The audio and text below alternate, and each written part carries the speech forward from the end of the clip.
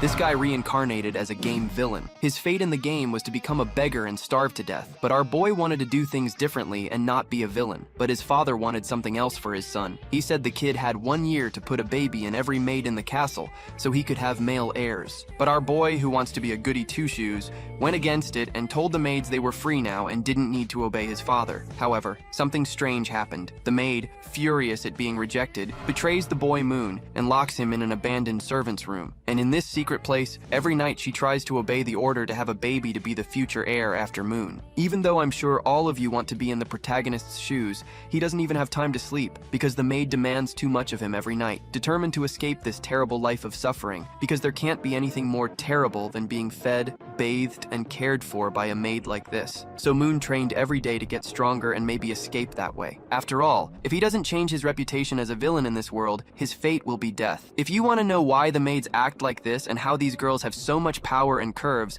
let's get to the beginning of the story. The story begins at Gamble's house, where the MC wakes up in a royal bed and remembers having been in a car accident. We're off to a good start. The MC wonders if he traveled through time or if he really had an accident. Meanwhile, he notices that the place is somewhat strange and different. Decorations, luxurious furniture, a Western touch. Then he looks at himself in the mirror and realizes he looks different. He goes into shock, but soon calms down upon noticing his own beauty. He pauses to think and realizes that the event of being hit by a truck and appearing in another world is something he's familiar with, as he was an otaku. The famous truck-kun is constantly at work, folks. He ends up thinking that if this were a dream, he needed to somehow confirm that the world was real. So he picks up a knife and lightly cuts the tip of his finger with a very serious expression. He immediately starts screaming because the knife was very sharp and cut too deep. So many options, and he chose to use a knife? The scene shifts to a story mode, and we see that the MC's character offended a royal family and lost his noble title, being condemned to exile and to live forever as a beggar. The authorities tell him never to set foot in the empire again, or he will be mercilessly killed. The scene returns to the present, and the MC realizes that the world he is in fact,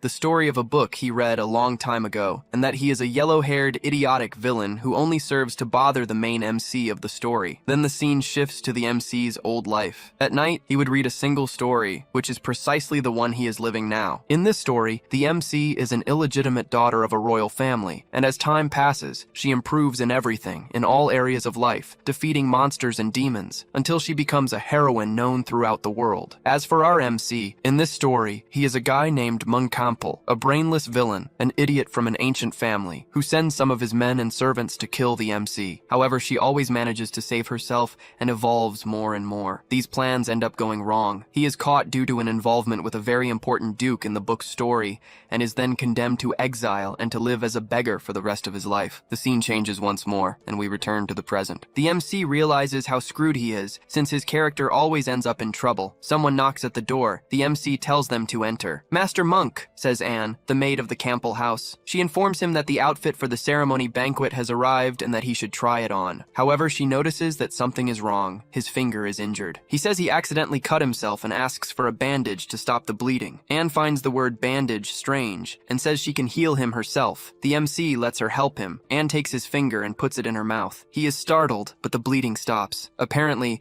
his blood is very valuable. She asks him not to hurt himself anymore. He, nervously, says he will remember that. He thanks her, and she leaves. He is overjoyed with Anne's special healing, but remembers that in the story there was a black-haired maid, very kind and cute. He starts tossing and turning on the bed, very happy. Outside, Anne wonders, did Master thank me? Remember, folks, he is a villain. Back in bed, the MC thinks, why would a rich guy with servants bother the MC? He remembers that in the story, the villain is exiled after putting a potent drug in the drink of the Empire's third princess during the ceremony. Now he realizes that he just needs not to provoke anyone, and everything will be fine. He knows he can change destiny. Then he asks himself, when will this ceremony be? He remembers that Anne just brought the outfit for the event. In other words, the ceremony is tomorrow. He stays in bed, asking for help from a system, a voice in his head, an XP point, anything typical of an isekai. The plan now is to go tomorrow and apologize in front of the MC. Maybe, who knows, she might even accept. He decides that if anything happens, he will run to her, kneel, and apologize. Suddenly, something falls from the ceiling and hits his head. It was a book. He picks up the book and says that help has arrived. However, upon opening it, he realizes there are no words there, nothing. Is there a special way to activate the book? At that moment, a little blood falls on it. As the impact injured his head, the blood touches the book, and a purplish-black fire begins to envelop the MC. Then he appears in another place, trapped. At least his physique is in good shape. He begins to wake up and sees a terrifying woman in front of him. "You finally woke up. It took you quite a while," she says. The MC feels pain because of the equipment she is using. She states that pain is inevitable and says something sinister. He needs to cause pain and suffering, become a true villain, not a hesitant man. This makes her sad. She continues saying that he belongs to her, that no matter how long it takes, he will be cruel. "We will be together forever. Not even death can separate us." She approaches to harm him, and he falls into despair. Then he wakes up. It was just a nightmare. Even so, he feels pain in his body. The dream was too real. He picks up the book and thinks that perhaps if he tries to change destiny,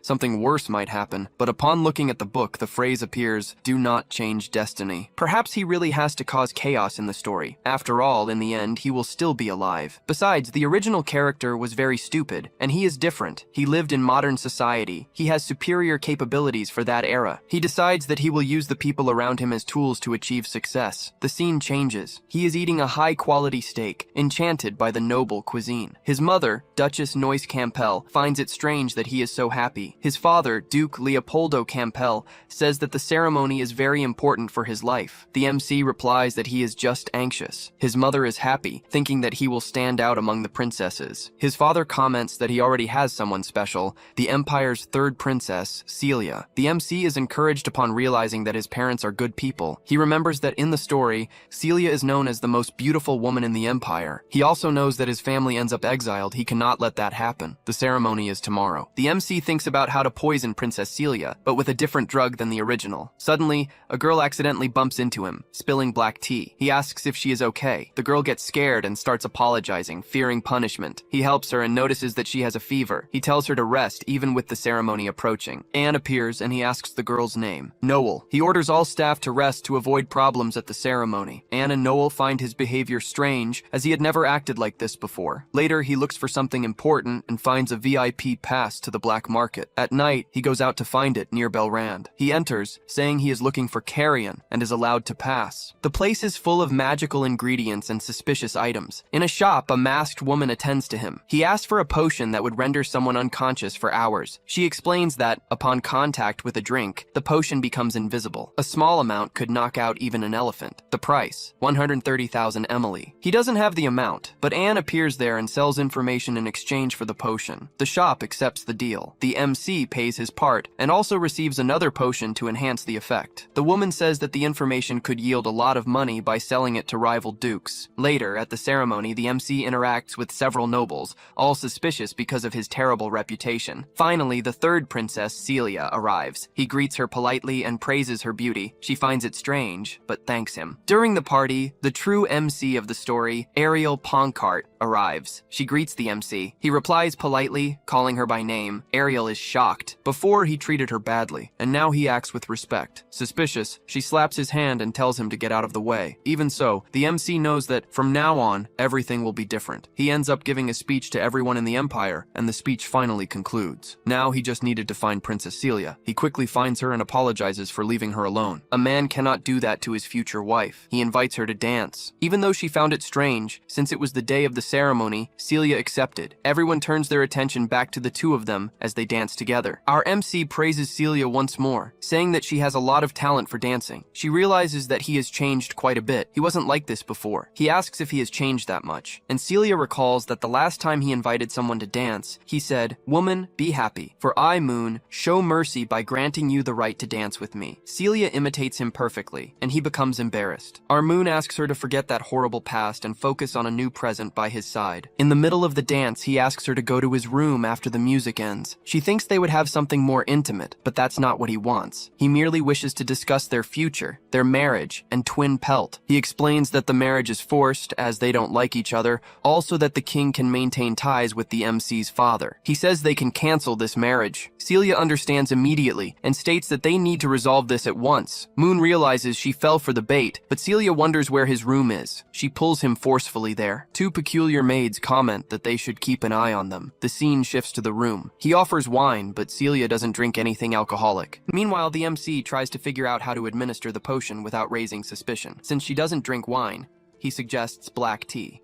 She accepts, still suspicious. He prepares the tea with an exaggerated smile. Celia finds such happiness over something so simple strange. Moon puts the potions in the tea. Celia appears asking if he's finished, and he replies that he's almost done. He asks her to sit down and wait a bit. She leaves again, and he is almost caught red-handed. Luckily for him, part of the potion spills onto the floor. Even so, he decides to use what remained. He finally hands over the tea. Celia observes the drink with suspicion. This tea is too red, he improvises. It's a variation from my family's farms, called Great Red Hop. Then how about you drink first, Moon? She teases. He says there's no reason for suspicion, and brings the mug to his mouth. Before he drinks, Celia takes the mug from his hand and swaps it for the cups. Then she finally drinks. In seconds, she feels something strange. She calls his name and faints. Moon reveals that he put the potion in both mugs. Now he needs to prepare because in the original story, the MC would appear right after. He adjusts Celia's position to make it look more compromising. For some reason, he removes part of his own clothing and begins to wait. Time passes. He looks at the clock and realizes something is wrong. Ariel hasn't appeared. He remembers that in the original story, Ariel was going to the bathroom when someone spilled tea on her clothes. On the way, she heard noises in Moon's room and went in to investigate. But the one who spilled the tea was Noel. Since he told Noel to rest, he changed the course of history, which means Ariel will never come. Suddenly, Celia begins to stir. He realizes that perhaps he didn't need to use the potion. The atmosphere turns cold. He gets slapped across the face. Celia wants to fight. He tries to explain that it was all a big misunderstanding. However, he realizes that she doesn't want to kill him. In fact, she wants something even more unexpected.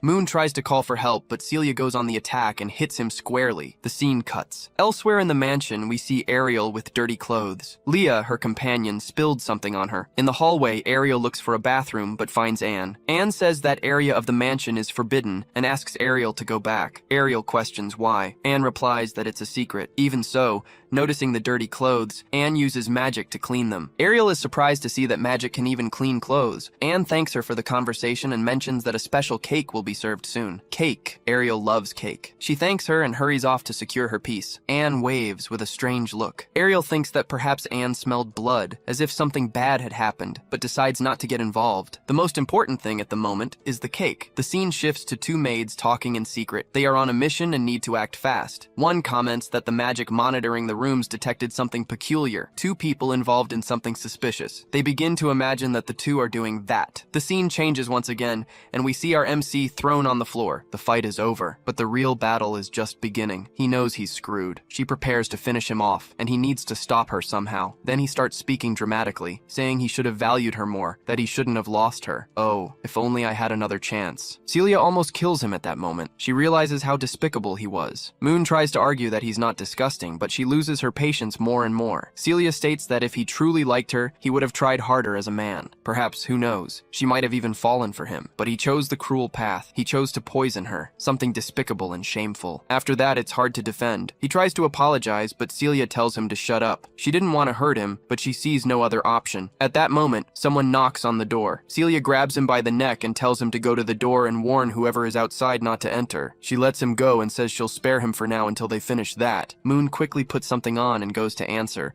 feeling that he could die at any moment. He opens the door expecting to see Ariel, but who appears is one of the new maids, bringing cake and tea to brighten the couple's special moment. Moon lets her in and asks her to put everything on the table. However, he finds something strange about her. Anne had already said that the new maids should only help with the banquet, not circulate through the mansion. At that instant, the maid advances towards Celia. Moon realizes she is an assassin, and he is not the target. A loud impact echoes through the room. Celia asks if her own brother sent that assassin to kill her. The assassin replies that she cannot reveal information, and says that Celia, this is the end for you. She activates explosive magic. The explosion happens. The assassin retreats, certain that she has won, but Celia uses defensive magic and counterattacks with full force. Moon realizes that if he stays there, he will die too. When he tries to leave, the door is locked, likely sealed with magic. He wonders how they managed to invade the mansion, and remembers that by allowing new maids recently, he had opened a vulnerability. As he thinks, the fight continues intensely. The original story no longer exists. Everything has changed. Celia realizes that the assassin is not alone. The assassin in turn recognizes how prepared Celia is. Celia says she can spare her life. The assassin laughs and reveals that she was merely buying time. Outside, another magic is activated. The assassin pulls out a potion made with the blood of 100 children. The name of the ritual, Great Sun Sacrifice. Celia prepares to attack, but she is violently thrown against the wall. Even so, she remains alive. The assassin moves in for the final blow. Celia pulls out a short sword and tries to defend herself. The assassin realizes that Celia is at her limit. Almost without without life force, she can barely use magic. Now, it would be enough to break her completely. Even wounded, she remains standing, strong, intelligent, and determined. The assassin advances to kill, and then, unexpectedly, Moon steps in front. The great Mun Campbell takes the blow. Celia is shocked. He is too. Earlier during the fight, the assassin had told him to leave, as he was not the target. But he realizes that he cannot watch Celia suffer. He shouts at her, "What are you waiting for? Attack!" The assassin raises her blade to decapitate him, but Celia charges forward with everything she has and strikes the enemy's neck. Finally, it's over. Moon falls to the ground. Celia asks if he hired the assassin. He replies that he didn't. He says that it's fine, even if he dies. A short while ago, she told him he needed to act like a man. Now he is doing exactly that. Celia kneels beside him and states that if he dies there, it will be too late for any regrets. He still manages to say a few words before falling asleep forever. Celia states that she will tell his parents his last words, but the MC says it's not necessary. He says that he was always just a nuisance and that there's no reason to report anything. However, if he had to leave any last words, they would be simple. "I'm sorry, Celia, and I really liked you." The MC's hand falls limp. Celia refuses to accept that he died for her. She doesn't accept that outcome. Somehow she decides that she will bring him back, but that doesn't mean she will accept his apologies. The scene changes, and we see Moon in an absolute void, without clothes. He finds the environment strange and wonders if that is what death is, a silent emptiness. As he reflects on everything that happened,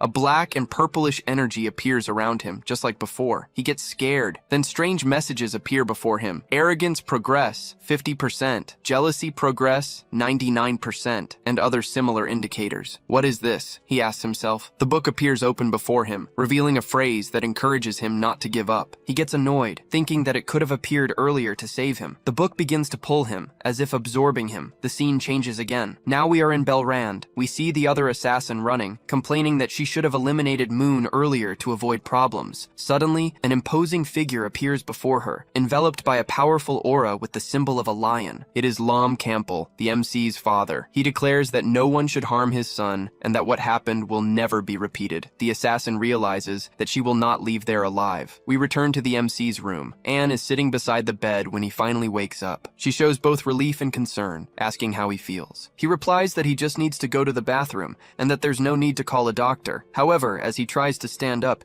he feels an intense pain in his chest. Anne carefully holds him. He is extremely weak. She explains that it is her duty to take care of him and mentions that there is a urinal nearby. Furthermore, Anne had taken care of him for several days. She cleaned his wounds, administered medicine, and ensured his recovery. She practically asks if she needs to help him with his clothes. The MC feels embarrassed but states that he can manage, only asking for help to get to the bathroom. Anne agrees and carefully carries him, almost as if he were a child, determined to protect him. Once in the bathroom, he asks her to wait outside. Anne insists that she needs to protect him at all times. He asks her not to exaggerate. In the end, the door closes, leaving Anne outside in silence. Back in the room, he asks how long he had been unconscious. 3 days, Anne replies. His wounds were treated on the same day as the attack. Princess Celia personally summoned the Empire's best doctor. Due to significant blood loss, he remained unconscious for several days. He asks if Celia said anything after that. Anne replies that, directly to him, she did not. The MC feels a certain relief. However, Anne reminds him that Celia spoke with the king. According to the information, the assassin's target was Celia, and the contractor came from the black market,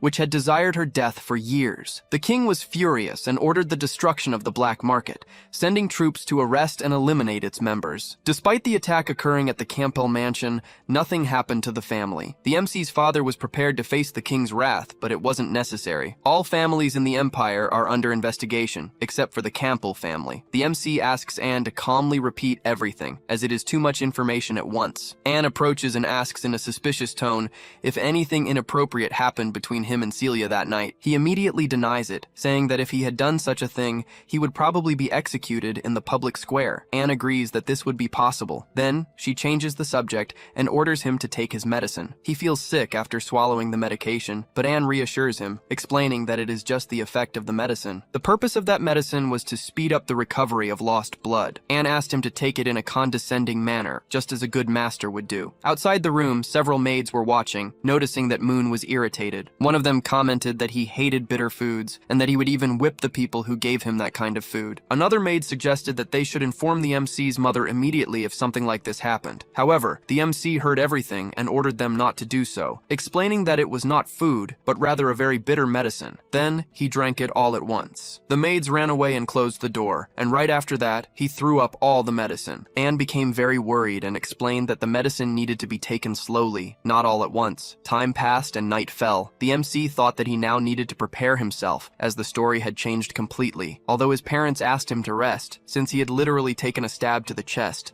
Moon realized that now, above all else, he needed to survive. To do this, he needed to set goals and become much stronger, both physically and with magic. In his notes, he listed, survive, avoid the torture ending with that crazy woman, become stronger, and do not trust the Black Book. We see Moon reflecting on everything. He wanted to know who that woman was, who wanted to love him in such a strange way. He did not know anyone who looked like her, which made him nervous. He did not understand how things had reached that point and could not think straight. Frustrated, he threw himself on the bed and came to the conclusion that overthinking would not help him at all. The important thing now was to get stronger somehow. He would figure out the rest later. The MC remembered that in the original story of the book, the villain spent a whole year at the Magic Academy to learn how to, literally, create a light on the ceiling, and that was all he learned. The MC needed to become stronger so he could join Ariel's group, where he would certainly be safe. He analyzed that his body was in good physical condition, but his magic was not very strong. Placing his hand on his face, he thought, no, it is no use. Ariel and Celia were handpicked by the gods. They possess much more advanced natural gifts. Even if I train 24 hours a day, I will not even come close to their power. They are practically living cheats, surpassing anyone else. Celia, for example, was given the gift of ice and snow when she was born,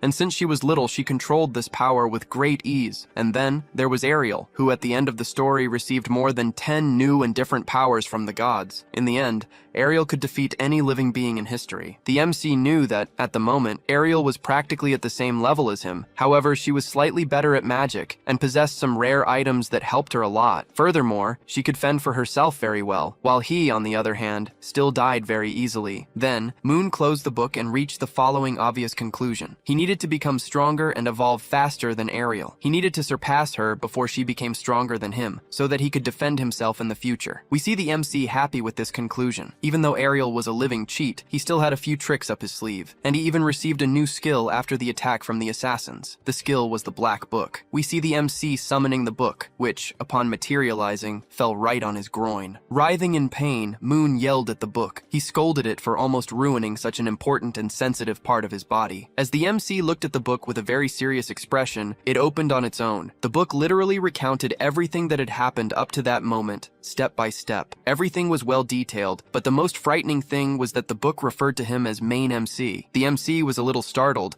but seemed to understand what the book wanted to tell him. There was also a red section in the book. This part detailed the unfortunate events that would happen in the story, such as the attack he and Celia suffered from the assassins. Suddenly, the book glowed and transported him to another place. He was furious about it. We see the MC in a different place, which he began to observe. He thought that perhaps this place was literally inside the book, like a dungeon. Something frightening appeared in the background. The MC turned to see what it was, but heard shadowy footsteps approaching. The assassin caught up to him and slit his throat. We see the woman with a completely new look, while the MC screamed in despair. How did she kill me in a single blow? He wondered how that woman could appear inside the book since she was dead. The book then began to move on its own again, displaying his combat abilities, his magic, and his shadowy footsteps. Beyond the entire general evolution process, he ends up laughing as he understands the book's true purpose. It is there to assist him. He needs to test a few more things and learn more from the artifact. Certainly, he will evolve much faster than Ariel, and he is prepared for it. We see Moon tired in bed, holding a clock. He says he only lasted 3 seconds in the accelerated time flow. The explanation about this time flow follows. Moon picked up the book to check his abilities, and realized that he had evolved 1% in combat and in shadowy footsteps, confirming his suspicions. He discovered that the place he was previously transported to is, in fact, a training dimension contained within the book. This means he can enter a world of illusion to learn combat arts and magic, just like the assassin who fought Celia. Satisfied, he lies down in bed again. Now he can go head-to-head with Ariel, as he can train inside the book for as long as he wants. We see him using the book, which, in a comical moment, falls right onto his face. He then enters the dimension to train. However, an important detail. As soon as the training begins, he dies multiple times, suffering various attacks. He is cut in half repeatedly. During one of these sessions, someone knocks on his door. As you might imagine, it's Anne bringing the medicine he needs to take. She opens the door and says, "Master, it's time to take your medicine." Our MC is in his cave mode. Anne remembers that he always did this since he was a child and finds the habit cute and adorable. She uses a spell to preserve the medicine's warmth and thinks it's not good to wake him as he might be sleeping, and it wouldn't be right to interrupt someone's rest. Anne finally enters the room, and at that moment, Moon lets out a scream of intense pain. In the training dimension, the assassin's clone hit him in a vital spot. We see Moon completely furious with the assassin, as he didn't expect her to be so strong. He decides to try one more time, hoping that this time he can at least touch her, something he hasn't been able to do yet. Time passes, and it's already daytime. We see our MC exhausted. After trying to defeat the assassin 185 times, never lasting more than 30 seconds, he feels a gigantic pain within him and faints, knocking over the medicine he hadn't even taken. He is on the floor, feeling a sharp pain in his chest. He slowly gets up and lies down beside the bed, thinking he is finally recovering as he observes the light from the window. The MC knows he cannot truly die within the book's dimension, but the pain he feels there is real. He felt all of it, getting up with the pain of 200 deaths all at once. Now, he is determined to see how much he has evolved. He picks up the book and ascertains that he has evolved 35% in armed combat and 11% in shadowy footsteps, which is considered a form of magic. Even though he still cannot defeat the assassin, he is very satisfied with his progress. He decides to test his new abilities in the real world and uses the shadow steps, which make him move very quickly, almost like teleportation. The ability works, and we see Moon extremely happy to be able to use magic. However, something starts to hurt. It turns out that the MC's foot became so hot from using the magic that it is now burning with pain. Lying on the ground, he realizes that he needs to practice much more until he gets used to it. He needs to find a better way to train, perhaps with a master to teach him. Soon, we will discover that Moon will go to the Magic Academy. However, no one there will teach combat arts. He knows that magic is important, but if he learns both magic and combat arts, he will be ahead of everyone. While thinking about finding a combat master, he remembers that the strongest man, one of the most powerful warriors in the Empire, known as the Fire Lion, lives in his own house. The most powerful master of all is literally the MC's father. Yes, the MC's father is the strongest warrior in the Empire. The scene changes, and we see the past. Many decades ago, there was a candidate to be the best warrior in the Empire. This young man was only 15 years old and became part of the Emperor's royal guard. He led troops against civil wars and coups, in addition to preventing many conflicts with other nations and monsters. At 25 years old, he became a marshal of the Imperial Army, preventing hundreds of battles. He won hundreds of battles across the continent, even instilling fear in monsters, demons, and even great nations. Since that time, no one has ever dared to even face the Empire. At 32 years old, he received the title of Imperial Duke due to his incredible record and his promotions. This man never lost a single battle, not against humans, nor against other countries, nor against monsters. Yes, this is the MC's father. We then see the MC laughing, because the original character of the story was very idiotic and stubborn. He had the most incredible father in the world, and even so, learned nothing from him. So Moon thinks, why go to college? Why would he go to a magic college if his own father is the best college he could wish for? Moon decides that he will stay home to train with his father. At that moment, someone calls him. It was Anne, who asks Moon to go talk to his father immediately. The MC replies that he also needed to talk to his father. As they leave the room, we see other maids in the background asking Anne if she was promoted. Anne replies yes, that soon after Moon woke up from the accident that occurred in the mansion, she was promoted to head maid. Moon feels a little sad, because the former head maid resigned because of that accident involving the assassins, Princess Celia and himself. Anne tells him not to be sad,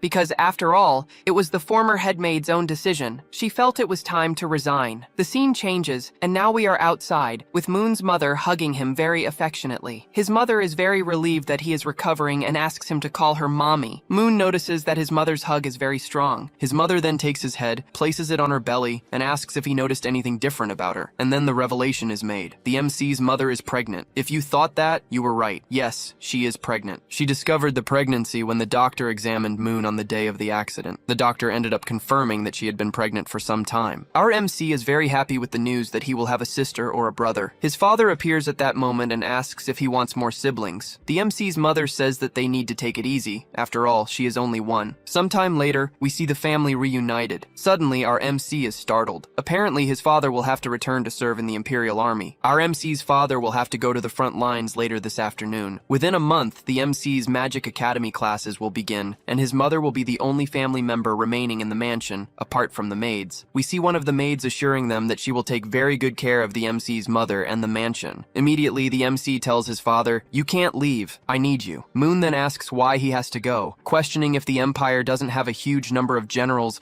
and other capable individuals. Why did it have to be his father? Why did he need to go to this new war that was happening? The MC's father explains that he is one of the few who can fight on the front lines against the demons who are beginning to prepare to invade the Empire. It is the Abyssal Demon Clan, the strongest of them all. The MC then remembers something horrible. The Abyssal Clan wishes to completely annihilate the human world, making humanity disappear. 3 years from now, Ariel will be responsible for stopping their advance. However, during these 3 years that will pass, the MC's father will be on the front lines. This means the MC won't have the best master of all to teach him. We then see our MC, Moon, with a bit of anxiety, trying to drink his tea. The scene changes once more, and they are arriving at an Imperial outpost. Moon is feeling terrible, very anxious about the whole situation, while his parents talk about the possibility of him having a new sibling. The MC's father calls him and says he is a great son because he tried to save Princess Celia even when he was close to death. Courage is something he does not lack. The MC's father is very proud to be his father and states that, as a man, it is his duty to protect his family and his country. The symbol of the Campbell lion represents what their family is, the sword that cuts down all enemies of the Empire. Now that Moon has grown and become a man, his father wants to invest heavily in him so that he becomes even stronger, the way he wishes to be. He then advises him to simply do what he wants and to become strong. Moon is speechless because his father's support was exactly what he needed at that moment. His father then hugs him and encourages him to start his life's journey soon. In the background, all this time, Anne watched them with a peculiar gaze, her characteristic look. The MC's father then prepares to reveal something important, information that will completely change the story. The MC's father explains that Anne was hired when she was still very young. She comes from a simple but honorable and intelligent family. Furthermore, Moon and she have always been very connected since childhood. Anne truly loves him and wishes to win over the MC. The MC's father continues, saying that the Campbell family needs to ensure its prosperity in the future. The MC interrupts him, stating that he is destined for Celia and that he cannot date Anne if that is what his father wishes. However, the MC's father explains that it was all just a false plan, devised solely to balance the Empire's powers when Princess Celia became the new leader. After that, the MC and Celia would end their engagement, they would separate, and each would go their own way. To summarize the conversation,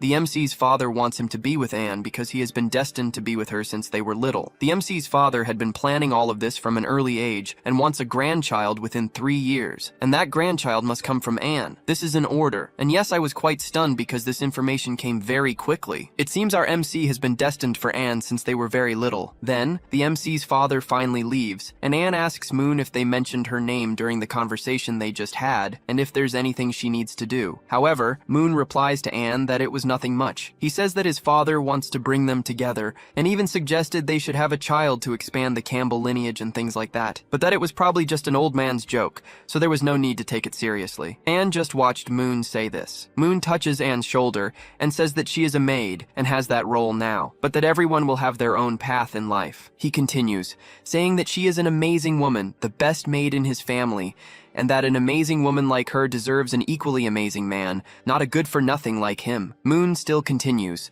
saying that if she ever falls in love with someone, she should let him know, so that amazing person can be with Anne. He adds that someone who serves the Campbell family deserves to have a good person to spend the rest of her days with. He then touches Anne's shoulder again and tells her to pursue her happiness, to pursue who she wants. Then, he finally leaves, very happy, because he believes he has told Anne something sensational. He thinks that this probably made her very emotional, and that she must be almost crying. But Anne is standing there behind him, speechless and furious. How could she, who had inserted herself into the Campbell household, not be with Moon? She clenches her hands so tightly that blood seeps out and tells herself that Moon has truly changed. The young master has become a different person, and she can no longer expect him to remain this way. Time passes, and the scene takes us to the Campbell mansion, in the library, late at night. Our MC Moon is in the library studying, because even though his father is no longer there with him, he will still continue to dedicate himself to becoming the best of the best. While studying, he thinks a little about what he needs to do now. He doesn't want to participate in the academy yet, as he might end up running into the story's MCs, and that's not something he wants to do because he isn't strong yet. He will ask Anne for a temporary leave to not participate in the academy for a good while. He continues planning that he needs to study the martial arts manuals. And after assimilating what he has learned, he will practice within the book's simulation to finally defeat that assassin. To grow stronger, he closes one of the books on martial martial arts and magic that he was reading. Then, Moon picks up the black book. He wants to test something and upon using the book realizes something incredible.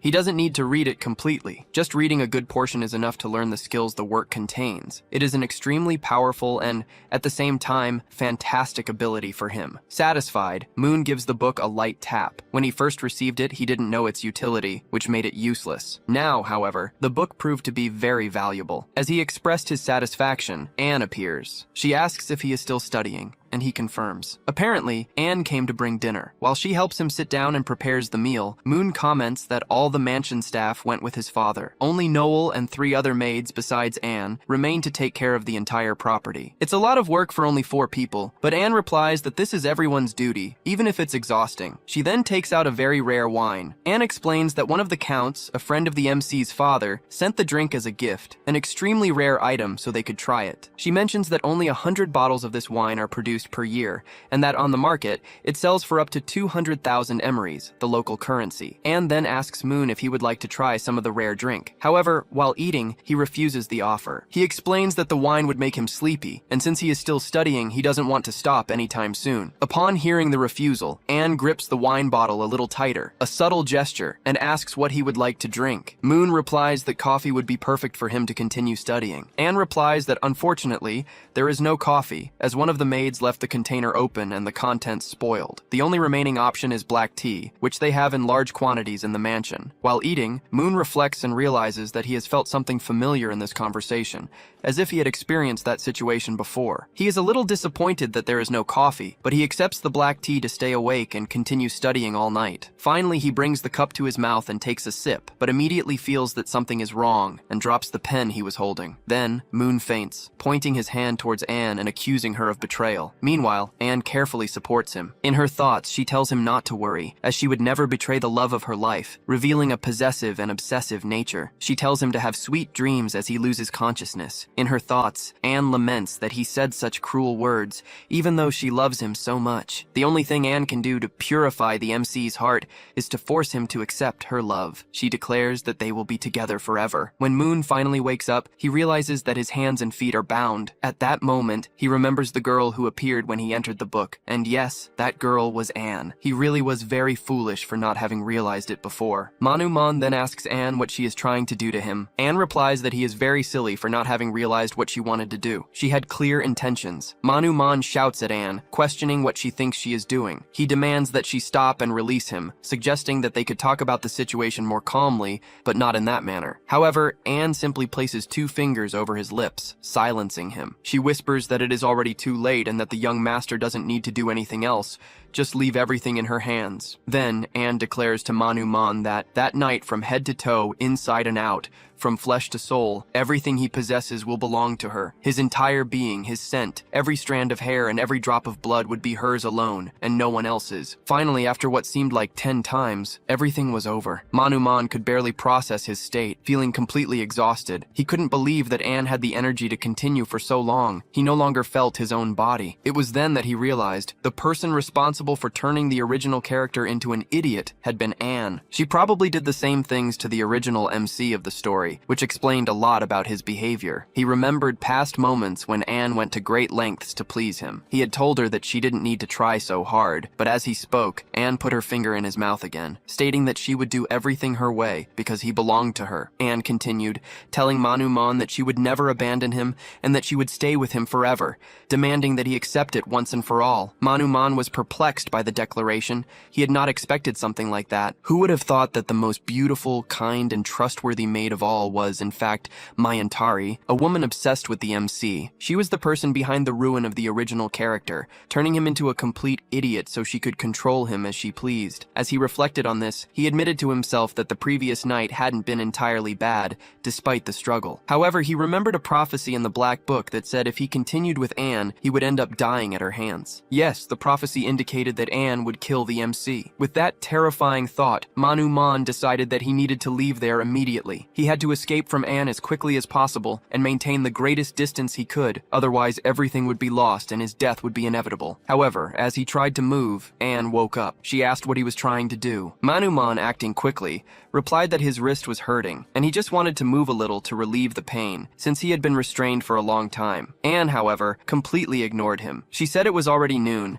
and that she needed to get ready to clean the mansion. As she dressed, with Manhuman still restrained behind her, she commented on how much it pained her to have to separate from him, even if only for a few minutes or hours. However, she needed to take care of the mansion's affairs so that others wouldn't suspect anything. And as she finished dressing, she continued to talk to him. The young master, Manhuman, belongs only to her. While the other people are in the mansion, she thinks she should probably kill all of them so they won't bother her and Manhuman. The MC, shocked, yelled at her, "What do you mean eliminate? Are you going to kill them? They are good people." At that moment, Anne finished getting ready, but Manhuman continues yelling, saying that he will not allow her to do something like that. However, Anne approaches him and says that if there is another maid who likes the young master, she will kill her. She then speculates that the maid closest to him is Noel. Mon denies, telling her not to make things up, and that Noel has nothing to do with him. As he speaks, Anne starts to laugh. She tells him that it was just a joke and that she wouldn't do something so exaggerated. Anne states that she wants to be with him, but not to the point of killing someone, because that would be going too far and something she cannot do. Mon then argues that if she truly loves him, she could at least take the handcuffs off his hands, because they are hurting him. And to his surprise, Anne releases him. The handcuffs are finally removed from his wrists and ankles. Anne warns him not to try anything stupid,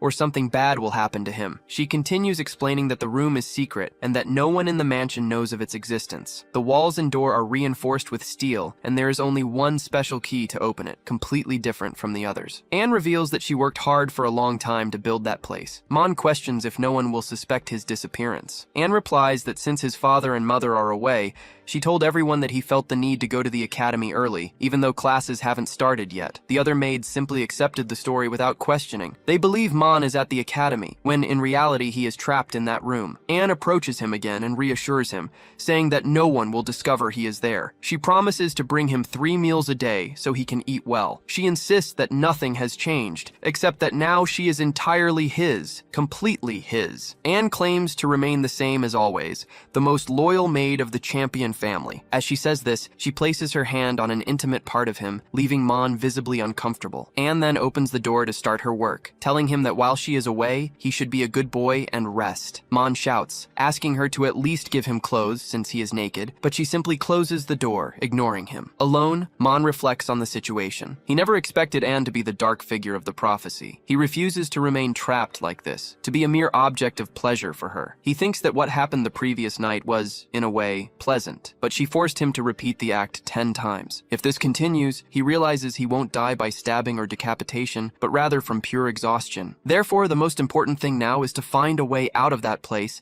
and regain his freedom. He cannot remain trapped like this, and decides that he needs to try everything to escape as quickly as possible. His first idea is to try to force the door, but he knows that, being made of steel, it probably won't budge. Even so, he runs from the back of the room and crashes into the door with all the force of his shoulder, hoping to break it or force it open. The impact, however, only violently hurts his shoulder, leaving him in agony. Fallen on the floor, he realizes there isn't much he can do. The door is steel, and even the stone walls are reinforced with the same material. He thinks that if the black book could help him in some way, it would be a great advantage. And as if answering his thought, without him realizing it, the black book materializes and falls right beside him. However, the MC has a disheartened expression. He tells the book that he didn't call it, even though he mentioned its name. He believes that even if he trains infinitely, psychopathically, within the book's simulation, he won't be able to defeat Thyon. After all, she is one of the chosen by the gods, just like Celia, so there's no way to defeat her. He remains lying on the floor with the book beside him, looking at the object. What could he be thinking? Finally, he picks up the black book and tells himself to hell with it. Since he's going to be trapped there doing nothing, he might as well train within the dimension. He can try somehow to prepare to face Thyon, even if it seems impossible. But when he opens the book, he notices something. The books he read the day before are all there. All the information he needs is contained within the black book, and this will probably help him escape that place. A good amount of time passes, and we see Moon training. He is literally doing push-ups, managing to complete 200 repetitions. Yes, 200 push-ups. Exhausted, he collapses to the floor. He realizes that his body's physical condition is very good, and he reflects that the Black Book helps him greatly with magic and martial arts. However, to strengthen his body, he needs to resort to primitive methods. That is, good old gym workouts or calisthenics. While on the floor, angry and crying, he decides that he will no longer allow Celia or Anne to be stronger than him. Now, he will truly get stronger, and he is willing to do anything for it. At that moment, Anne arrives and says she is very happy to see the young master with so much energy. Moon realizes that she has returned and brought some things for him. She lets out a giggle when he asks if she has finished her work,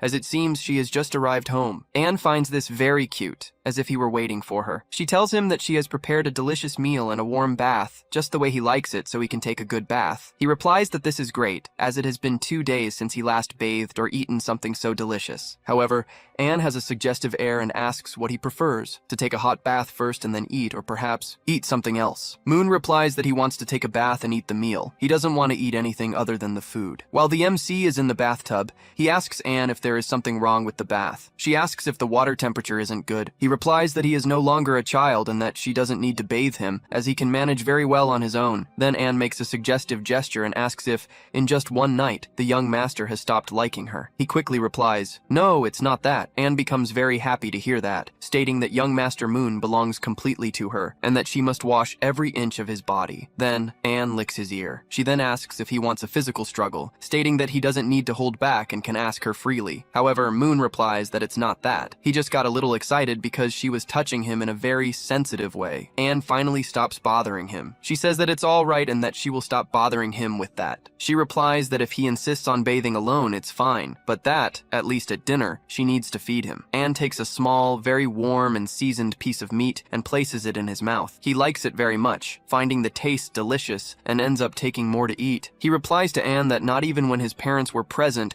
had he eaten a steak as delicious as that one. The steak Anne prepared is much more tender, firm, and flavorful than any other he has ever eaten. Anne then speaks in a convinced manner that Master Moon quickly notices, confirming that, yes, it is beef. She explains that, in fact, the ingredients had always been in the mansion, but she had never prepared them the way Master Moon liked. That is, this time she is testing different seasonings for him. While Anne cleans his face, he asks from which part of the animal that piece of meat came, if it was the fillet, the neck, or the tongue. However, Anne replies to Moon that the flavorful part he ate is, in fact, a bull's penis. Moon immediately spits out the food. Anne continues, explaining that it is not a simple bull, but rather a Morkrita bull, a truly special species, because when these bulls want to mate and there is no female around, they end up using a tree. The tree ends up full of holes, such is the force they apply. We then see Moon imagining one of these bulls in action, and he simply throws up. But Anne continues talking, revealing that it was not just the bull's penis in there. She also added the penises of other animals, tigers, goblins, trolls, dragons, and many others, all from extremely rare species, known for having very large genitals. He tells Anne that she is exaggerating, that it is impossible to eat all of those meats at once. She, however, replies that she has gradually been adding that meat to his food,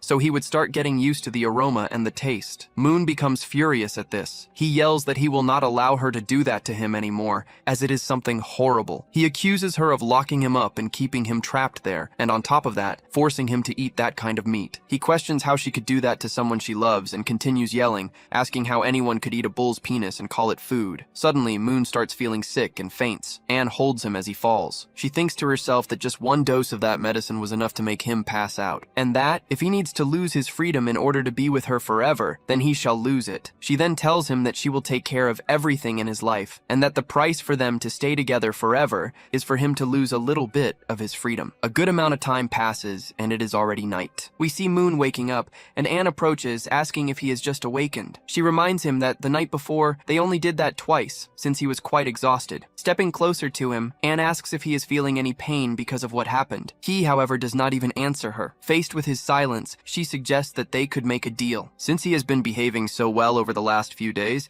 she could grant him a small wish, and then she asks what he wants. He finds the proposal strange, asking what she means by a small wish. Without hesitating, he says that he wants his freedom. She, however, states that this is not negotiable. Then he asks for some clothes, but she denies it again. Irritated, Moon yells at her, questioning that if he cannot ask for a piece of clothing or even a little bit of freedom, then that small wish means nothing. We see Anne pondering for a moment. She then explains that this small wish could be something like choosing the food they are going to eat for lunch or dinner. That is the type of freedom he will have. Moon replies that the wish to choose the food they are going to eat is at least something. He then comments to Anne that, by the looks of it, autumn is arriving. She confirms that it is. At that moment, Moon tells Anne that, at this time of year, he used to take walks in the park, admiring the autumn leaves while enjoying Count Lochta's wine and the fresh fish of the season. Anne becomes thoughtful and asks the young master if he misses the taste of the fish from that lake. She reflects that the lake is very far away, and sending someone out there would be complicated. We see Moon in a philosophical pose, declaring that last year he crossed that lake with pride, and now he is rotting in that cell, waiting for death. How tragic. He turns to Anne and says that he can no longer even taste those fish. What is the point of continuing to live if he cannot eat a fish as delicious as the one he used to eat this time of year? Anne becomes visibly worried about him, but he stares at her with a mischievous expression. She sighs and says that she understands. Immediately, Moon runs towards her and excitedly asks if she will really do that for him. Anne confirms that she will get a fish from that lake and bring it for him to eat, since he desires it so much. That is considered one of the freshest fish in the entire empire. He strikes a pose and declares that she is the best maid in the world, that there is no one like her. Anne becomes completely shy from the compliment. Moon continues, saying that he will wish her much strength on her journey, and that he will lovingly wait for her at home. Suddenly, something happens. Anne runs towards Moon and kisses him. As she pulls away to leave, she warns him that the lake is quite far, but that she will return before noon. Until then, he must behave like a good and patient young master. As she walks away, Anne thinks to herself that she almost couldn't control herself. She realizes that the young master is, without a doubt, the most adorable person in the world, and that she needs to catch those fish as quickly as possible. That way she will have more time to pamper him as he deserves. Alone, Moon thinks that Anne is finally leaving. Yesterday she left him completely exhausted, and now he has an opportunity to do something while she is gone for a good while. Then, our MC summons the Black Book, which is his treasure. He asks the book if, besides the dimension it created for that damned assassin, it can create other dimensions, other simulated training spaces. The book confirms that yes, it can. The MC replies that this is perfect,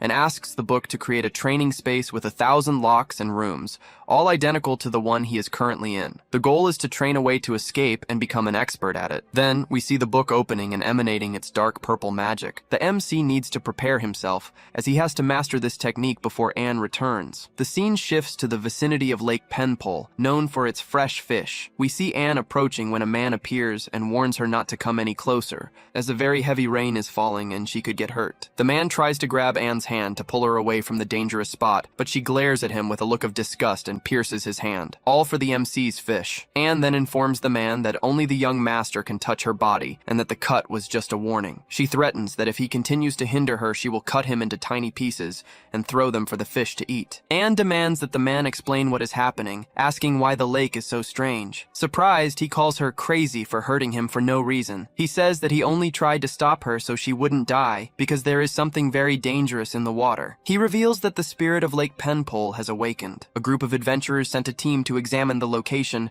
and confirmed that it is a dominant-level magical beast. Currently, the P-level adventurer group is on a mission to exterminate the creature, and that is why the lake is closed. They are fighting the beast at this very moment. Anne asks, surprised, "Dominant level? So all this rain and strange weather are because of this creature?" The man confirms, saying he believes so. Everything strange happening is the creature's fault. However, he adds that if she gives him 300 gold coins, he won't report her for the injury to his hand. Anne hands him the 300 gold coins. The man is perplexed and asks if, even with all the information he provided, she still intends to continue. Anne confirms that she does. He calls her crazy, emphasizing the danger of approaching the lake, but she seems determined to go there. He then asks why she wants to continue, even knowing she might die. Her answer is simple. It's for love. All of this is for love. The scene changes again, and we see a mage. She is thinking that when the mission ends, she will confess her feelings for the person she likes. Her thoughts are interrupted by a shout. "Erica, what are you waiting for?" The one shouting is a young man wielding a sword and a shield. He orders her to use support and healing, as they can no longer hold the beast. Erica, the mage, replies that she will, but at that moment the creature charges. An explosion happens inside the lake,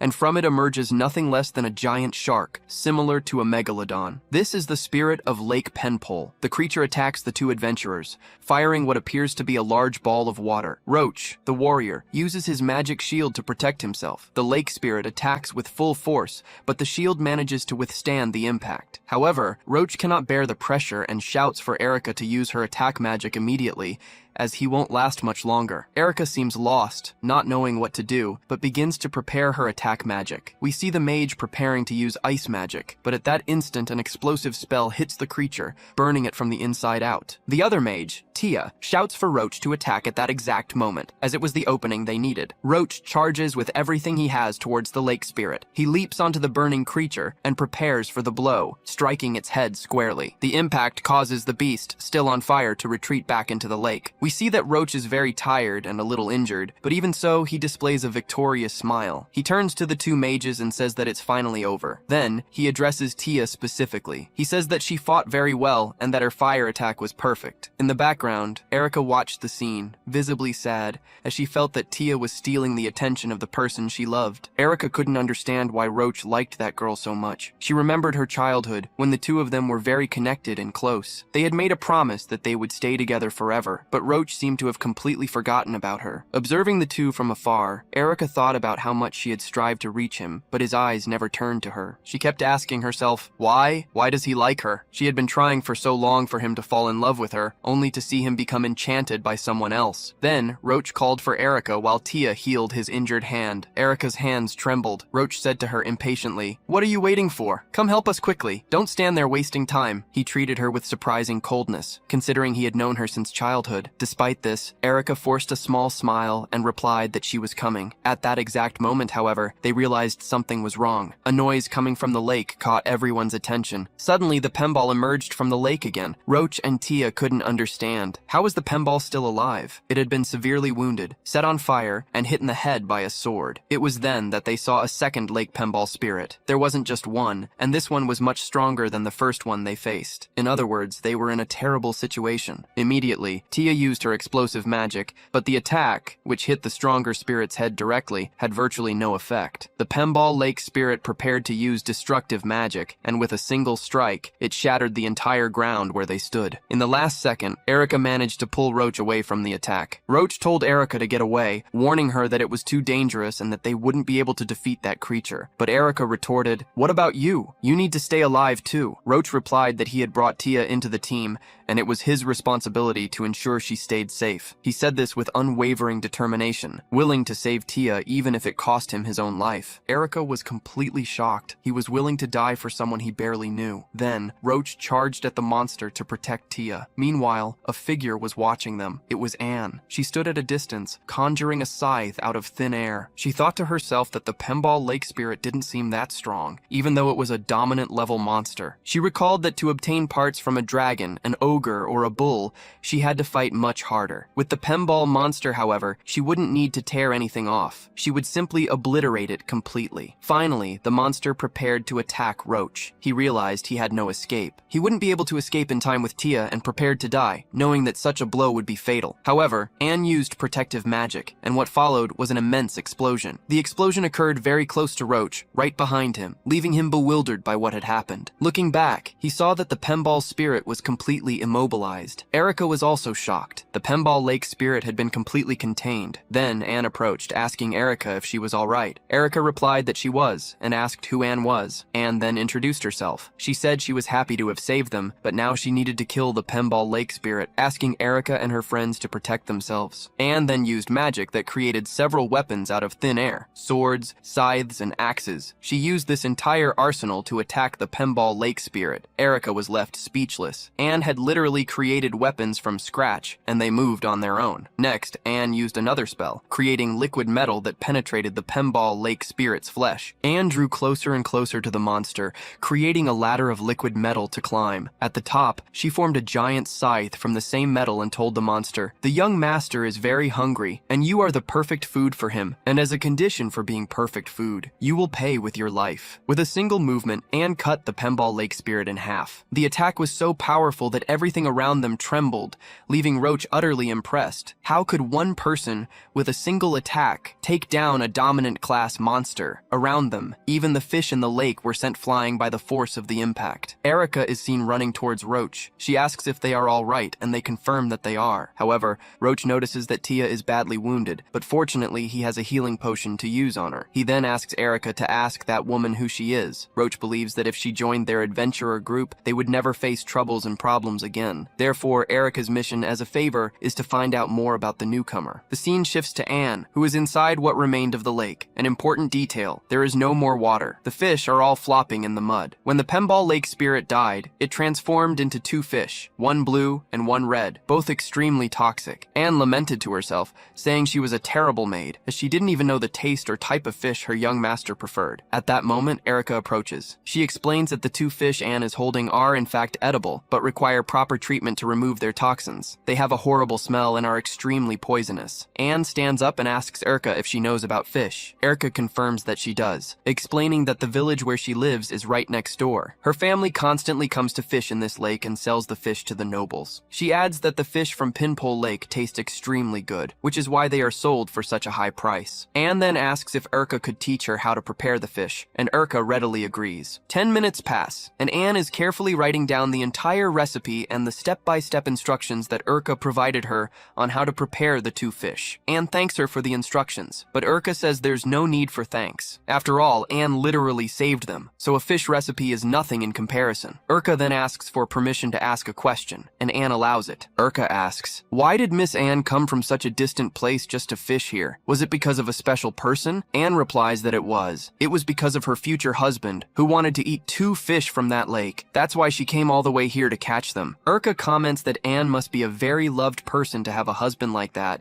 and that this man must be very lucky to have a wife like her. At that moment, Anne has flashbacks of what she was doing with the MC on those nights. As she picks up the bucket, she realizes that what Erica said is true. However, her husband still hasn't understood all the love she feels for him. Anne tells Erica that she needs to leave, as she has to return to Kemple Manor. Erica, however, loudly asks her to wait a moment. The young woman explains that she has a doubt about matters of the heart, and would like to hear Anne's opinion, as she seems to have much more experience. As she places the bucket on the ground, Anne replies to Erica. She says that matters of the heart are a type of problem in the world that has no single right answer, as everything is very variable. But, as a way of thanking her for the help with the recipe, Anne agrees to help Erica with her experience. Then, Erica begins to open up to Anne, saying that she has a very close friend who has been completely in love with a man for a very, very long time. The problem is that the man she likes so much is very distracted and ends up treating everyone with the same kindness. Anne asks, "So he's a flirtatious man, the type who spreads charm everywhere but doesn't commit to anyone?" Erica confirms that yes, he is exactly that type of man. She continues, explaining that this friend of hers was already ready to show the love she feels for him. Right at that moment, another woman appeared. Anne questions if this is a love triangle, and Erica confirms that it is. Lately, this close friend has been having many doubts and thinking about giving up on this man because he treats her in a way that hurts her. Anne says that she understands the concern that Erica's friend feels regarding him. Anne then states that she will be direct, without beating around the bush, and asks Erica directly, "How long have you loved this man?" Erica becomes completely startled and denies it, insisting that it's not her but her friend. However, it is obvious to everyone that it is Erica herself. Placing her hand on her head, in a gesture of surrender, Erica finally gives in. She says that it's fine, that she will tell the truth. She truly loves him very much, ever since they were children. That has been more than 10 years now. Anne then asks Erica if she loves him to the point of giving her own life for him. Erica replies that yes, it's obvious. Anne continues, "What else would you give for him?" Erica replies that she wouldn't just give her life. She would give everything she has, literally everything, to be with him. Anne then tells Erica that she already has the answer she needed for her doubts. Erica doesn't understand, and Anne asks why, if her love is so deep, she still needed to clear up any doubts. She already knows the nature of her own love. Still confused, Erica asks Miss Anne what she means by that. Anne advises Erica to follow her purest desire, to give her heart for him, to do everything for the one she loves, and not to regret her choices. You have to give everything you have for the one you love. Anne finally leaves, leaving Erica behind with her thoughts. To give everything I can for the person I love, to follow the desires of my heart. See, she reflects. Suddenly, she feels something inside her and starts to feel unwell. An internal voice asks her if she will truly surrender completely. Urka falls to the ground as the voice continues. Are you capable of abandoning all morals, laws, and even your own life for him? Would you sacrifice everything for him? Roach calls out to Urka, asking if she's all right. Still in her mind, the voice insists. Are you truly willing to let them be happy? Urka replies to the entity that no, that's impossible. She couldn't let him be with someone else because jealousy would destroy her from within, and she doesn't want that. She continues, telling the entity that she doesn't want that girl to end up with him because she has nothing special. The entity in Urka's head replies that it understands and instructs her to follow the deepest desire of her heart. To conquer him completely, leave your mark on him. Transform him into something that belongs only to you. Urka argues that Roach is very strong and asks what she should do to conquer him. The entity responds, no matter how powerful a man is, if you break all 4 of his limbs and put a collar on him, he will turn into an obedient puppy that only knows how to bark. Don't worry, girl. I will grant you my power, the great strength of absolute love. The scene changes, showing Urka in a different setting, completely dominated by the entity. Then everything returns to normal. Roach asks Urka if she's alright, explaining that after that woman disappeared, Urka simply fainted and only just woke up. She replies to Roach that Miss Anne didn't do anything to her. She merely fainted from being too tired due to excessive use of magic. As for the favor Urka owed, she informs Roach that Miss Anne is a servant of a noble family and therefore cannot join their adventurer group. Roach is a little sad, as he wanted to at least thank her for saving them, but since she's gone, there's not much to do. At that moment, the aunt, who is already feeling a bit better, asks Urka about a strange mark on her chest, which wasn't there before. Urka is startled, questioning about the mark. Quickly, she hides it and says it's nothing, just a burn caused by the monster. She suggests that they should go to a safer place, as it's not wise to talk there. Who knows? There might even be a third lake beast, and if it appeared, they wouldn't stand a chance. Therefore, they need to leave there. Roach agrees with Urka, saying she's right. They need to find a good place to rest. He then picks up the ant, but she reacts, asking Roach what he thinks he's doing,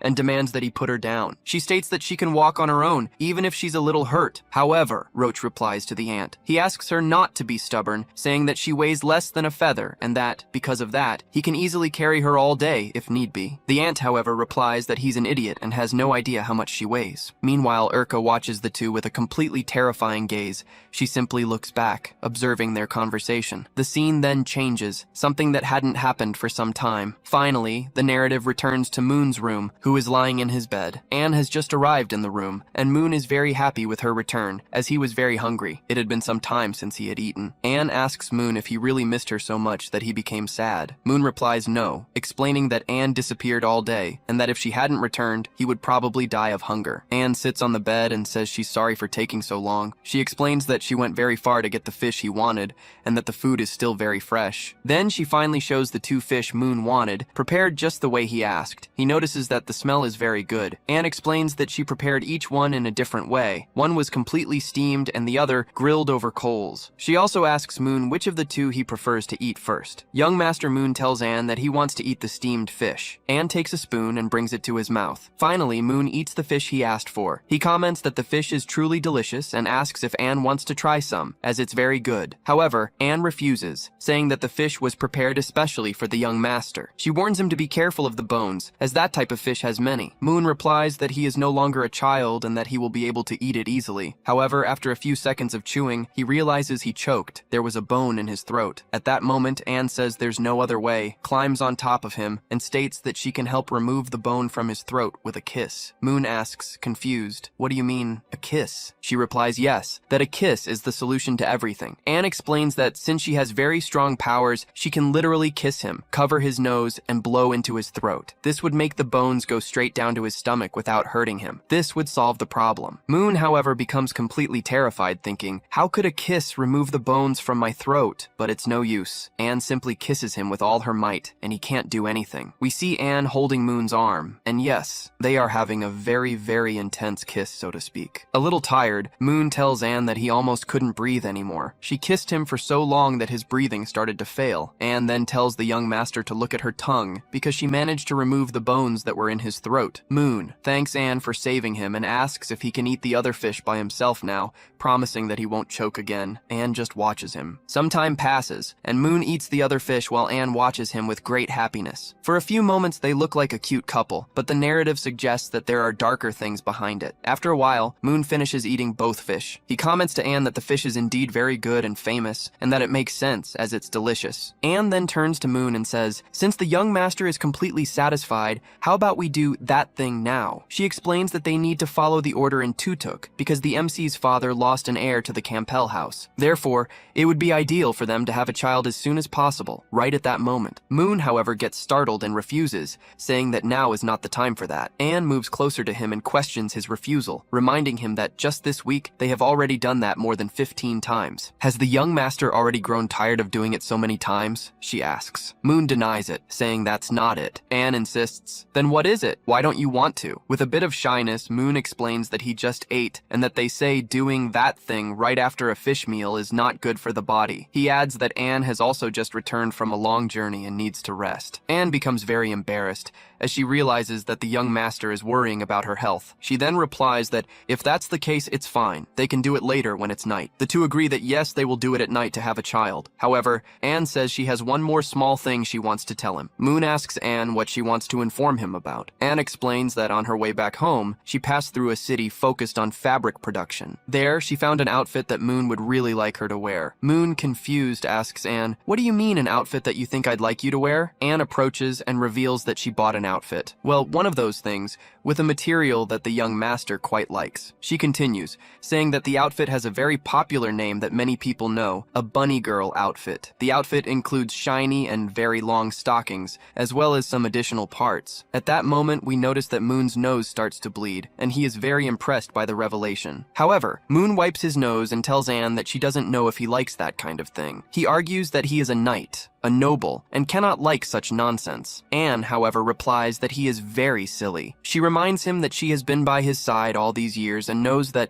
in his closet there are some things related to this peculiar taste. She then asks if he never noticed that. Since childhood, she has worn black stockings just because of him, because she knows he loves that kind of item. Surprised, he tells Anne that he always thought it was her personal choice to wear those clothes. He never imagined that she wore them just for his sake. Finally, he admits defeat. Anne truly knows that he likes black stockings. She laughs, commenting that she finds it very cute when the young master talks about things she already knows. Finally, Anne bids farewell to start her work in the mansion. She warns that she will spend the entire day cleaning and will only return at night. Moon tells her to take care and work calmly, saying that he will sleep a little during the morning and afternoon. We then see Anne leaving and closing the door of the room where Moon is. At this exact moment, we notice something in Moon's mouth. He thinks to himself that his goal has finally been achieved. Anne is gone, and he got what he needed. Yes, he is spitting thorns into his hand. He thinks the black book shows that it is now exactly 3 o'clock in the afternoon. According to this week's schedule, Anne should finish her work around 6 o'clock in the afternoon. Yes, who would have thought that the book was truly useful. He then realized he only had 3 hours to escape from there, as Anne wouldn't be back anytime soon. It was 3 hours to open the door, grab his belongings, and escape. Moon finally approached the door, preparing to use the thorn. He inserted it into the lock, applying a skill he had learned from the book, the thorn opening technique. Upon analyzing the interior, he realized the lock had an 8-core system. Moon withdrew the thorn for a moment, incredulous at the size and complexity of the mechanism. There were 8 internal mechanisms he would need to unlock. He reasoned about how the lock worked. Upon inserting the thorn,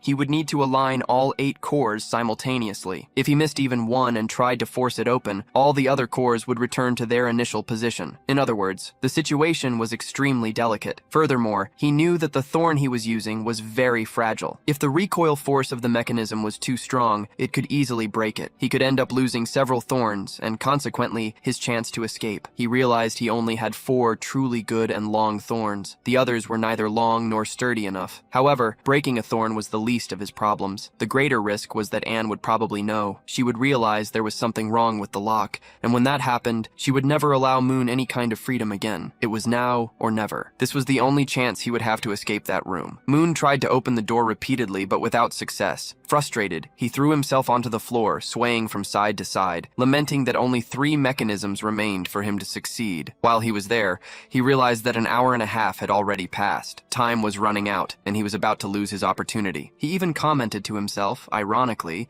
that he should thank the blacksmith who made that door, as it truly wouldn't open at all. As he stood up, the black book appeared before him, this time of its own accord. Moon picked up the book, which showed him the current time, 5:30 in the afternoon. Only half an hour hour remained until Anne returned. He also realizes he only has one more fish bone. Moon has practically memorized the first 10 mechanisms of the door, with only 3 more to go. This is his last hope, so he decides to try one more time. In this attempt, he uses a technique he learned from the book, the Thorn Aperture, the ultimate power. Yes, that is the name of the technique. However, the scene changes. Now we are in the kitchen with Anne and Noelle. They are making fish soup, and Noelle, upon tasting it, realizes it is very good. The fish came from Lake Paintball brought by Anne herself. Noelle loves the soup, stating it's the best she has ever tasted in her entire life. In her thoughts, Anne thanks Noelle. Yes, in her thoughts, because it was Noelle who encouraged her to finish work early. With the soup ready and the mansion clean, Anne will be able to return to Moon's room an hour earlier than planned. While Anne is lost in her thoughts, Noelle begins to speak. She realized that since it's just the 2 of them in the mansion ever since the MC's mother left a few days ago,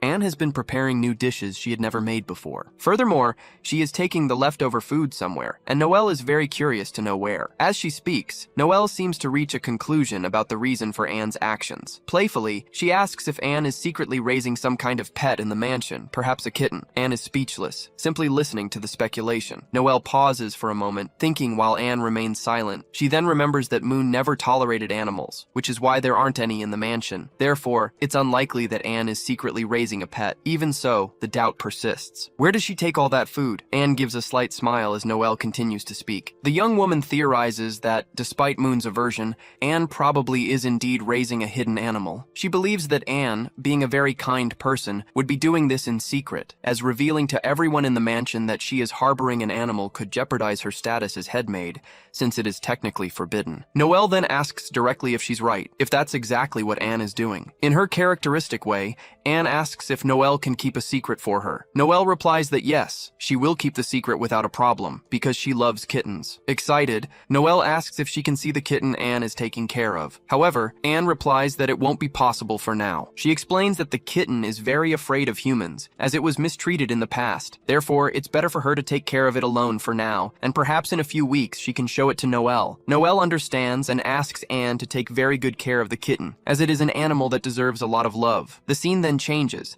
and we see Anne opening the floor to enter the secret room she built. As she does this, she reflects that it was good Noelle didn't insist on entering with her to find the room, because if she had, Anne would kill her. She feels relieved that Noelle didn't persist. Anne then considers that Noelle's idea isn't bad. It would be interesting if the MC got a pet to keep him company. In her thoughts, Anne imagines that Moon must be very bored, locked alone in that room. Meanwhile, we see Moon trying to force the door open as quickly as possible. Anne remains lost in her thoughts, remembering that she is pregnant. She still doesn't feel anything from the baby in her belly, as she knows it's a process that will take a few months. Besides thinking about the pregnancy, the fruit of her relationship with Moon, she also considers bringing him some more books, since he enjoys reading so much. The scene intercuts with Moon, who continues trying to open the door. We return to Anne's thoughts as she heads to the secret room. She concludes that a kitten would indeed be a good option, and even thinks that probably her Chovy Moon would like a black kitten, just like her. This reveals a romantic side to Anne. She then decides that the best option isn't to keep imagining, but rather to ask Moon directly. However, she notices something terrible and drops the food she was carrying onto the floor. The door is open. Moon has escaped. The scene changes, and now we follow him. Moon is finally free, escaping. He realizes that the cell Anne built is in an underground sewage passage and that he needs to follow the airflow. He feels the wind blowing in a specific direction, which is the path he is following. Probably, that's where all the mansion's sewage drains. He almost falls to the ground, realizing that the place is very dark and he can barely see. Besides the darkness, there is a lot of dust and dirt, making vision almost impossible. However, he remembers something he learned inside the book dimension while practicing, a light magic spell. Moon is proud of himself for having learned to create a light spell. Although simple, it is extremely useful in moments like this. However, while Moon is happy with his achievement, something whizzes past him very quickly. It's a knife. Moon looks back, incredulous. He had walked a considerable distance, but even so, Anne is far away, having literally thrown that knife from a gigantic distance in his direction. Finally, we see Anne using all the magic she can. She declares that she has found the young master and that he will never escape her again. Anne sets off in pursuit, right behind Moon. The MC realized he was in trouble. Anne had already found him, and after so much effort, he wouldn't let her catch him. This was his only chance to escape. He even shouted at Anne not to underestimate him, as he had evolved greatly. The MC used one of the spells he learned, Shadow Step. However, Anne used her liquid metal magic, creating several swords and other weapons that advanced in his direction. The attack destroyed everything around, but it didn't hit him directly. correctly,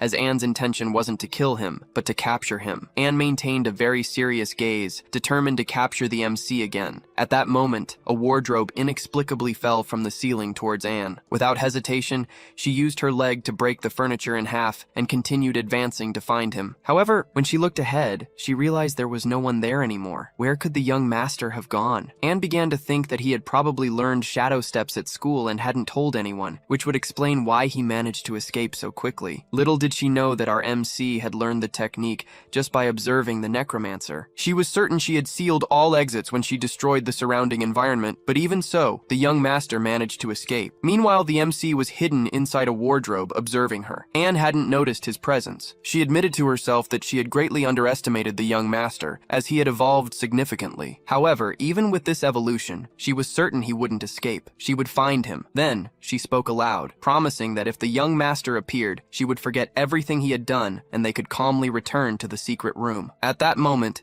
in a gesture of frustration, she broke a nearby wardrobe with her hand. Fortunately for the MC, it wasn't the wardrobe he was hidden in, because if it had been, the situation would have become complicated. The MC felt a pang of sadness for running away from Anne. After all, she was someone who truly cared a lot about him, giving him food and looking after him. She was a very beautiful girl, but her affectionate side was a bit complicated. Anne, at that moment, analyzed the scene. She noticed there had been no change in the airflow, which meant he was probably still nearby. Still, Anne was worried about the possibility that he might have escaped without her noticing, even with the airflow seeming normal. Determined, she decided she would find him no matter what, and ran off to search for him. 10 minutes passed, and the MC remained inside the wardrobe. He thought he had almost had a heart attack as everything happened so quickly. In those 10 minutes, he imagined Anne must already be outside the mansion, looking for him somewhere. However, when the MC finally went to open the wardrobe door, he realized something terrible. Anne was there, watching him. She attacked the furniture, completely breaking it, leaving nothing behind. In reality, it was all just Anne's imagination. It wasn't the young master there. It wasn't the MC. It was just an illusion. It was a good thing it was an illusion. Otherwise, the story would end here. We see Anne going somewhere else to look for the MC. It turned out that in the wardrobe next door, that's where the MC was actually hidden. He was very close to her when she broke the other piece of furniture. The MC is literally sitting inside the wardrobe, thinking it's better to go far away from the mansion. If Noel and the others found out what Anne was doing to him, she would probably kill everyone, and he doesn't want that to happen. After a while, it started to rain. Inside, the MC waits a few more minutes before he can leave. Suddenly, the black book magically appears and falls on his head. The black book seems to enjoy doing that. The MC thanks the book as the impact woke him up. He was so tired he almost fainted. With the book, the MC realizes that 30 minutes have passed, and Anne is probably still outside, looking for him. However, he needs to leave now. If he stays hidden there any longer, Anne will start to suspect that he's not upstairs, but downstairs. It's time to go. The MC uses shadow steps to quickly leave the area. Finally, the MC manages to get out, pushing the wardrobe away from his hiding spot. He is free. He feels so relieved that he almost screams for having managed to escape. However, he restrains himself, knowing that if he screams, Anne will come after him with fury. Therefore, it's better not to celebrate now and instead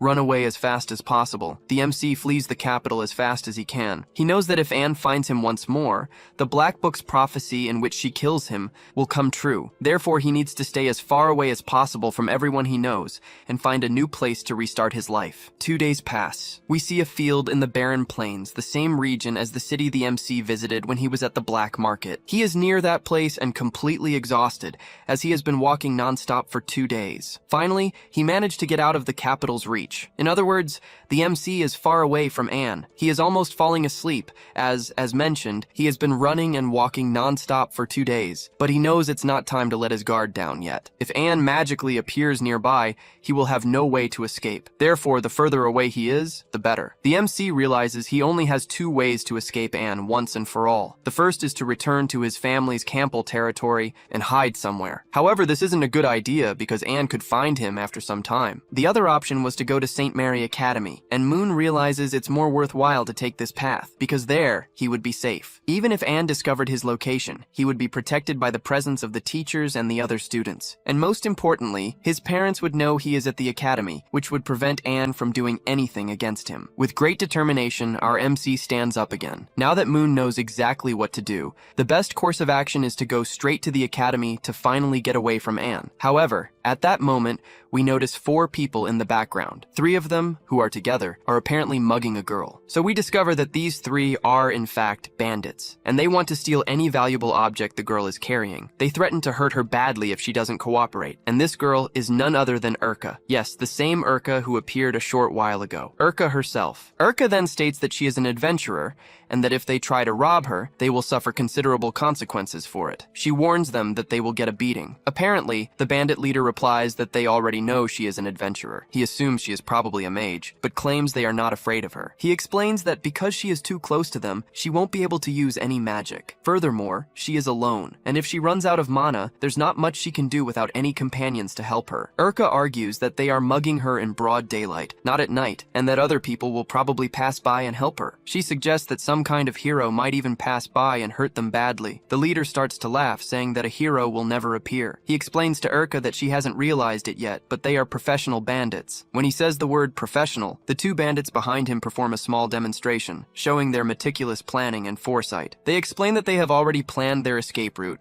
and a way to prevent her from escaping, stating that this is what it means to be a professional bandit. The bandit leader draws a sword and tells Urka not to try to go too far, because if she backs away even a little, he will cut off her hand. Urka finds herself in a difficult situation, as she needs distance to be able to attack. The leader emphasizes that there is no hero around here, because the area she's in is a place where virtually no one passes throughout the entire day. Therefore, no one will help her. But suddenly someone shouts from afar, telling them to stop. And guess who it is? It's our MC Moon. However, one of the bandits comments something upon seeing him. One of them comments that it's probably a blonde mermaid, comparing our Moon to a mythical creature simply because he emerged from the lake magically. Then, our Moon, with an imposing demeanor, confronts them. He says that 3 men are fighting against a single girl and challenges them, "If you truly have courage, come and attack me." The 3 bandits reply that they will indeed attack him. With a somewhat surprised expression, our Moon thinks to himself that they accepted the challenge too easily. The bandit leader turns to the mage, Katina, and tells her she can leave as they found someone much better to rob. They declare that now the target is our Moon. However, our Mono Moon claims he has nothing to be stolen. He explains that he only possesses the rags he's wearing, not a single coin. He then makes a proposal. If they want to rob him, they can do it later. Once he reaches the academy, he will offer 2,000 coins for each of their heads. The bandit leader interrupts him, drawing his sword. He tells Moon that they don't want money, clothes, or anything of the sort. He says they encounter many men every day, but that our Mano Moon is special because of his blonde hair and blue eyes. He continues, explaining that if our Mono Moon were a woman, they wouldn't care as much. But the fact that he is a man makes the situation much more interesting. The leader then turns to his companions and announces a change of plans. The goal now is to capture our Mono Moon. The intention of those 3 men was not to rob or kill our Mono Moon, but rather to abuse him. Our Mono Moon becomes completely terrified, as he didn't expect to encounter this type of person in this world either. Their interest was in other men, and that's why they wanted to capture him. But while our Mono Moon is being pursued by them, Urka prepares to cast fire magic. She unleashes the spell, which passes very close to Moon and hits the bandits squarely. The powerful fire magic terrifies the men, burning them completely. Even Moon is startled by such a display of power. Finally, Urka approaches our Mono Moon. This is a historic moment. Urka, who previously had a connection with Anne, now also establishes a connection with him. Urka approaches and tells our Mono Moon that the 3 idiots are gone. She then adds that Mr. Mermaid can now safely come out of the lake. Urka thanked Moon for managing to drive the men away, which allowed her to use her magic to kill them. Moon, in turn, said he hadn't done anything, merely made them move away from her. He also commented that her magic was truly incredible and that she was very strong. Curious, Urka asked Moon if he worked in exhibitionism, referring to professions where people don't wear clothes. The question was prompted by his appearance, as Moon was only wearing rags. However, he explained that it was nothing of the sort, and that he had his reasons for being dressed that way. Finally, Moon formally introduced himself, saying his name was Moon. He mentioned that at the moment he was unemployed,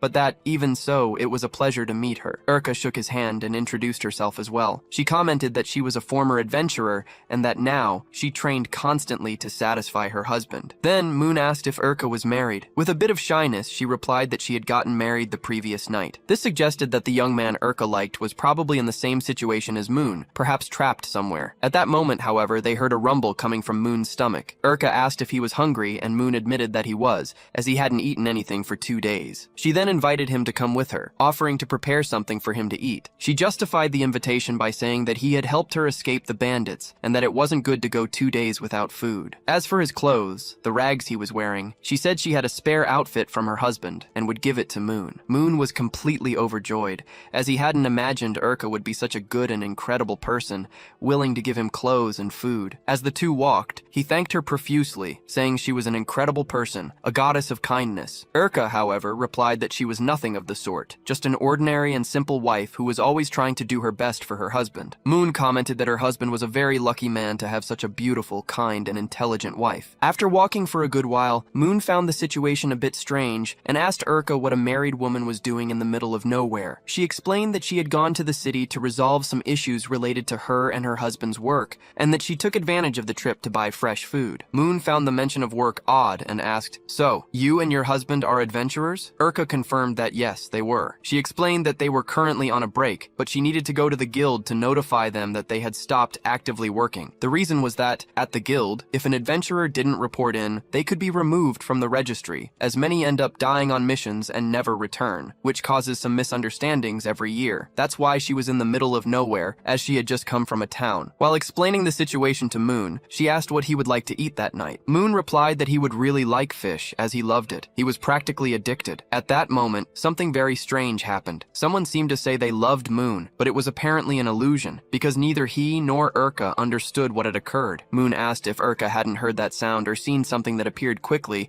but she replied that she hadn't seen or felt anything. He then thought it was probably just an illusion caused by hunger, as it had been a long time since he had eaten. After a long walk, they finally arrived at the village where Urka lived and found her house, which was a temporary residence belonging to the mayor. Moon was impressed by the size of the house, but Urka explained that the residence wasn't hers, and that she was only using it temporarily as it belonged to the village head. However, Moon found one thing strange, and asked Urka about something peculiar he had noticed throughout the entire journey. They hadn't seen anyone on the street, no one in the houses, no one anywhere. He asked if the villagers weren't afraid of being robbed, since all the windows and doors were open, which would make it easy for bandits to infiltrate. Urka replied that everyone was somewhat busy. She then asked Moon if he knew Laco Paintball. He confirmed that he did, he had been there before and loved the fish the place offered. Urka explained that Laco Paintball was nearby, a few kilometers away, and that the autumn harvest was ready to begin. Since the lands hadn't been fertile this year, the village depended entirely on the lake to sell the best quality fish to the nobles,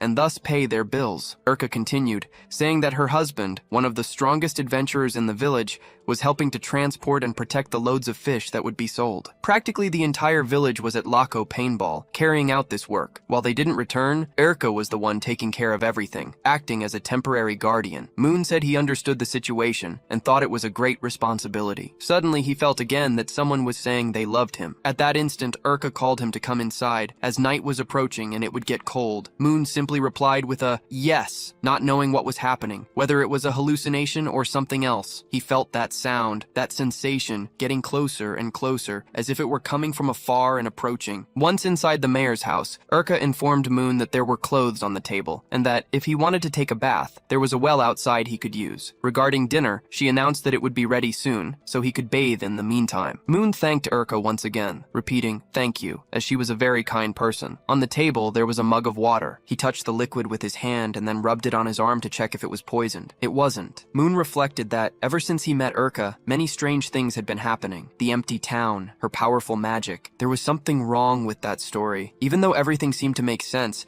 he felt that something was very wrong. After a while, Moon had already had dinner. He ate fish again and thanked Urka once more, saying that she had prepared a delicious dish. It was the best fish he had ever eaten in his entire life, and he stated that she would certainly be an exceptional wife to her husband. Moon even commented to Urka that not even his maid had made fish as delicious as hers. Upon hearing this, Urka became a little curious. Not everyone had a maid, so she began to think that he was probably a noble. However, he was a rather strange noble, as he possessed nothing but a rag he used as clothing. Urka then asked if Moon was, in fact, a noble person, and he confirmed that he was. He affirmed that he was noble, and said he had a very important favor to ask her. Next, Moon formally introduced himself to Urka. He asked if she knew the Campbell family, one of the 4 great families of the empire, and revealed his full name. He also mentioned his father's name, Duke Ronel Campbell, leaving Urka incredulous at the revelation that he was, in fact, the son of a duke. Moon explained that he was being pursued by a very dangerous person and that he needed Urka to rent a horse. She should go to the Campbell lands and immediately inform the Duke that someone dangerous was hunting him. Additionally,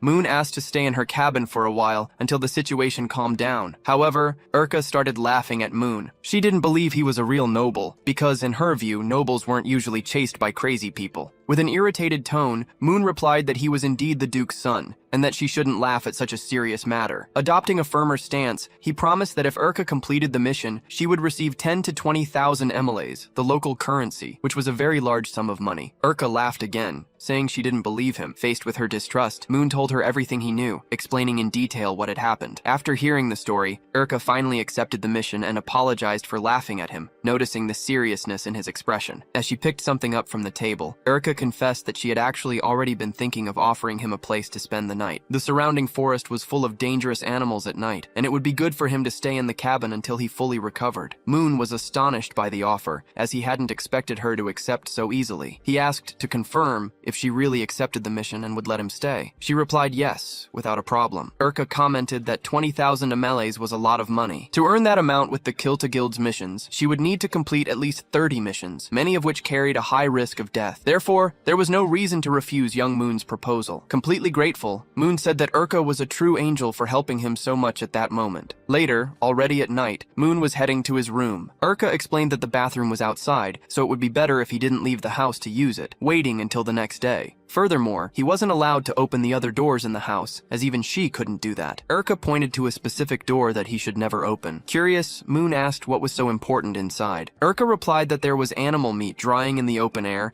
and that if the door were opened, the smell of blood would contaminate the entire house, which wouldn't be pleasant at all. Moon affirmed that he had understood perfectly, and that she didn't need to worry, as he wouldn't touch anything. Then, Urka wished Moon to rest well and have an excellent night. He returned the wishes, telling her to rest as well, since she had worked hard, and that a new day would begin tomorrow. Moon closed the door, and Urka whispered, "Until tomorrow." At that moment, she thought to herself that it was a pity, because, unfortunately, Moon wouldn't see the dawn. Then we see the fire magic that Urka obtained when she decided to proceed with her plan. She was impressed to have a noble at large, because if Moon truly was one, she could earn a lot of money from him. Nobles were worth a lot while alive. Dead, they were worth nothing. As she opened a door, she declared that Moon would be the last sacrifice for the god of love, necessary for her to achieve exactly what she wanted. The scene shifts outside, where we see none other than Anne. Yes, Anne was after Moon. She had found a piece of the rag he wore, and upon smelling it, recognized the scent of her young master. She wondered, surprised, how he had managed to get so far. Upon spotting a small town nearby, Anne thought it was useless for him to try to escape or distance himself, as it was inevitable that she would find him. Anne knew that no matter where Moon went, she would find him. The scene returns to the house where Moon is sleeping soundly. He made an expression as if he was about to wake up, and indeed he did. He woke up because he had drunk too much water before sleeping. And, as is known, whoever drinks a lot of water before going to bed inevitably wakes up in the middle of the night with the urge to go to the bathroom. Our human Moon left the room for this, but, on the way, he heard a bark coming from the door Urka had instructed him not to touch, the one where the meats were stored. He found the situation strange. How could there be a dog in a room with meat scraps? That's strange, don't you think? Our human Moon thought that perhaps it was a dog of a specific breed to emit a bark like that. Suddenly, behind him, none other than Erica appeared, startling him. She asked why he was awake at that hour of the night, wondering if there was a problem or if he needed anything. Moon, still recovering from the fright, looked at her and explained that he simply felt the need to attend to his physiological calls. In other words, he said in a roundabout way that he needed to urinate, and Erica seemed to understand. However, our human Moon took the opportunity to ask if there were any dogs in the mayor's office. Erica, with a very affectionate expression on her face, replied that there were. The dog was hers, a very cute and clever animal. She added that her dog was very calm, and that if it barked or made any noise, it was because it was hungry. Moon felt a little relieved and commented to Erica that it made sense,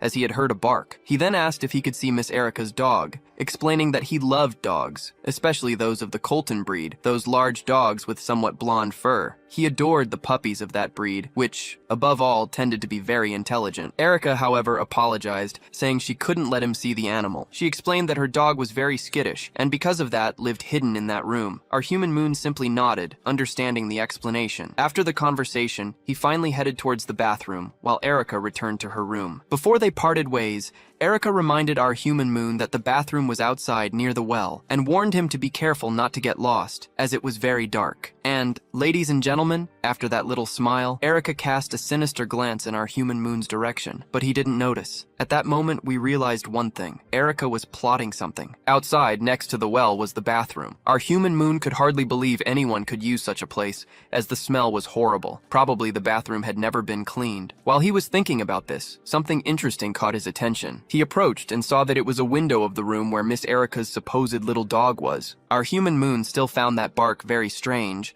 so he decided to get closer for a look. He thought there would be no harm in just peeking at Miss Erica's dog. At that moment, however, the truth was revealed. Miss Erica's little dog was not an animal. It was Colt, the young man she liked. Erica told him he was a good boy, that he had eaten enough and that he shouldn't make any noise, while he ate the food she offered in her hand. Erica then told Colt that that man, Moon, was still useful, and that he just needed to endure a little longer, because the next day she would give him his freedom. Our human Moon couldn't believe Erica was a psychopath. Exactly at that instant, he made a noise near him, stepping on a branch. Erica heard the sound of the branch breaking and asked, "Who's out there?" She even asked if it was Mr. Moon, all while holding Colt. Then, she forcefully opened the window, but realized there was no one outside. But if we look up a little, we will see our human Moon. Yes, he had clung to the upper part of the wall. Incredible. The young man is great at that. Down below, Erica murmured that the awakening of the god of love would still take some more time to happen. She told Colt, who was in the room, that she would check on Moon to see if it was him who was outside. Our human Moon, who is not foolish, seized the opportunity and quickly left. He couldn't believe Erica was a psychopath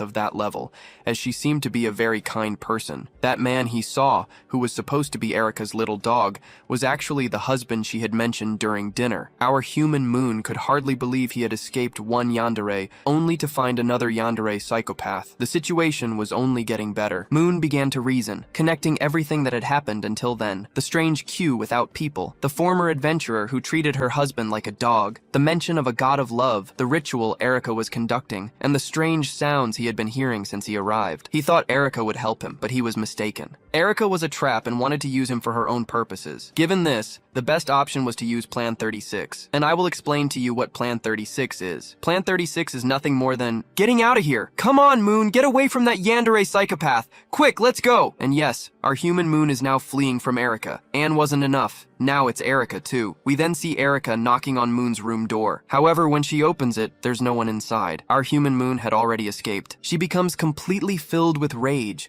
because she needed our human Moon for that ritual of the god of love. In a fit of rage, she breaks the door and the cabinet to the right. She couldn't believe that Moon realized she was using him for the ritual of the god of love. At that moment, someone rings the doorbell of the mayor's house, which is where Erica is. She wonders if it's Moon who has returned. Erica's gaze is that of a true psychopath. However, upon opening the door, she adopts an affectionate expression and asks Mr. Moon if it took him a long time to come back. But gentlemen, it is not our Manu Moon. It is none other than Anne. Erica is visibly surprised. She says that it is indeed Miss Anne. Anne replies to Erica that it has been a long time since the two of them last met. The scene shifts to the interior of the mayor's house. Erica offers some tea to Anne, who thanks her. Erica then asks why Anne is wearing a maid's uniform, commenting that she finds it very cute. Anne replies that she left the mansion in a hurry and did not have time to change. She then asks Erica why she is being called Master, as she does not remember teaching her anything. Erica asks if she has already forgotten. It was thanks to Anne's help that she had the courage to accept who she truly was. And not only that, it was because of the relationship advice Anne gave her that she managed to confess her feelings to Roach, her husband. Erica then asks Anne if she wants to see something very interesting. Anne is a bit confused, asking what exactly she means by that. Erica replies that she wants to show her the fruit of her efforts,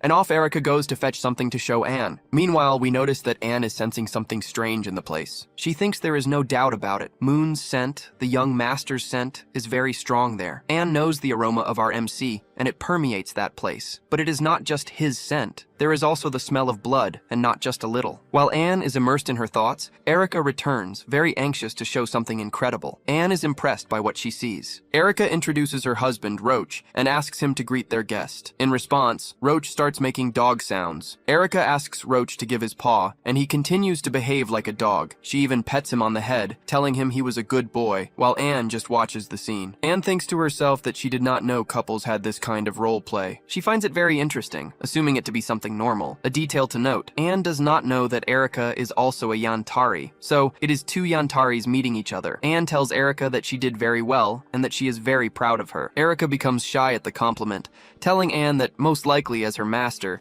she went much further in these romantic matters. She imagines that Anne's husband must belong to her body and soul. Erica comments that she is still very far from achieving that with Roach. However, Anne replies that Erica was much better than her. Anne explains that due to a lack of attention and overconfidence, she let the young master manage to escape. Erica asks, intrigued, if her beloved is the young master, Mr. Moon. Anne is shocked by the question, feeling a slight sense of dread. She confirms to Erica that yes, her beloved is the young Moon. Anne then asks Erica if Moon has been in that house. Erica confirms that he has. Anne, still worried, asks where he is now, wondering if he was not just there. Then, Erica shows Anne what supposedly happened. She says that when she was returning home, she found Mr. Moon completely worn out and brought him inside, gave him food, and offered him clothes. Erica explained that she offered him a place to stay, but when she went to check on him after he used the bathroom, Moon had already escaped. He simply left without warning. Anne then asked Erica how long ago he had left. Erica replied that it had not been more than 2 hours, that everything had happened recently. An important detail is that Erica, in fact,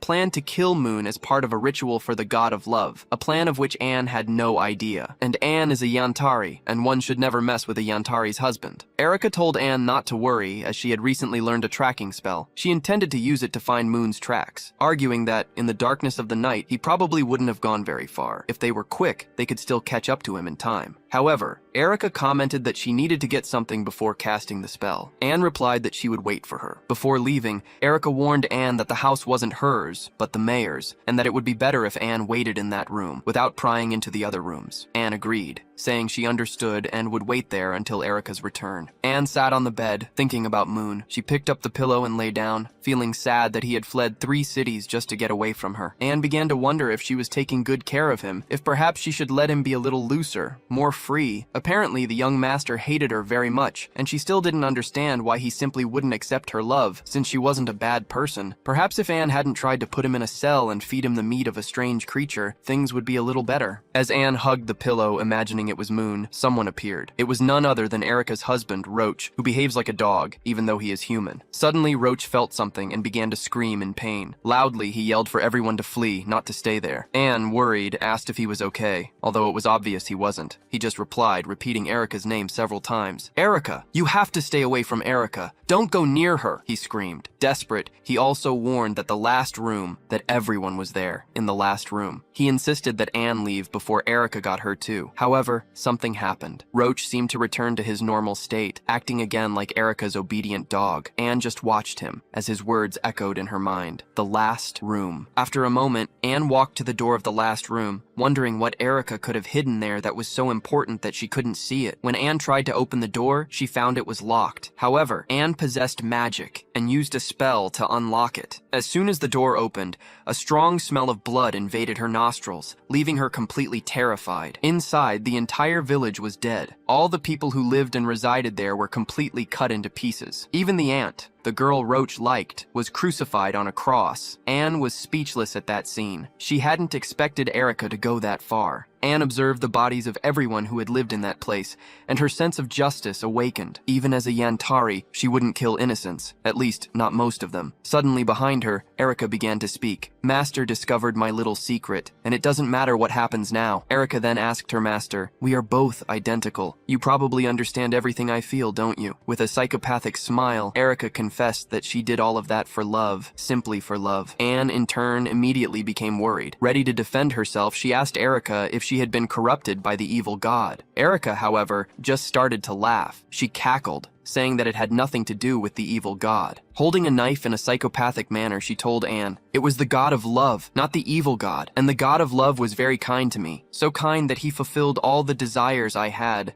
and I, generously, did everything the god of love asked." Anne found that power she supposedly received from this god of love strange. Then she questioned Erica. "You received all this power, but at what cost? You killed everyone in the village." Confidently and laughing, Erica replied to Anne that it had cost nothing. The god of love didn't ask her to kill people. She killed because she wanted to. That was her true essence. Erica even commented that she and her master were very much alike. Then, she revealed that only one more person was needed for the ritual of the god of love to be complete, suggesting that Anne could be the volunteer to quickly perform the ritual she so desired. Pointing the knife towards Anne, Erica said, "Master will probably accept my request. For the god of love, won't you?" Anne concluded that Erica was beyond salvation. She had become a psychopath. So Anne began to approach her. Erica smiled, believing her master would volunteer to die. Erica said she was very happy her master understood her. She also told Anne not to worry, as she would cut her throat very quickly, so she wouldn't feel much pain. However, Anne used the iron rope, one of her liquid metal spells, and cut Erica's neck instantly. Blood gushed everywhere as Erica fell to the ground. Anne said she felt sorry for her, but she couldn't allow her to continue hurting people. Erica, dying on the ground,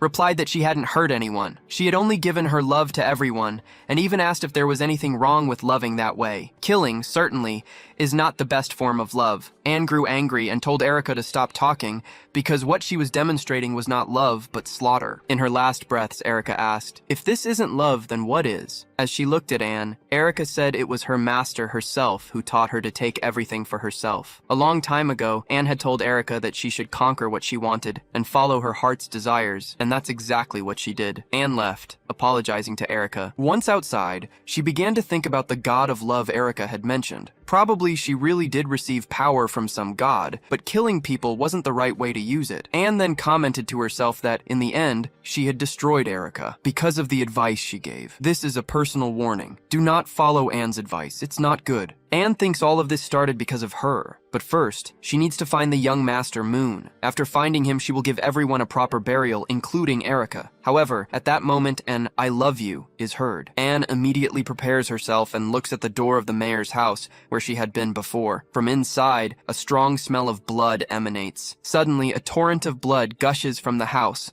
while a voice declares its great love for its master, Anne. The residence's ceiling explodes in a fountain of blood. Anne realizes that this manifestation of blood is, in fact, the god of love that possessed Erica. The scene then changes, and we see Moon running at high speed almost like Sonic. He is very tired, as he has run a great deal until now. He thinks he has run for so long that probably no one could follow him, not even Erica. But as he was thinking this, we see Anne being thrown from afar, from the mayor's house to his current location. She narrowly misses Moon, almost killing him, and he is left without understanding what is happening. What was that? He notices smoke near a tree and spots a person flying. He even wonders if it's a meteor shower. However, he hears a human voice coming from that direction, so he decides to go take a look. As he approaches, he realizes the voice is Anne's. Yes, the two met this way. He notices that she is very injured. Anne, in turn, is happy to have found the young master Moon, but she knows that this is not a safe place for them to stay. Even though she is badly wounded, she is still very happy to have found him. Moon, full of worry, asks what is happening. How did she get so hurt? Who was she fighting against? He also asks if she can stand up. Anne replies that she cannot, and says that now is not the time for explanations. They must get out of there as quickly as possible. Anne tells Moon that she will hold off the monster for as long as she can,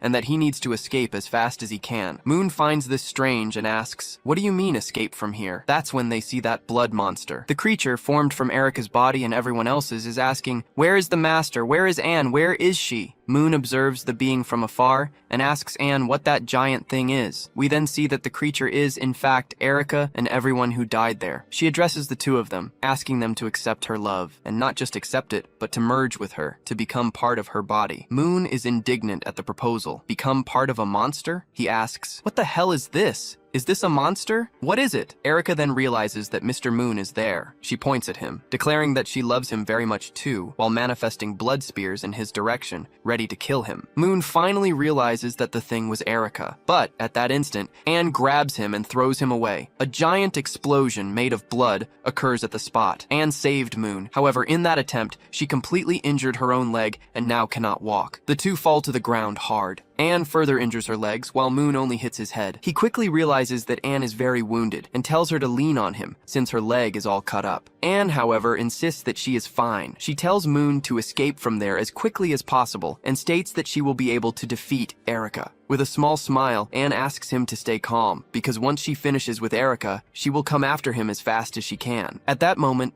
Erica appears, drawing the attention of both of them. She advances, breaking everything in her path while they talk. Erica then prepares a blood spell that will explode everything around them. She comments that this is the perfect time for them to feel all her love, and then she uses this blood magic, which rushes towards them with full force. In response, Anne uses her liquid metal magic to defend herself. Anne creates some swords, but Moon uses shadow steps at 200%, his magic that drastically increases speed. He quickly picks her up, saving her from the explosion and returning the favor from before. The scene shows Moon running with Anne in his arms, while Erica destroys everything around them. Anne questions him, asking why he did that, why he was saving her. He simply replies that she doesn't know how to lie. He explains that if she could truly resolve the situation alone and kill Erica, she would have already done so without hesitation. Moon knows that Anne is not strong enough to defeat her, so the only thing they can do is flee. He continues, saying that no matter what has happened between them until now, whether in Antari or Tura, she is still a member of his family. Therefore, he will never allow her to be harmed by anyone else. Moon then comments that when it comes to escaping, he is the greatest expert of all. Using shadow steps at its maximum power, he moves so fast that even with Erica destroying everything around them, he manages to escape, leaping from one place to another. Finally, they manage to put some distance between themselves and her. However, Moon is exhausted. This magic consumes a lot of energy, and the effort of carrying Anne exacerbates the situation. Seeing her concern, he reassures her, telling her not to worry, as they will soon be at a safe distance from Urka. However, their escape was not enough. Urka is already approaching again, completely furious. She doesn't understand why the two of them simply won't accept the love she offers. Moon quickly tells Anne to hold her breath tightly. Before she can fully understand what he plans to do, he leaps into a nearby river, precisely as Urka's hands were about to grab them from behind. As they fall into the water, Moon reasons that Urka's magic, being made of blood, would not remain cohesive in water. His theory proves correct. When Urka tries to reach them in the river, her blood hands begin to dissolve. Moon's plan worked, and Urka can no longer catch them underwater. However, looking back, Moon notices an unexpected problem. Anne cannot hold her breath underwater for very long. He is surprised by this. Anne, who seems to be good at everything, struggles with something so basic. Realizing that he is the only one of the two who can stay submerged longer, Moon has an idea he doesn't like, but which is necessary for her survival. He approaches and kisses her, transferring the oxygen from his lungs to hers. Meanwhile, on the surface, Urka realizes that the two have completely disappeared into the river. Frustrated, she cannot understand why they refuse to accept the pure love she has to offer. In a fit of rage, she screams, "Why won't you accept my love?" The force of her scream destroys everything around her, including trees and rocks. Urka then thinks that only one more person is needed to finally complete the ritual of the god of love. Although this last sacrifice might gravely injure her, she is determined to do it anyway. With an even more psychotic air, Urka decides that Moon and Anne can wait. She believes that after acquiring the last person for the ritual, she will transform into a true deity and force the entire world to accept her love. Including you, everyone? Yes, you. She will step out of this YouTube video and go to each of your homes. Sometime later, Moon and Anne find refuge in a secret cave. There, Moon begins to tend to her injuries. Anne, being a Yantari and having feelings for him, becomes visibly sensitive and embarrassed by his touch on her leg. Moon comments that the injuries seem light, but insists that as soon as they return to the city, they will need to find a doctor to examine her thoroughly. Anne, still in that vulnerable position, tells him there's something she doesn't understand. Moon asks what it is, and Anne finally questions why he saved her. She recalls everything she did against him, how she imprisoned him and tried to keep him only for herself. She continued, commenting that he must hate her greatly for all of it. After all, at the moment he saved her, he could have simply left her behind. Moon replied to Anne, asking if only now she had realized she was making a mistake. Anne admitted her mistake, and also commented that a long time ago, when she went to catch a fish for him in Pinball Lake, that was when she first encountered Urka. She explained that Urka only became a follower of the evil god because of the guidance she received from her. In that guidance, Anne taught Urka everything she herself did to Moon. Therefore, Urka only became that way because of Anne herself. With a sad expression, Anne said that these actions almost killed him and, furthermore, were also responsible responsible for the deaths of other people. However, Moon took Anne's hands and said that although everything she did was horrible, it was good that she was admitting her mistakes, as that meant she could fix them. He stated that Anne was not a bad person, but rather a good person. The problem was the way she showed her love, because her goal, after all, was not to hurt him, but to love him. Moon even gave Anne an affectionate look, telling her she needed to cheer up. He was alive, and so was she. Now that she had admitted her mistakes, she could become a better person. He even commented that next time, she didn't need to be so obsessive with him. As expected, Anne was completely moved. In her thoughts, she reflected on how amazing the MC was. At the same time, the MC was also thinking that he had finally managed to fix Anne's possessive behavior. He believed that after that conversation, she would no longer act that way and would be able to control herself well. Contrary to his expectations,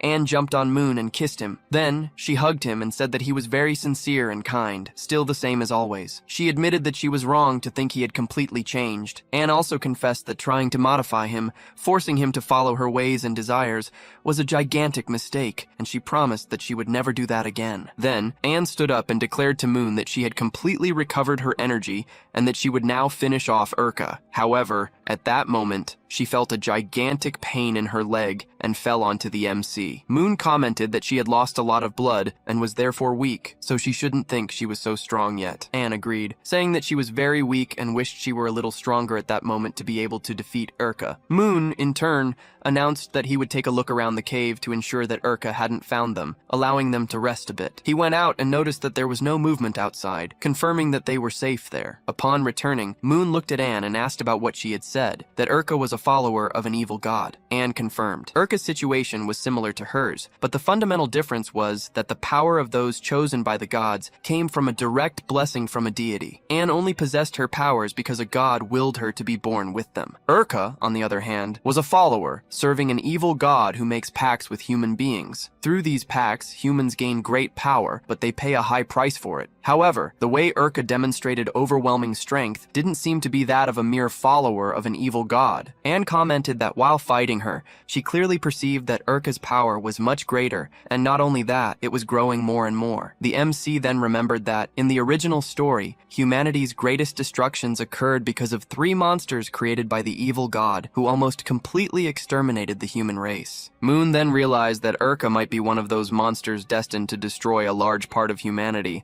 if they didn't do something about it. He also recalled that, while Urka was losing control, she mentioned once again the need for sacrifices and the last person missing to complete the ritual. Anne asked if Moon was thinking about something, or if he had a plan, and he confirmed that he did. He explained that, if his intuition was correct, Urka might have killed the entire village to transform into that creature, that giant monster. Moon commented that, probably, the evil god was using Urka as a pawn to manifest in this world, destroy humanity, and thus become even stronger. Urka had said before that she needed a sacrifice, and that one last person was missing. This meant that Moon and Anne needed to reach the city of Perurant, where Urka was, and they had to eliminate the last person remaining there. This would prevent Urka from completing the ritual and becoming stronger. Because if Urka killed this last person, she would leave the city and continue to others, gaining more and more power by killing more people. However, Anne told Moon that the conditions for Urka to become a more powerful servant of the evil god had already been met. Moon didn't understand, arguing that they were in the middle of nowhere, and there was no one else around besides the 2 of them. It was then that Moon realized something he hadn't thought of before. Besides him and Anne, there was one more person in the nearest village. This person was none other than Urka's husband. He was the last sacrifice needed for her to complete the ritual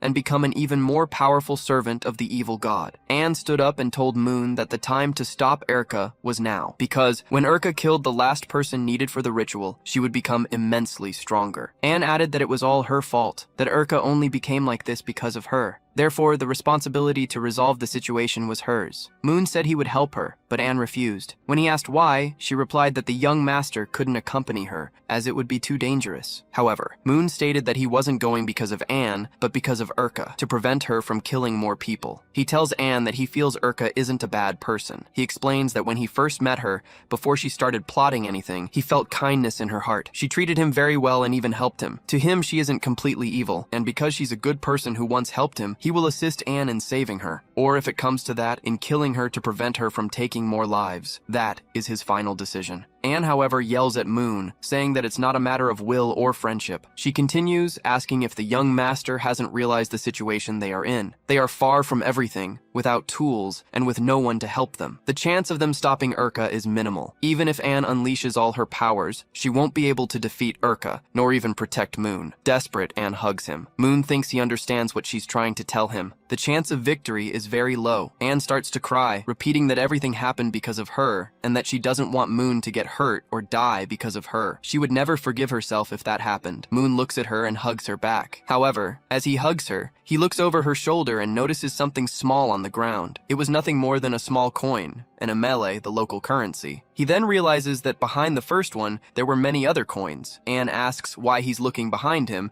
and Moon, in response, uses an illumination spell he had learned. They end up discovering something incredible that made a lot of sense. A treasure with a large amount of gold, coins, and even weapons. The place they were in was in fact a cave that served as a hideout for bandits. Moon deduced this from the cave's entrance, which had blade marks and other signs that people had stayed there for a long time. After a long time searching, our MC, Moon, managed to find a perfect sword for himself. He then asks if Anne is ready. We see that Anne had gathered all the swords she found and transformed them into liquid metal. Since her leg was injured, she created a metal harness that allowed her to fly, enabling her to fight without needing to touch the ground. A demonstration of Anne's genius. The two were determined to face Urka, whether to save her or to kill her. Moon then comments that they were ready for the rescue. The scene changes, showing Moon and Anne completely prepared to confront the creature. In the distance, they spot Urka, a giant monster. As Moon observes the scene, we get a closer look at her. Urka was immense, with several arms and various other monstrous features. She asks where Roach is, where her husband is. We see Moon watching her as she declares how much she loves Roach. Moon then comments that Anne was right. Urka's power kept growing, and her body was getting bigger and bigger, at least 10 times larger than before. A monster of that level was truly unstoppable. Moon takes a deep breath, thinking it was a terrible idea to try and save Urka, as he would probably end up being thrown far away or taking a very strong hit. Her strength was overwhelming. He even thinks that the time Celia almost killed him in his father's mansion was a much better situation than this one, but he quickly dismisses these thoughts, concluding that it didn't matter. He couldn't just run away and leave Anne behind, as she wouldn't be able to handle Urka alone. Then with great determination, Moon declares that it didn't matter if she was a god, a yandere, or a psychopath. He was going to try and save her. He calls out to Urka from afar, shouting, "Hey, Urka!" She notices Moon calling her, and he shouts even louder, "Hey, I'm here! Look over here!" Urka finally recognizes him, saying that Mr. Moon would finally accept her love. However, Moon replied that he would never accept her love. The reason? Because he was a parachutist. Yes, a parachutist. And no, this wasn't a joke. He really said he was a parachutist. A completely random declaration. Moon then leapt from the giant iron pillar he was on, gaining a lot of speed as he shouted that he was the best parachutist in the world. We see Urka looking at him and using magic that advanced towards him as he fell. Urka moved towards our MC at the exact moment he jumped. Moon commented that everything had happened exactly as he had thought, exactly as he had predicted. Who would have thought the MC would be so clever in these chapters? The scene rewinds to a few minutes before the confrontation. Moon was instructing Anne,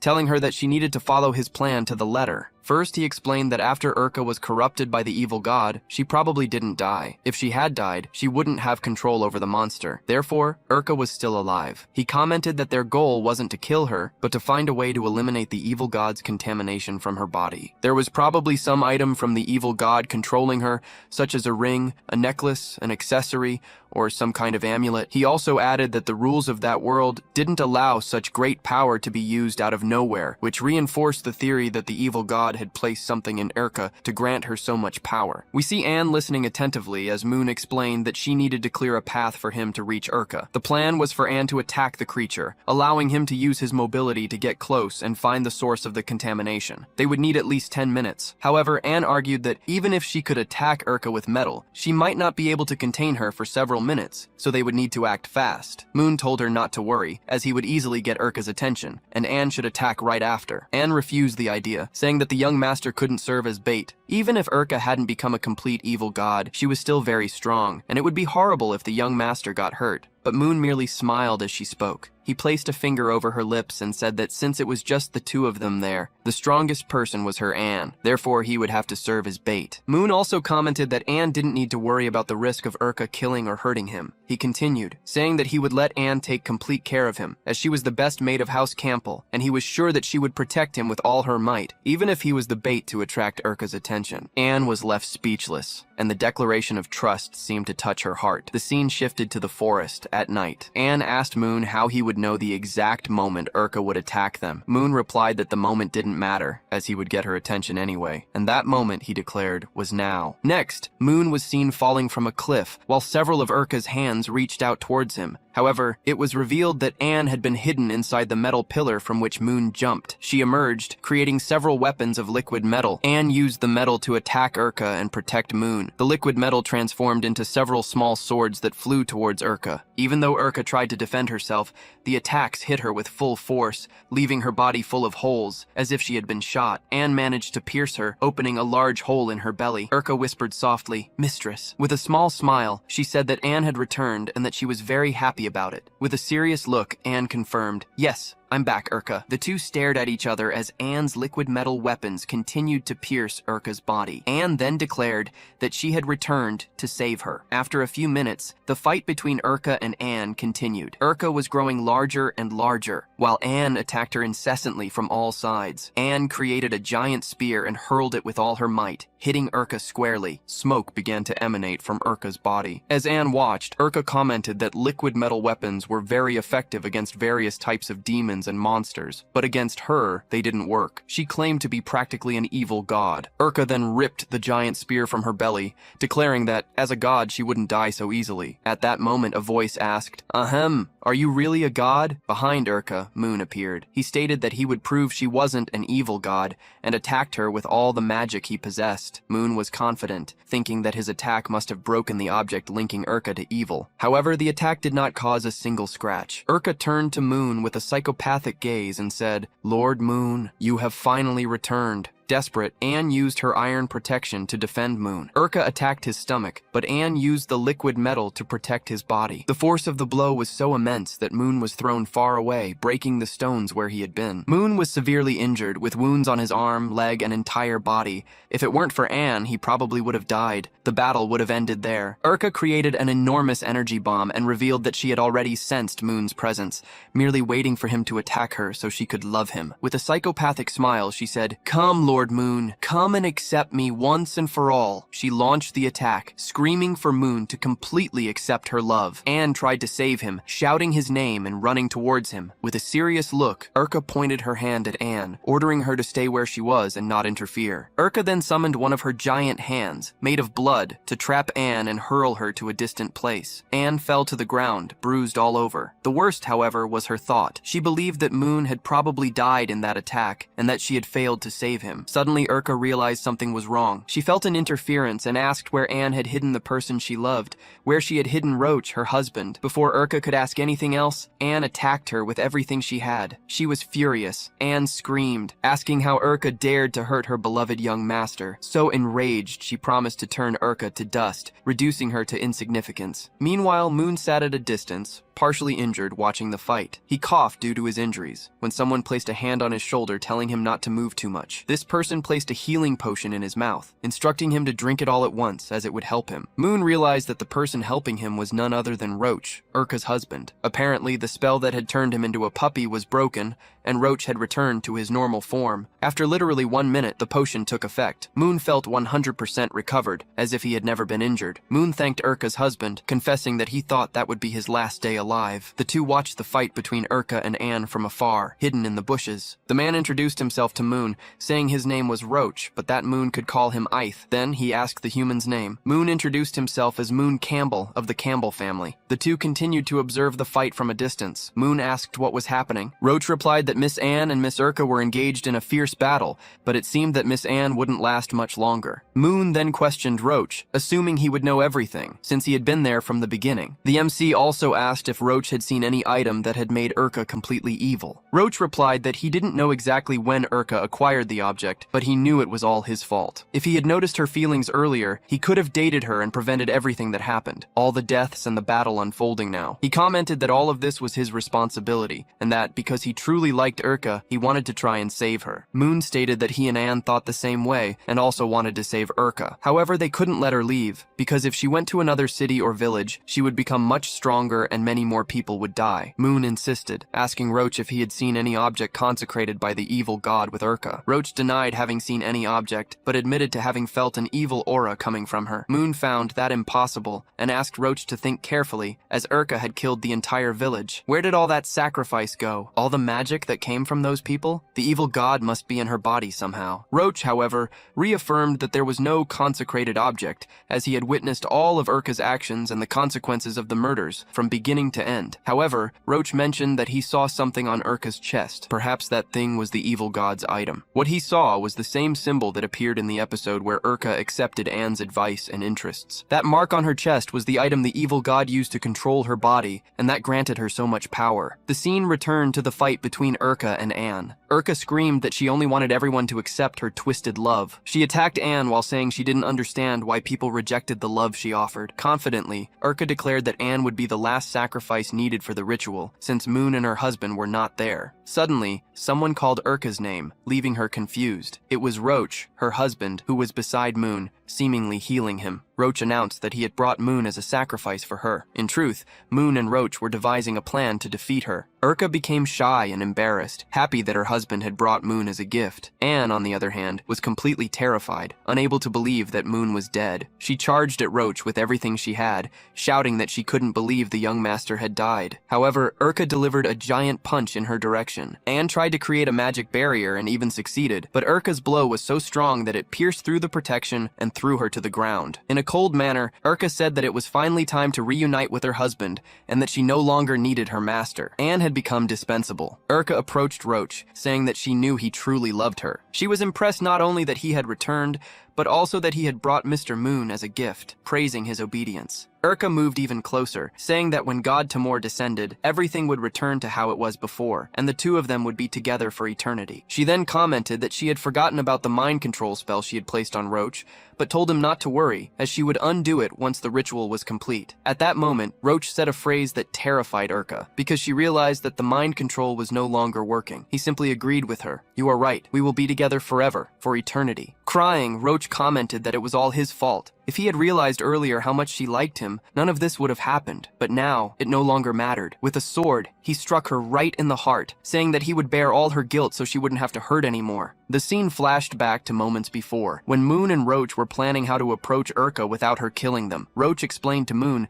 that the only way to get close to her was by appealing to her emotional and romantic side. Any other approach would result in both their deaths. They needed to think of something that involved her feelings. Moon was impressed by Roach's observational skills, who, in a short time, had completely analyzed how Urka's mind was working. Roach replied that it was nothing special, as he was an adventurer. His mission as an adventurer is to analyze the entire context of the environment in a short time, because if he takes too long, he could die in the middle of a fight. Roach then commented that he would be the bait. He explained that he was the only person who could get close to Urka, since if Moon tried, she would kill him. Continuing with the planning, Roach detailed that he would approach Urka, and Moon should attack her from behind. He swore by his family's name that if Urka tried to attack Moon, he would step in front to save him. Roach affirmed that all of this was his fault, and that he didn't want Urka to hurt anyone else. However, Moon interrupted him, asking him not to say such things. He guaranteed that both of them would survive, and they exchanged a punch on the shoulder, symbolizing the strong friendship they shared. The scene returned to the present, with the sword plunged into Urka's chest. Roach shouted to Moon, urging him to do what needed to be done. Moon immediately used shadow steps,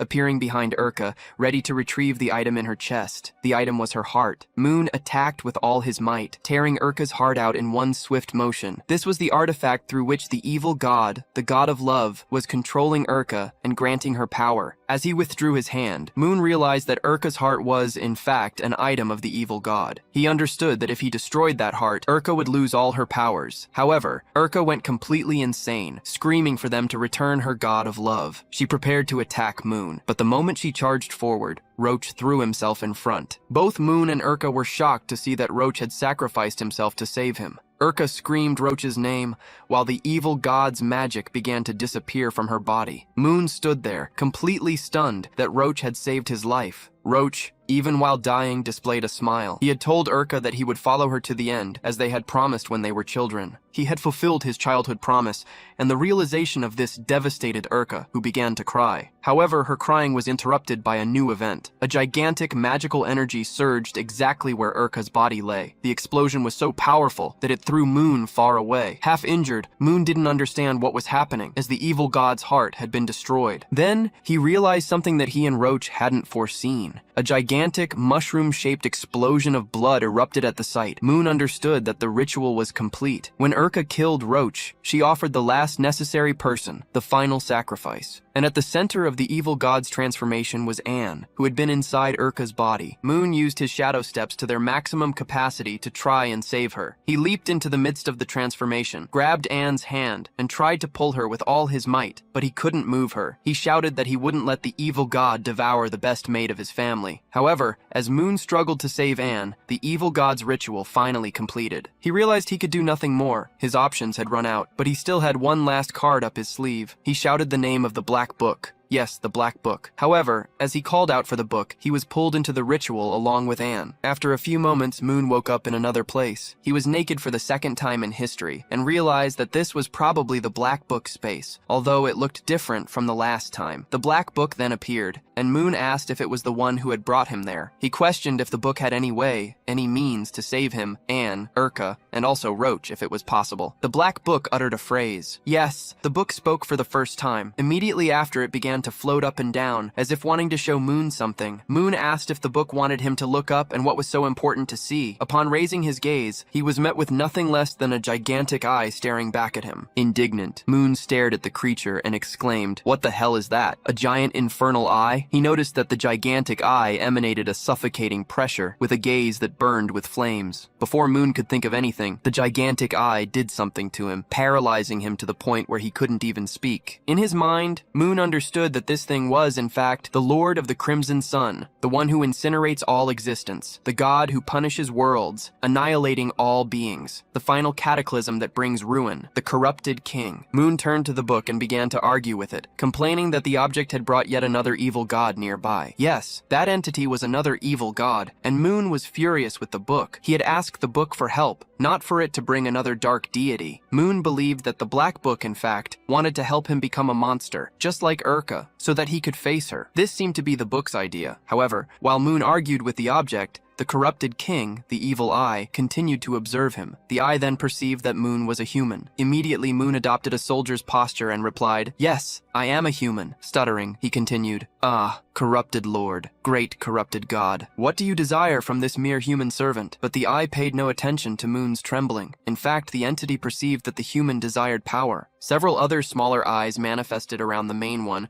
all focused on Moon, who, with a foolish expression, replied, "Ah, power? For what?" He looked back and asked the Black Book if that was truly the plan to save him, then commented that the book was useless. However, the Black Book had hit on one point. One can only defeat magic with magic itself. So, perhaps the only way to defeat Urka was indeed with the power of another evil god. The idea is very dangerous, but Moon, even trembling slightly, thinks to himself that, in the end, who doesn't like power? At that moment, the Black Book tears out one of its own pages. Moon wonders what the book is doing. The page floats towards the giant eye, the corrupted king. The entity reads what is written on the page, and Moon is terrified, realizing that the eye did not like what it read. Even though it's just an eye, Moon clearly notices that the corrupted king is irritated by the message. Despite this, the eye tells Moon, "The deal is done." Moon is confused. "What do you mean, the deal?" The eye then says, "My power. I can lend you my power, without any cost, but will you truly accept it? Will you accept the power of what humans call an evil god?" Moon thinks he needs to save Anne and everyone else, so he doesn't have many options. He is willing to accept this power, because outside, there is a beautiful maiden with voluminous breasts and long legs, who not only adores him but loves him deeply, and on top of that, wears any outfit he desires. Because of her,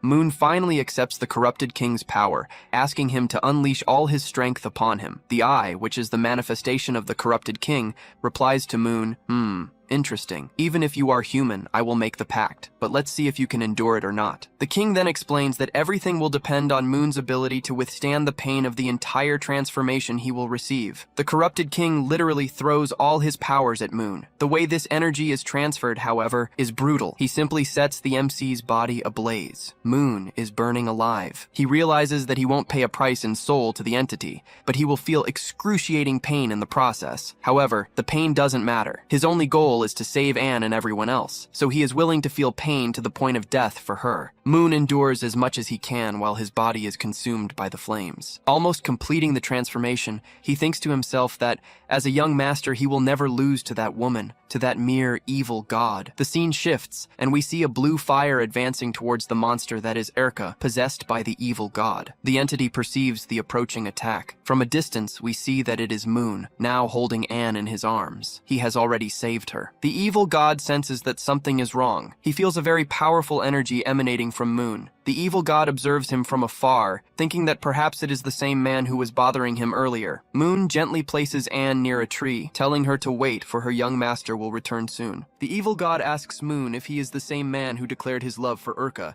and acted like her little dog.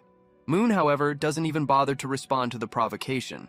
Instead, he states that the evil god is very weak. Shocked, the evil god thinks it can't be this power.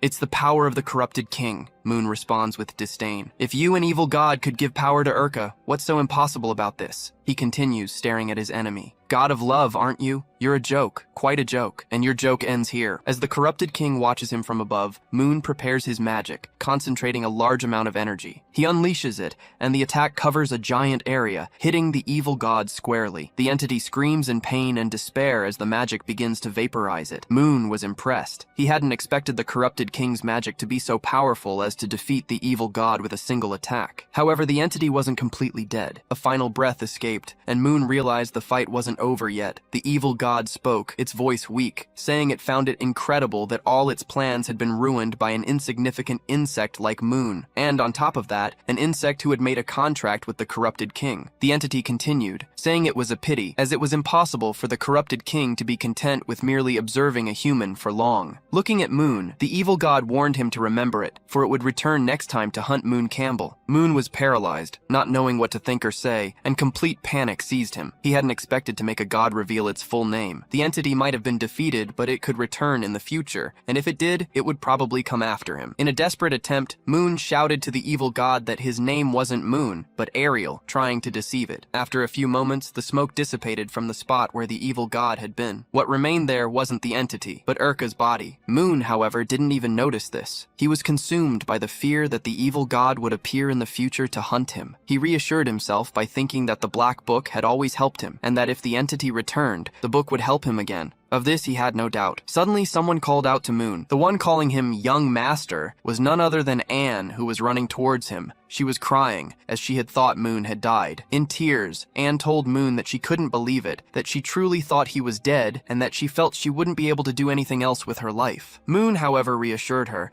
saying that everything was fine, and that the fight was over. The evil god had been defeated. It was over. Everything was over. Anne recounted that, amidst the battle, she had only managed to see Moon from afar, and noticed that the evil god had disappeared. She then asked if he was the one who had resolved everything. Moon pondered that if he told Anne about the contract he had made with the evil god, she wouldn't react well at all. Therefore, he decided it was better to tell a small lie. He explained that he had managed to find and destroy the core that was in the Terka heart, and because of that, they had solved the problem. However, he added that it wasn't the time to talk about the evil god. Moon told Anne that she had something very important to do now. Anne was confused, wondering what important task that could be. Moon simply pointed to the area where the evil god had been, and there they saw Erka, still alive. He explained that Erka was alive, but didn't have much time left and would soon die completely. Therefore, Anne should take this moment to talk to her. Anne approached Erka, who asked if she was her master. Anne confirmed that she was. Erka then wanted to know if everything was finally over. Anne replied that yes, the evil god that controlled her had been eliminated. Erka said she understood, and thought that was very good. She apologized for everything she had done, and confessed that she had deceived Anne all this time. Confused, Anne asked what she meant by deceiving her. Urka explained that the fact she had been controlled by the evil god had nothing to do with Anne. The conversation they had, in which Anne gave her advice, wasn't what destabilized her. The truth was that Urka had never had a friend, and just wanted someone who wouldn't abandon her again. Urka also revealed that she had had a certain connection with the evil god for a very long time. Years ago, she made small contracts with it to become stronger. She only did this because Ruchi was very skilled and evolved too quickly, and she couldn't keep up with him. It was only with the help of the evil god that she managed to grow stronger. After her conversation with Anne, she gathered her courage and confessed her feelings to Ruchi. Anne asked if Ruchi had rejected her, but Urka denied it. In fact, Ruchi also wanted to be with her. Urka recounted that night, Ruchi said he also liked her very much, but that they couldn't be together. Terrified, Anne asked why, since two people who loved each other should be together. Urka replied that the reason was because the aunt was pregnant with his child. Yes, Ruchi's aunt was pregnant. Urka continued,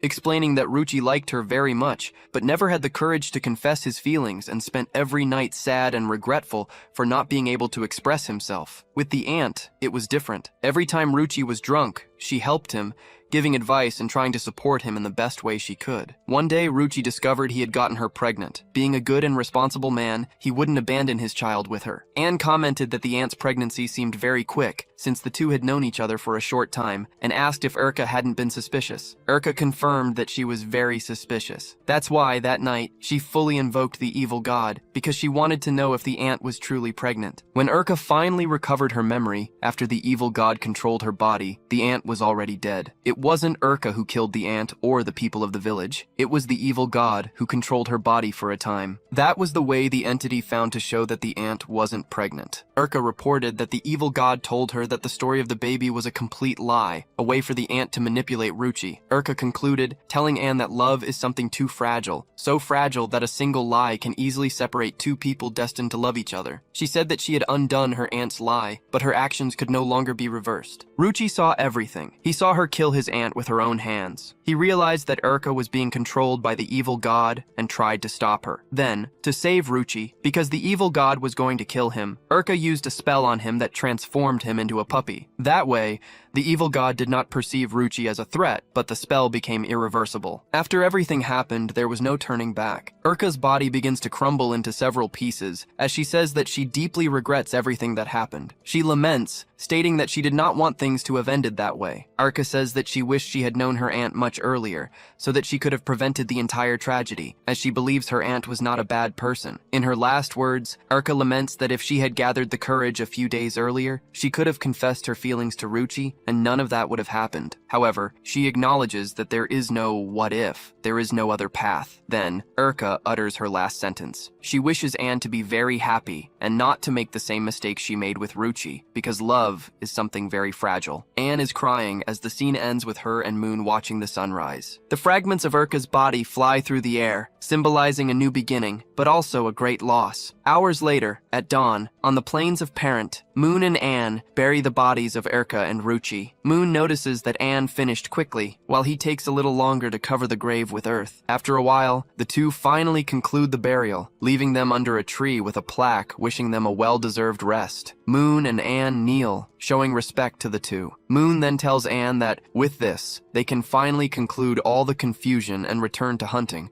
starting over the right way this time. However, Moon notices a strange look on Anne and asks what happened. She replies that she was thinking about how all of that revealed the wrong side of her own love. She reflects that all the love she felt for the young master was wrong, and that she should not have loved him that way. As a consequence, Urka, Ruchi, and everyone in the village died. Even thinking about not loving Moon anymore because of all the mistakes she made, she cannot suppress her feelings for him. Then, she asks Moon if he, the young master, truly loves her, even after everything that happened. Moon replies that Anne might have confused the desire to possess with true love. He explains that the desire to possess is often an extension of love and resembles it, but in essence, they are completely different things and easy to confuse. Anne agrees, saying that she probably confused the desire to possess with love. However, Moon thinks to himself that in truth, he is not sure about that. He reflects that each person is different, with their own unique way of loving, and that only Anne can know exactly what she feels. He ponders that since Anne is no longer an Iantari, they can try to make the relationship work this time. Moon looks at the sun, thinking about what love truly is, what it means to love someone. While Moon is immersed in his philosophical thoughts, Anne interrupts him with a question. She reminds him that when they were in the basement, he had said he wanted to have a normal relationship with her, without her being an Iantari. Given that, she suggests they could start over. The word start over echoes in Moon's mind. He asks Anne to wait a moment,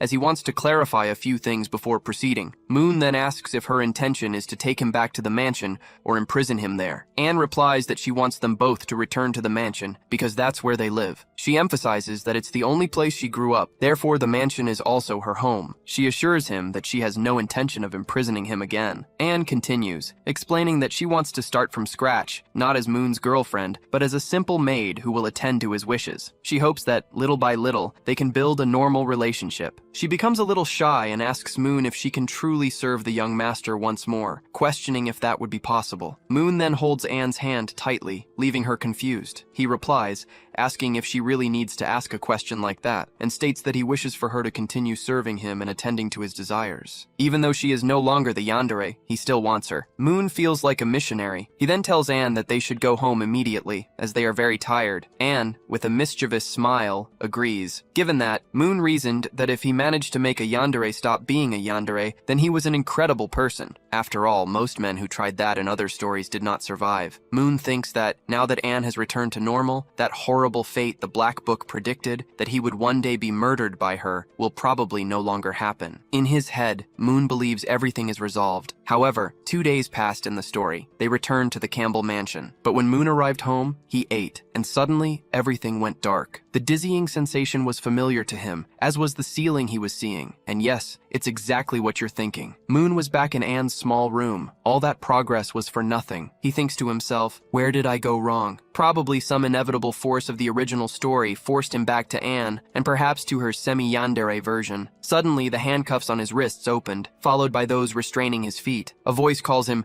young master. As you might imagine, it was none other than Anne. She had returned. Anne explains to Moon that he fainted from exhaustion after eating upon arriving home, and that she wanted to play with him a little. The only place where the maids would never find them was her small room. Moon is terrified. He doesn't understand why Anne took off his clothes and handcuffed him again. Anne apologizes, explaining that she thought that upon waking up and seeing the room, the young master would get scared and try to run away once more. To prevent that from happening, she temporarily restrained him. But Moon asks one more thing. Why did Anne bring him here? She replies that the young master probably doesn't remember, but that night before he ran away, she was going to show him something he really wanted. Moon then recalls what Anne wanted to show him before his escape from the mansion. If you remember, Anne was going to show him an outfit, but he ended up escaping using the spikes he had placed on the door. As Anne puts on a bunny outfit, Moon remembers everything. She comments that she is adjusting the outfit, as it is quite tight. Soon after, Anne announces that she is ready. She has finished getting dressed. She says she knows the young master likes black and the sensation of soft alcohol, so she bought that lingerie to wear for him. And yes, we see Anne in the bunny outfit. She even asks Moon how he feels seeing her dressed like that and if he liked it. He is just processing, but soon after, a little blood starts to trickle from his nose. He probably didn't just like it, he loved it. Anne lies down near Moon, saying that she hadn't considered the young master's feelings the last few times and that was her mistake. Now, she will always consider his feelings. She gets closer and closer, while blood continues to trickle from Moon's nose. Anne asks him if today they can do it however the young master wishes. He can do anything with her. Then, Anne lies down, waiting for any command from Moon. I hope you understand that I cannot show many details of these parts, as the situation gets quite intense. I know how you are, so I'm only showing a little. The scene changes after these events. It was very good. It could have even continued a little longer. Anne is waking up. She barely opens her eyes and already says, I'm sorry, young master. I ended up falling asleep. By this time, we should already be... Before she can finish the sentence, she realizes that Moon is not there. She shouts the young master's name. Meanwhile, she is not wearing... That's right, you understood. And after a little while, Anne is already dressed,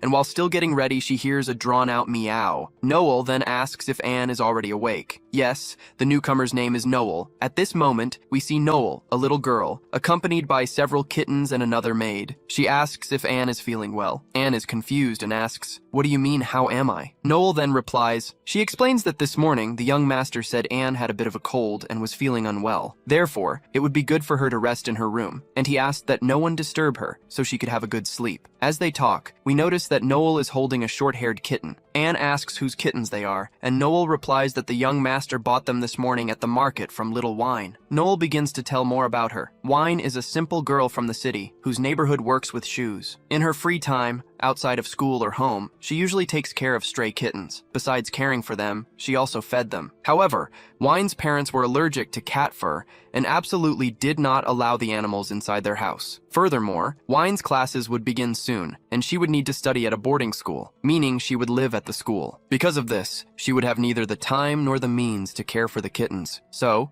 she sought out several noble families, hoping someone would adopt the animals. After much searching, a man appeared at the market. It was none other than young Master Moon, and he bought all the kittens she had. Wine recounted that Moon even gave her 200 Manhwa, the local currency, to cover her studies. She concluded by saying that he was a very kind man. Anne began to realize that everything now made sense. However, she reasoned that 3 kittens were already quite a lot. Noel whispered into Anne's ear that there were actually 4. Initially, the young master only wanted 1, but Little Wine said that if he were to adopt, he should take the entire family, meaning the kitten's mother, as the family should remain united. Young Master Moon found Wine's condition very fair and ended up accepting, bringing all the kittens with him. Wine then asked Monica, the other maid, if she could see the kittens from time to time. Monica replied that the young master said Wine was always welcome at the Campbell household and could see the kittens whenever she wished. Wine commented that young Master Moon was an incredible man. After this conversation, Anne asked Noel where the young master was. Noel replied that he had returned from the market a short while ago. A short while later,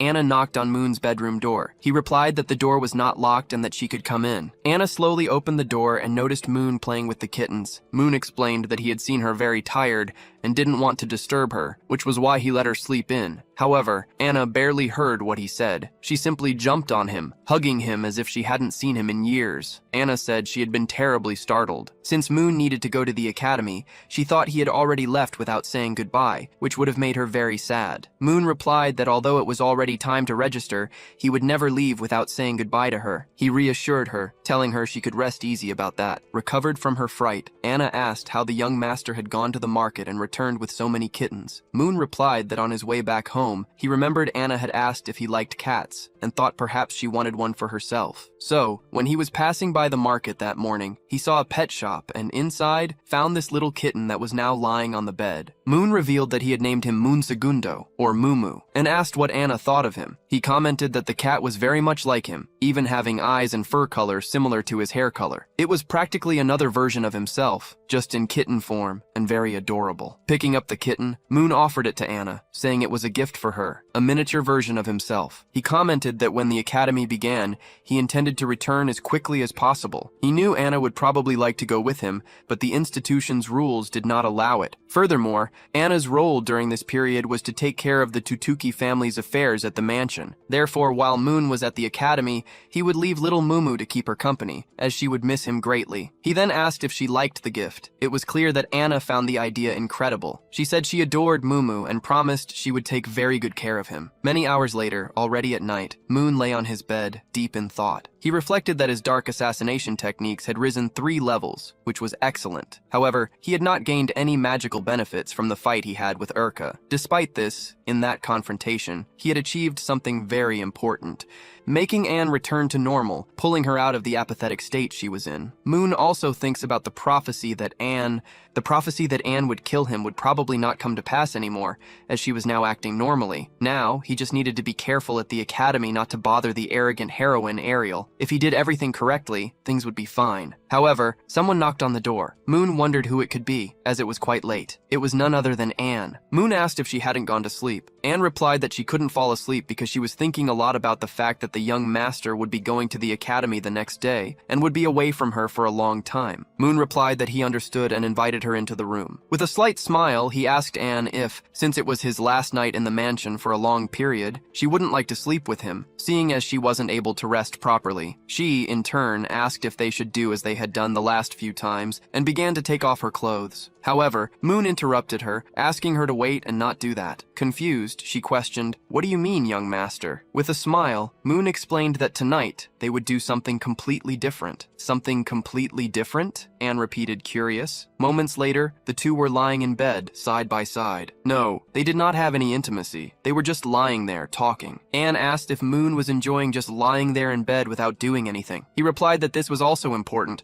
as love was not just about physical intimacy. Love was also about talking, having an emotional connection, and knowing the essence of the person you care about. Anne moved closer to Moon, saying that she didn't want to be separated from the young master. After everything they had been through, just now that things had been resolved, they would have to be apart for a while. Moon replied that a semester at the academy only lasted 4 months, and that, at the end of that period, the holidays would arrive, and he could return to Mansenburg. Anne, with a sad tone, retorted that 4 months was a long time, and that she didn't want him to leave. He then suggested that if she missed him, she could write letters, and he would make sure to answer them immediately. Anne called his name once more, and he asked, "What is it, Anne?" She replied that she was feeling the warmth of the young master's body so close, his breath. Anne confessed that she could no longer hold back, and asked if they could have a moment of intimacy, at least that night, since he would be away from her for 4 months. Moon closed his eyes, thinking that it was fine, and that they could do what she asked. He reflected that he also couldn't control himself, as he liked Anne very much, especially after what had happened with the bunny outfit. He had wanted to handle the situation more delicately before they moved on to something more serious, but since Anne had brought it up, there was no longer any way to escape. Then, Moon began to take off his clothes and commented that this time, he would be on top. Anne just remained there lying down. She then said that she would do exactly as the young master wished. The scene focuses only on the black book while they are occupied. We see a page of the book with some important notes. Jealousy process, 100%. Destiny intervention activated. Partial memory erasure processing completed. And at the end, the phrase, "Keep striving, Moon Campbell." The meaning of this is still a mystery, but it is certainly something important for the story that will be discovered later. The scene then shifts to St. Mary's Academy, a completely different place. This is where Moon will study for the next 4 months. We see the Academy's pool and then a person's foot. It's none other than Ariel, announcing her return. Finally, a secondary character from the beginning of the story reappears. Ariel jumps into the pool, splashing water everywhere. She is very happy, as it was worth arriving a week before everyone else to have the Academy's giant pool all to herself and her sister. She asks if Leah is enjoying the pool.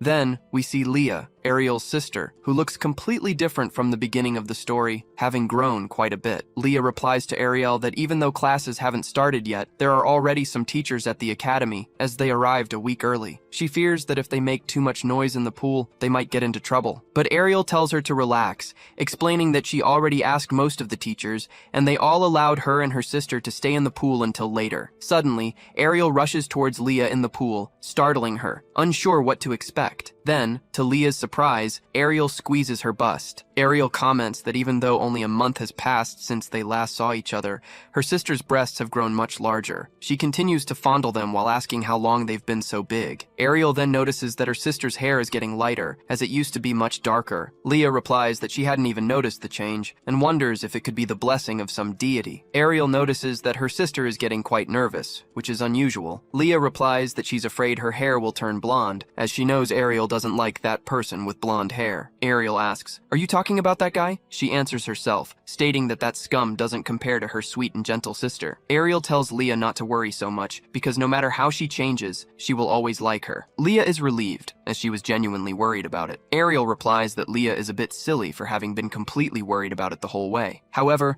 Ariel suddenly remembers Moon, and her expression fills with anger. She remembered how that imbecile had already made her very angry, especially for turning her own coming-of-age ceremony into an assassination attempt involving Princess Celia. It was on that occasion that Moon saved Celia from being stabbed by an assassin. Ariel continued, saying that he almost hurt Celia in the process. She then told Leah that it would be better for her to stay far, far away from that guy to avoid unnecessary trouble. However, Leah replied that the assassination incident involving Celia was not Moon's fault. According to the official statement from the royal family, it was thanks to Moon that the princess managed to survive that day. Leah continued, explaining that after that incident, it was Princess Celia herself who called her to help with Moon's emergency treatment. Ariel then realized that was why Leah had disappeared for a whole hour, and Leah confirmed it. She spent an hour taking care of Moon, as she needed to wait for the royal physician mission to arrive and did everything to keep him alive until help arrived. Leah added that he risked his own life to save the princess, and, at least on that point, she thought young Moon was a very brave and righteous man. But Ariel interrupted her, saying, Hey, don't say that guy's name. He's not young or anything, he's just an imbecile, Ariel continued, admitting that she didn't deny he had the courage to save Celia. However, she didn't like him as a person. To this day, she couldn't understand how Moon's parents, with his mother being a very intelligent person and his father as well, could have such a foolish son. However, Ariel became more serious as she ended up agreeing with her sister. Leah was right. It seemed that Moon Guy had changed a bit. In the past, he wouldn't even look at Ariel's face or remember her name. This was very strange because that guy had a very weak and impulsive personality. He would never risk his own life to save someone. Ariel then stretched in the pool and said that was enough talk about that unpleasant guy. She wanted to stay in the water a bit longer, then take another shower and leave, and she warned that if Moon showed up to bother her, she would break him in half. The two continued talking, and Ariel said she had wanted to ask Leah something for a long time. Leah asked what it was, and Ariel wanted to know how her sister managed to make her mountains grow that way. She asked if there was any secret method to increase the size of those things,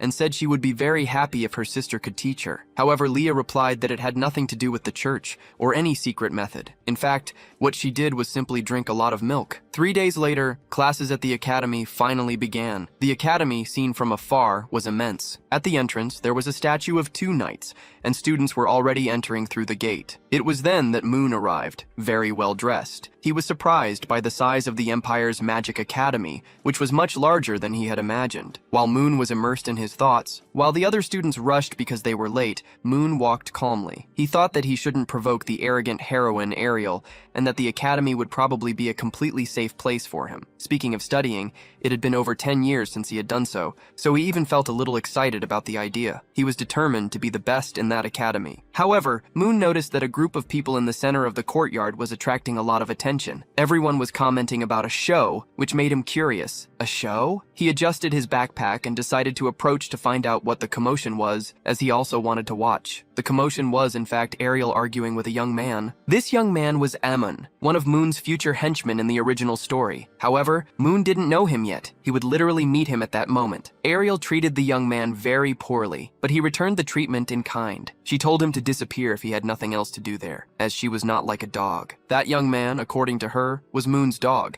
and she didn't want to be bothered with such senseless nonsense. The young man gave a mocking smile, saying that Ariel was being very foolish, and challenged her to a fight. Ariel seemed uncertain about what to do. Around them, everyone in the academy watched, commenting that Ariel was pitiful for always being harassed by those guys. A girl with glasses and green hair even said, "A fourth-year student challenging a second year? How shameful." Meanwhile, Moon ate a sausage and analyzed Ariel. He realized that this was the perfect time to observe her abilities and begin preparing for his future confrontation. Ariel, for her part, was very calm, as those young men had challenged her many times before and always lost. Probably this time would be no different. Emon spoke, saying that last time it was a mistake to send someone like Crew to attack her. He admitted that he hadn't expected Ariel to be able to defeat Crew, but that this time would be different, because he, Emon, the madman of Campbell, would attack and completely crush Ariel. Upon hearing the title Madman of Campbell, Moon realized that this young man was one of his future allies. Ariel replied that it was fine if Eamon wanted to fight, as she would make him fall to the ground once more, if that were the case. However, Eamon clarified that it wasn't he who would fight her. The one who would face Ariel would be Moon Campbell. At that very moment, everyone around turned and looked at Moon, who was left without understanding what was happening. He realized that his future ally was an idiot. Moon had just arrived and didn't even know about the situation. He thought that young man was truly very stupid. Everyone observing the scene realized that it was the real Moon Campbell. They couldn't believe he actually existed. The rumors about Moon were incredible. The girls whispered that just by looking into his eyes, there was a chance of getting pregnant by him. What kind of rumor was that? How could someone get pregnant just by a look? Another girl replied that if Moon Campbell took her home, inappropriate things could happen during the night, and the situation wouldn't end well for her. Moon's reputations were truly impressive, and the rumors continued. Some girls said that he had been involved with so many women in the past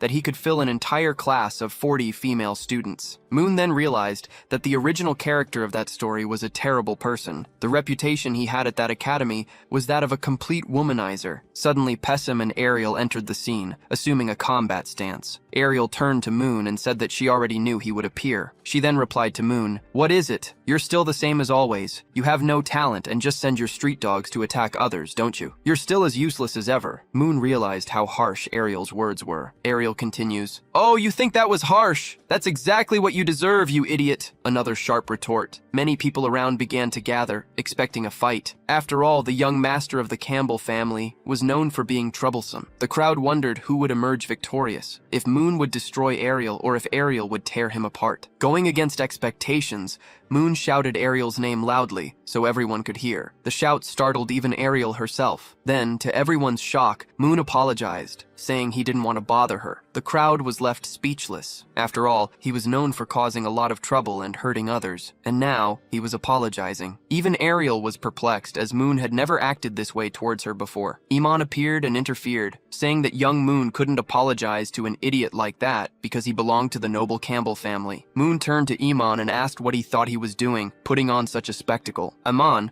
along with two other subordinates of Moon, replied that because of the public humiliation, they must destroy Ariel. They argued that Moon was being demeaned in front of everyone. With a serious expression, Moon asked if anyone had given Iman the order to do that, as he hadn't asked anyone to hurt Ariel. Iman was speechless. He stammered and ended up replying that the idea of hurting Ariel was his own, that no one had forced him to do anything. Moon then stated that such behavior, picking a fight without receiving orders, deserved a good scolding. Afterwards, he dragged Iman to a corner to talk in private. Moon told Iman never to make a scene like that again, as he had an important plan in mind. He instructed Iman to take some men and offer sincere apologies to Ariel. After the apology, Amon was to take the money Moon was offering him and lead the men to buy something delicious at the canteen. Before all that, however, Amon needed to help him disperse the curious onlookers who had gathered. Moon also commented that it was all his fault, and that Amon had ended up getting the worst of the situation. To his subordinate's surprise, Moon apologized, calling him brother. The gesture touched Amon deeply. His master had not only given him money to buy food and taken full responsibility for the mistake he had made,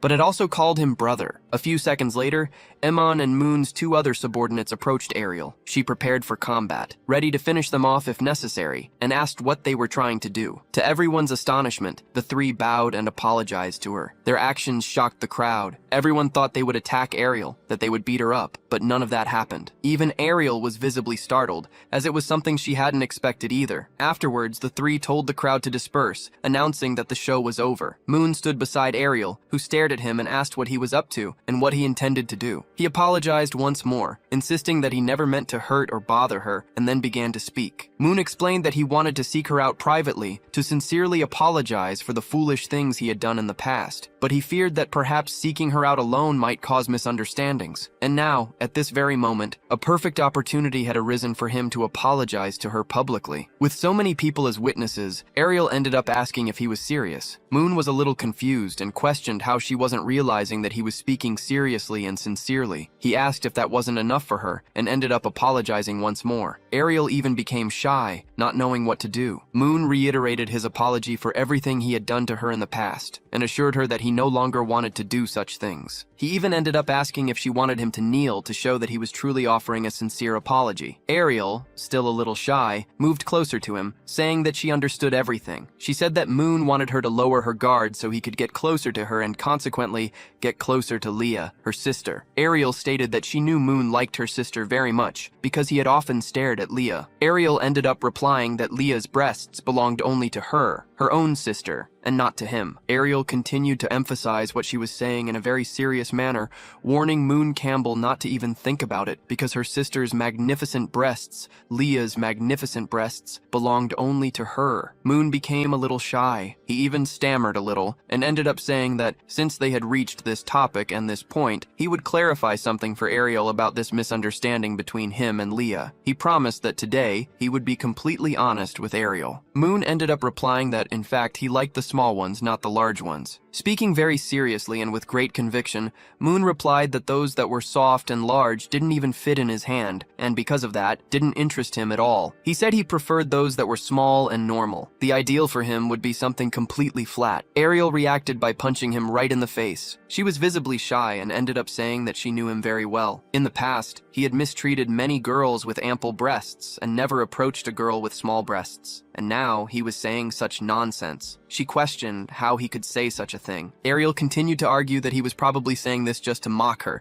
and that it showed he hadn't changed much at all, remaining the same as always. However, Moon ended up replying that what he said was just a joke and that Ariel shouldn't be angry. He emphasized that it was true and apologized sincerely. Moon even commented that, regarding Leah and Ariel herself, he would not touch them, nor did he intend to do anything bad to them. He assured them both that they could rest easy in that regard, because he would order his people not to lay a finger on them. Moon ended up standing up and revealed that when he returned to school, he thought about preparing a gift as a way to apologize to her, but before concluding, he ended up speaking. Unfortunately, at the moment, he hadn't bought anything for her because there wasn't enough time. He only had the money he received from his allowance, 1 million Emilios, which was in his pocket. Since he thought the money would end up insulting her, he asked that instead she heal the sausage he was eating. He continued quoting a proverb. "The friendship between knights is precious like water. A feast can end any grudge." Moon started running, saying that when he had free time, he would buy her a very good gift as an apology, but that at the moment he needed to study. As he ran, Moon thought that Ariel didn't need to accept or forgive him. Whether she accepted him or not, he would continue to improve and evolve as a person. If Ariel truly didn't want to accept him, he would simply apologize, as he recognized that he had made many mistakes in the past, even if it wasn't him in control of his own body. With a determined tone,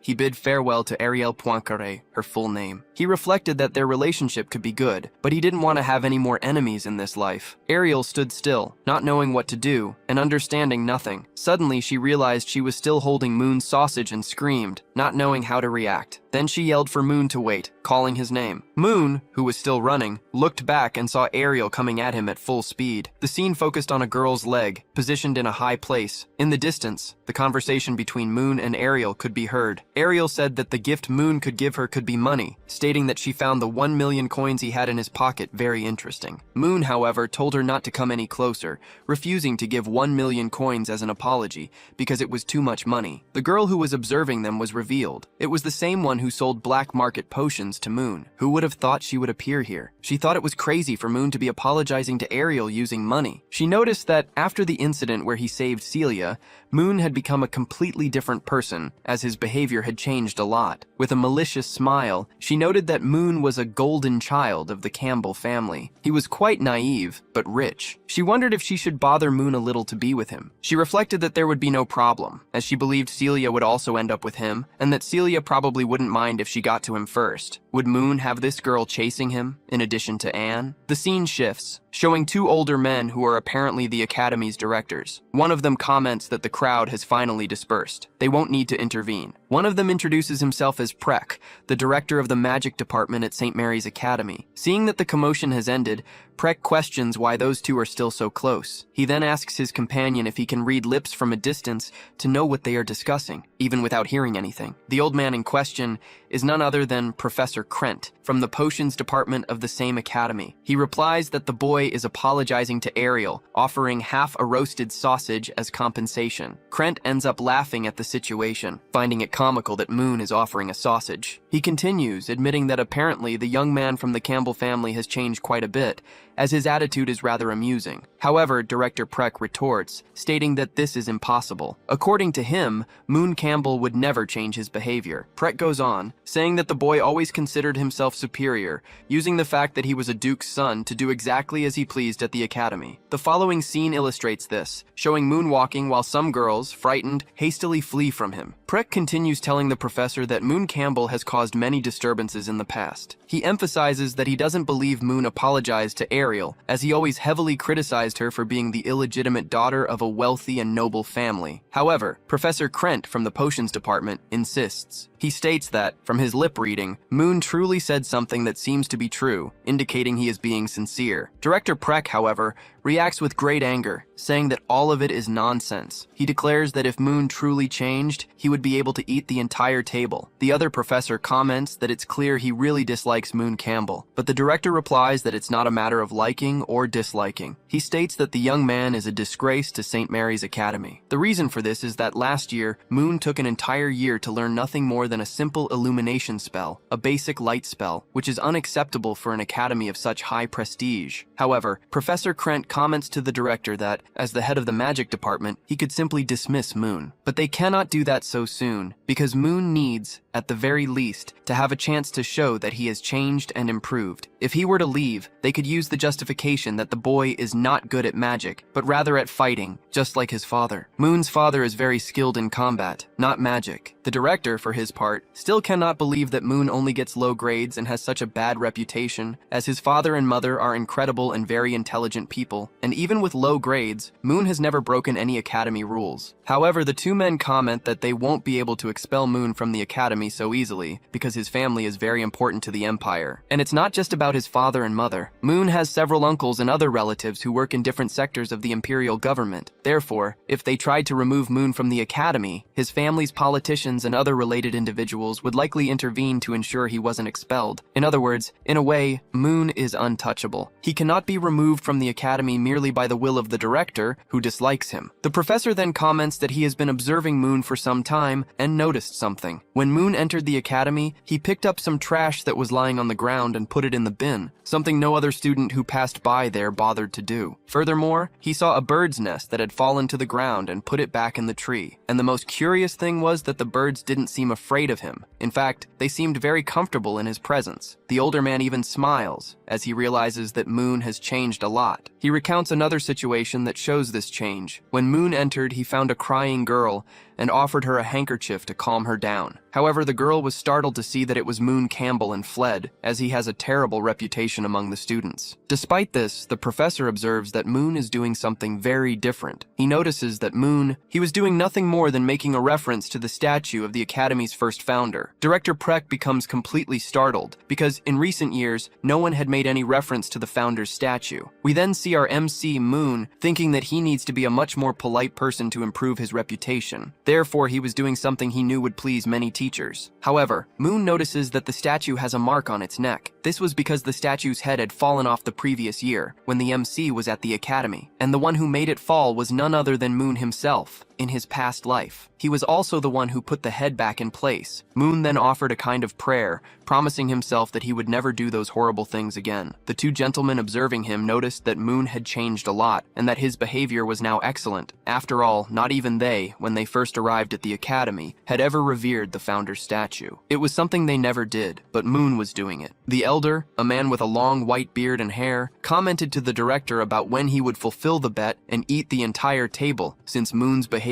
had changed and he had lost. The director left in anger, stating that it was nothing, as just one day didn't prove his behavior had improved. It would take a few more weeks for him to be sure. The director continued, saying that it's very difficult to change a person's nature and character, being almost impossible in such a short period of time. Probably that boy from the Campbell family was planning something bad, and he, the director, would be watching Moon in the coming days to prove he was right and that the young man was up to something. The other gentleman from the potions department commented that the director remained stubborn. Furthermore, he felt that this year at the academy would be much more interesting than the previous one. The scene changes, and we see the dormitories of St. Mary's Academy. A woman is handing Moon the key to his room, number 526. In a very affectionate way, Moon thanks the woman, saying, "Thank you very much, ma'am. I hope you have," the woman replies, wishing Moon a great day as well. However, she finds him familiar and remembers that he is, probably, that famous boy who causes a lot of trouble. She recalls that the other women don't like him very much, and that he belongs to a very wealthy family. However, the way he spoke to her and the politeness he showed moved her, making her a little emotional. She found him very polite and charming. Moon enters his room and notices that the space is quite large, considerably bigger than his room in the Campbell mansion. He realizes that this will be his happy corner to train, study, and do everything necessary to become a better and stronger person. He jumps onto the bed, noticing that it's very soft, but concludes that it doesn't even come close to his family's bed, which is much more comfortable. Moon then thinks that the year's opening ceremony and classes only begin tomorrow. Since he has nothing to do during the afternoon, he decides to take a shower, change clothes, and relax a bit. After his shower, emerging completely clean, he he notices that his physique has changed quite a bit. He reflects that the training in the Black Book dimension, combined with his normal training, is truly making a big difference in his body. He genuinely feels the change and the increase in his strength. However, he notices something on his back. It was none other than the mark of the corrupted king. It's worth remembering that Moon received that power from the corrupted king to kill the god of love, who was in the Ark. This power still remained within him, having been marked on his back. He had already asked the Black Book if the ability had left his body, but he received no answer, which he found quite strange. Then, he realized that perhaps the corrupted king's ability was still within his body. Moon tried to ignite a spark with his finger, and succeeded. He felt that he possessed the corrupted king's magic, but at the same time he felt that he didn't. This confusion arose because the Black Book never confirmed that he still had the magic. It was a paradoxical sensation, feeling that he didn't possess it, even knowing it was there. While Moon was still pondering this, he reasoned that he could still use the corrupted king's power, but he noticed that it was very weak now, so weak that he could extinguish the small flame with just a light breath. He then pondered whether he truly wanted to use this power. To use the corrupted king's power, he would probably have to train more, because the Vokasu magic he had just used was worse than a simple illumination spell. However, Moon reflected and decided that he no longer wanted to train this power. The evil gods he had faced so far had only brought him trouble, and he didn't want to get involved in the lives of those crazy beings again. He also believed that no god would bother him, as he was now at the Santa Maria Imperial Academy, the most prestigious academy in the country. There, the nation's most powerful mages studied, and Moon intended to spend the next 3 years studying there to become a better and stronger person. For this, he would use the Black Book, which would help him during this period. His goal was to become very, very strong indeed. So strong that not even an evil god would be a match to defeat him. He agreed with himself that this idea was brilliant. However, as he lay on his bed, Moon realized that he was very weak and needed to start taking things more seriously, both his studies and the improvement of his abilities. Determined to start immediately, the Black Book literally fell onto his face once again, as it was accustomed to doing. The scene transported us to the Black Book's dimension, a place we hadn't seen in a long time. Inside, Moon was much stronger and fully prepared to train. He thought it was much better to leave certain training matters to the book, as the object always assisted him in such times. Very happy, Moon commented that it had taken 197 deaths to evolve to level 2 of the Black Book. Yes, he had died 197 times to reach the second level of the dimension and be able to train more intensely. Because of so many attempts, he had learned many new moves and now knew how to take care of himself very well. It was revealed that, in the story, every time a character died, they became a Crow Knight, a type of ghost, within the Black Book's dimension. We then saw Roach, Urka's husband, who fought with a sword and shield and represented the challenge of level 2. The scene abruptly shifted to the female dormitory of Santa Maria Academy. There, we saw Ariel in her room, and the one who appeared at the door was Leah, her sister. Leah wanted to talk to Ariel, as she had just heard some rumors about her and Moon. Leah wanted to know if it was really true. Ariel replied to her sister that the news had spread very quickly, which caught her completely by surprise, as she never expected Moon to apologize to her. At this, Leah was startled, as she didn't think this rumor about the apology was true. She thought it was just a rumor. Ariel then commented that it wasn't a rumor, but rather something that had actually happened today, just a few hours ago. Leah then concluded that it was indeed true that Ariel and Moon had a child. Ariel was completely bewildered, questioning how she and Moon could have had a child in so few hours. But Leah, her sister, explained that the school newspaper had published a story that Ariel was pregnant with Moon, since the two had fought earlier. As the two talked, the scene focused on Ariel's ring that lay on a small table, an item of great importance. Ariel picked up the school newspaper and read everything written, wondering aloud who the idiot was who wrote such a thing. Her, pregnant with Moon Campbell, would be a colossal absurdity. Leah commented that the newspaper had used some real facts about what happened and mixed them with false information. This newspaper rumor was spreading throughout the entire academy. Furthermore, it stated that Moon was dating Ariel and 13 other girls from different families. Ariel tells Leah to stop saying such absurd things and states that tomorrow she will walk right in front of the room of the people who made the newspaper to have a very close conversation with them. There's no way she will allow them to spread rumors that she is pregnant with Moon, or that she is his ex-girlfriend, or the mother of his child, and things like that. Leah corrects her, saying that the rumor isn't about being an ex-girlfriend, but rather an an ex-girlfriend with a child. Ariel replies that her sister is very silly, as that's not true, and asks if Leah is mocking her. Then, Ariel jumps on Leah in a playful manner. She calls her sister a damn funny one and asks if her breasts have grown a bit more today, commenting that she loves her sister's breasts. Ariel continues, asking if Leah will still dare to keep joking with her. Leah starts laughing and asks her to stop, saying that she gives up and won't do it anymore. After the playful moment, Leah comments that it's a good thing Ariel wasn't too bothered by the facts, as tomorrow is the Academy's opening ceremony. She says she's going back to her room to sleep, as the next day will be very important. Ariel asks if Leah doesn't want to sleep with her, since tomorrow is also an important day. However, Leah replies that she can't, as she needs to take a bath and practice some of her healing magic, which is her focus. She wishes Ariel good night, and Ariel returns the gesture. The scene ends in Ariel's room. As she lies down on her bed, she becomes thoughtful, reflecting that the black market no longer exists. It was through it that she earned money to pay her bills, and now, even on the eve of the ceremony, this concern comes to the forefront. She needs to find a new way to make money, but she has to balance that with her studies at the same time. She realizes that this year will be very demanding. Ariel is very angry because she spends a fortune to study magic and is now running out of money. Furthermore, the school newspaper has been spreading rumors about her everywhere, which deeply bothers her. Now, a little calmer,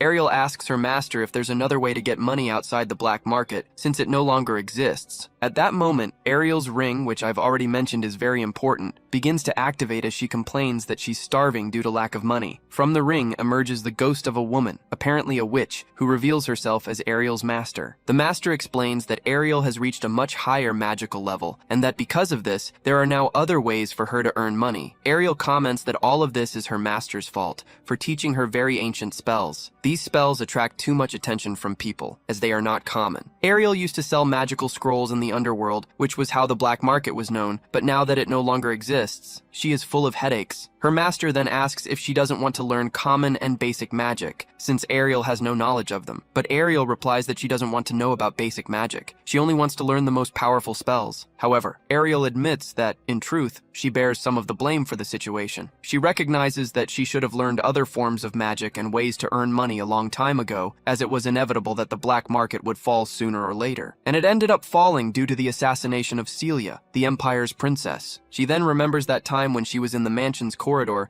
and felt something strange near Princess Celia, but didn't warn anyone. If she had warned them, perhaps the black market would never have been closed, and she would have fewer headaches now. Her master interrupts her, saying that she just remembered a great way to earn money. Simple, fast, and effortless. Ariel becomes very happy, as she needs money. The master reminds her that Moon Campbell had said he would compensate her with a very expensive gift. She suggests that Ariel could ask Moon for no less than 1,000,000 coins, and that way she could go a long time without worrying about finances. However, Ariel replies that she will not do that at all. She states that she will not sell her principles for 1,000,000 coins, although she knows many people would. Ariel continues, explaining that for her to accept the money, it wouldn't be enough for Moon to give her 1,000,000 coins. He would have to prove that he has truly become a better person. Otherwise, she will never accept anything from him. Her master, however, approaches and insists, saying that, on second thought, 1,000,000 coins is a lot of money. She then provokes her, imagining if he offered 2,000,000. Ariel firmly replies that she will not accept, even if it were 2,000,000 coins. She emphasizes that even if it were 10,000,000, she still wouldn't accept, as it's a matter of principles and attitude. The master seems disappointed with the answer. "What a shame," she laments. The master continues, commenting that she thinks that boy, Moon Campbell, was very sincere with her earlier. The scene cuts to Moon, with the black book open on his face. Ariel's master's voice continues,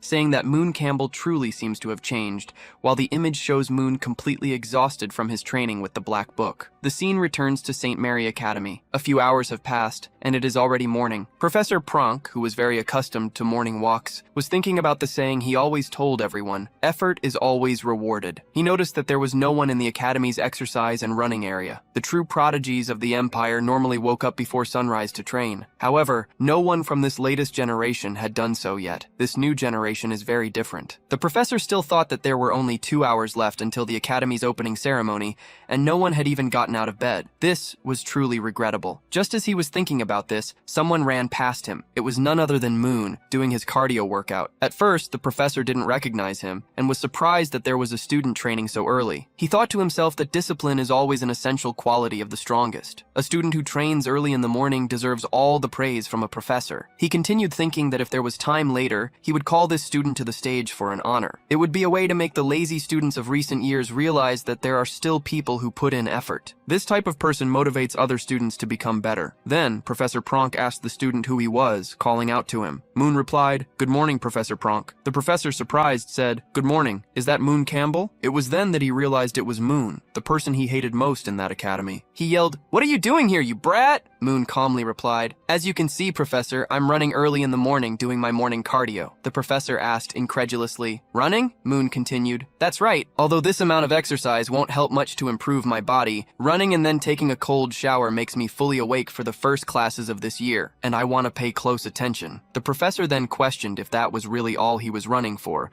just to pay a little more attention in class. Moon replied that he still had 3 kilometers left to finish, and that he would have the opportunity to talk to the professor later, as he needed to finish his workout first. The professor simply replied, "All right." As he watched Moon walk away, Professor Pronk thought, how can that be Moon Campbell? How is this possible? As the saying goes, when something is out of the ordinary, there's always something behind it. Given that he was from the noble Campbell family, this boy needed to be watched closely because his behavior was very strange. The scene then changes. We see a girl running desperately through the academy. She tells herself that she finally arrived on time, as she almost ran late. She opens a door very slowly, thinking that there were only 5 minutes left until she was supposed to start what she had to do. So she was, in fact, a little late. Upon opening the door, she comes face to face with none other than Celia, the princess of the empire. The girl says that she was a little late. Celia replies that it was very good that she had arrived, and that they should start working as soon as possible. The princess also reminded her that she had told her many times to stop calling her Your Highness or Princess, because here at the academy she was just another student. The girl then replies, "Here is all the basic data for all the new students this year." It was Princess Celia herself who had asked for all that data to be brought. The girl then said her name once more, and Celia asked her to leave everything on the table. However, the young woman asked what the class president was planning for the day. Celia replied that she was just adjusting the speech for the opening ceremony. Then, she observed that the girl's dark circles were quite prominent, deducing that she had probably stayed up late. Celia continued, speculating that the other girl was reading a type of romance between boys,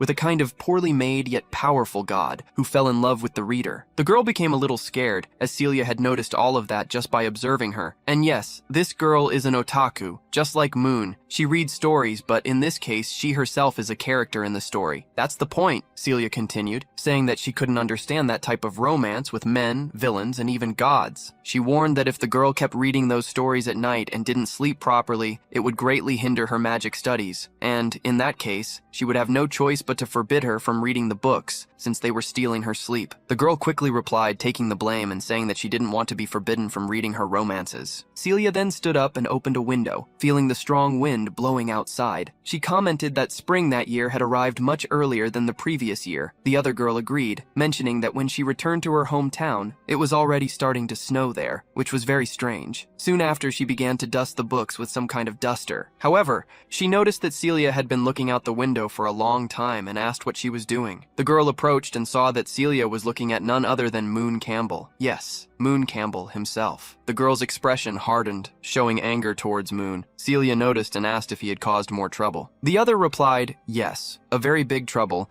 and that the president still didn't know anything. Celia confirmed that she didn't know, and asked the girl to bring her the newspaper so she could understand what was happening. After a while, the girl picked up the newspaper and began to explain everything to Celia. The princess commented that the controversy was because Moon had apologized to Ariel. The girl, however, replied that wasn't the point. In fact, the newspaper said that Ariel was abandoned by Moon Campbell after they had a child together. She continued to read, stating that wasn't all. The article said that Moon Campbell was involved with 3 women at the same time, and that Ariel was known as the fearless battleship he owned. According to the article, she suffered 50 miscarriages because of him and tried to commit suicide 375 times. At that moment, it was visible that Celia's hand was ready to strike the girl's face, and true to form, Celia struck her head. The girl screamed, "President! Why?" Celia replied that such exaggerated language and such an absurd number of suicide attempts made no sense at all. Besides, she concluded, didn't you notice? At the end of the article, there were some very small letters saying something very important. The girl then remembered that, in the newspaper, there was a part written exactly like this. All the content above is mere speculation by the editorial staff, made only for entertainment. It does not reflect the real situation. Celia then told her that she hadn't read the newspaper to the end. Then, Celia took the newspaper and hit the girl on the head with it, saying that next time, she should read much more and talk much less, because if she continued like this, she would become increasingly foolish. The girl replied that she would remember that. She asked Celia if, since that was clearly a rumor, she, as class president, shouldn't apply some punishment. Celia replied that she would see to that later. Celia reflected that, as the student council president of St. Mary's Academy, she could not allow this type of information or mess in the institution. Likewise, she could not allow anyone to use another person's image to intimidate or spread false information. That was totally wrong, and Celia was against the dissemination of fake news. But that wasn't all she was thinking. She also remembered that Moon had saved her and didn't want him to be labeled as an inferior or problematic person,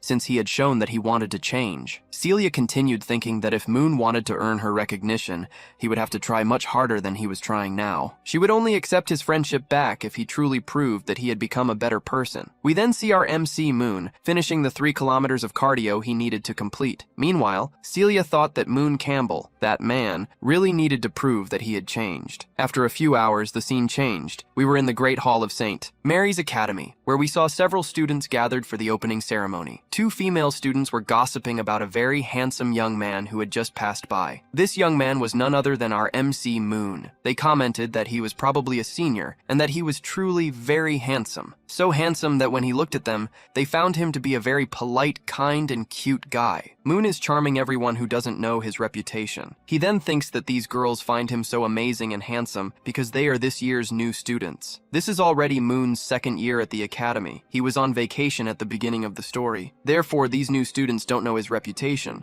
which is why they thought he was a good person. Little do they know that, according to rumors, Moon has already been involved with more than 3 women. While Moon was lost in thought, Eamon and Gru called his attention, asking him to sit there. Eamon then asked, saying Iman said he didn't expect Moon to show up at such a simple ceremony. Even Gru, who had appeared earlier in the story, commented that he arrived very early. However, Moon replied that the opening ceremony isn't that important to him. He only came because of his 2 friends. This made Gru and Iman very embarrassed and shy. They didn't expect to have such a good friend, and, moved, Eamon and Gru started crying. They know Moon is a very good person, and promise they will stay with him until the end. However, the scene ended up irritating Ariel, who told the 2 to shut up as they were making an embarrassing scene right when the ceremony was about to begin. Amon got so angry at Ariel that he started cursing her with every possible word. Moon quickly put his hand over Iman's mouth to make him stop, and also apologized for his friend's behavior. Ariel just stayed quiet, accepting the apology. At that moment, someone from the student council called everyone's attention,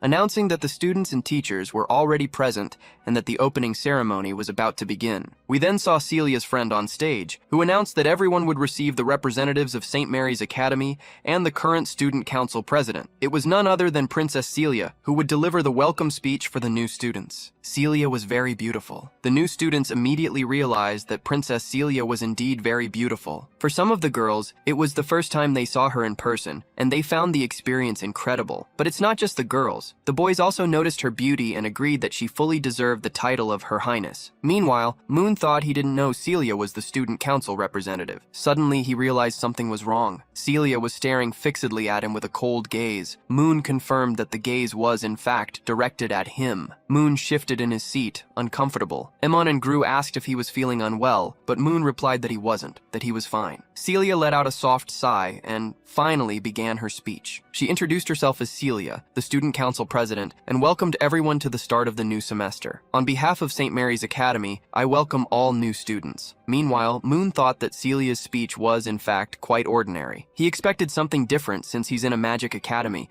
but the speech was as generic as one from a normal college, school, or academy in the real world. As Celia spoke, Moon reflected that he didn't want to attract the attention of the student council or the teachers. The right thing to do was to train and study hard to become the strongest person he aspired to be. Celia finally finished her speech, saying that these were the student council's final guidelines for all new students. Now, they would finally call the school administration's representative, who would be this year's new director. All the students were a little terrified, as the director could either be a very good person or a complete scoundrel. However, something caught Moon's attention, the new director's voice, which ordered all students to remain seated and for no one to go to the restroom. Then, the new director was revealed. It was none other than Pink Bear. And yes, he was a bear, a pink bear, who would be this year's new director. He commented that apparently all the students were well behaved. Therefore, he said, "I won't take up any more of your time. I'll make a very quick presentation." He introduced himself, stating that his name was Pink Bear, and that he was the new director of St. Mary's Academy for this year. He explained that Director Hathaway, for certain reasons,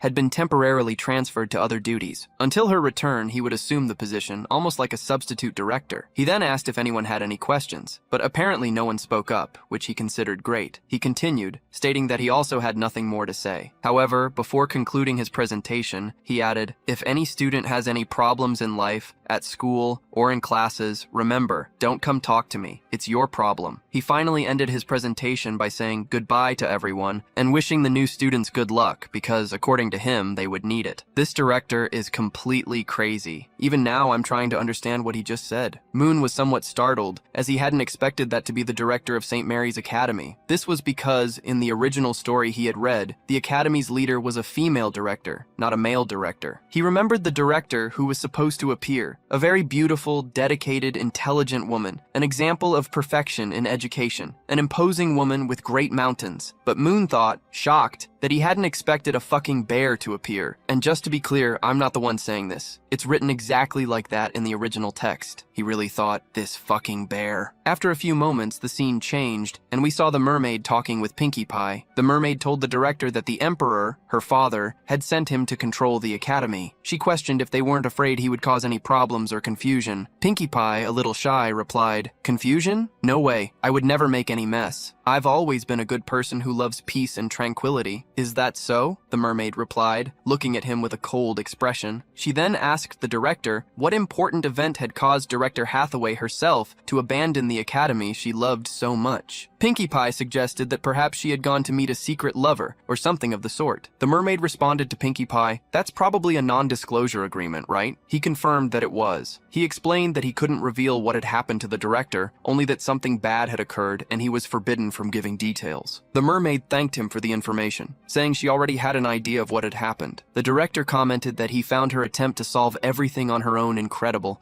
but insisted that all the confusion involving the director had nothing to do with him. As she walked away, the mermaid reflected, that man, Pinkie Pie, was one of the Empire's strongest and most loyal warriors. Therefore, he probably wouldn't tell her anything. And precisely because he was so loyal, she deduced that something bad must have happened to Professor Hathaway over the years. The mermaid continued to think that something very serious must have happened to the director, something so serious that the information could not, under any circumstances, become public. She concluded that probably an evil god had done something to the director. Hours later, the scene changes. We see Moon with some papers in his hands. During the opening ceremony, the professors announced the subjects he would be taking, and the list was extensive. Moon thinks it's not worth delving deep into general studies. The most important thing for him now is to fully recover his knowledge of magic, as he learned almost nothing the previous year, with the exception of that one illumination spell. As he reflects on this, he notices that almost all the girls around him are watching him, attracted by his handsome and striking appearance. They, however,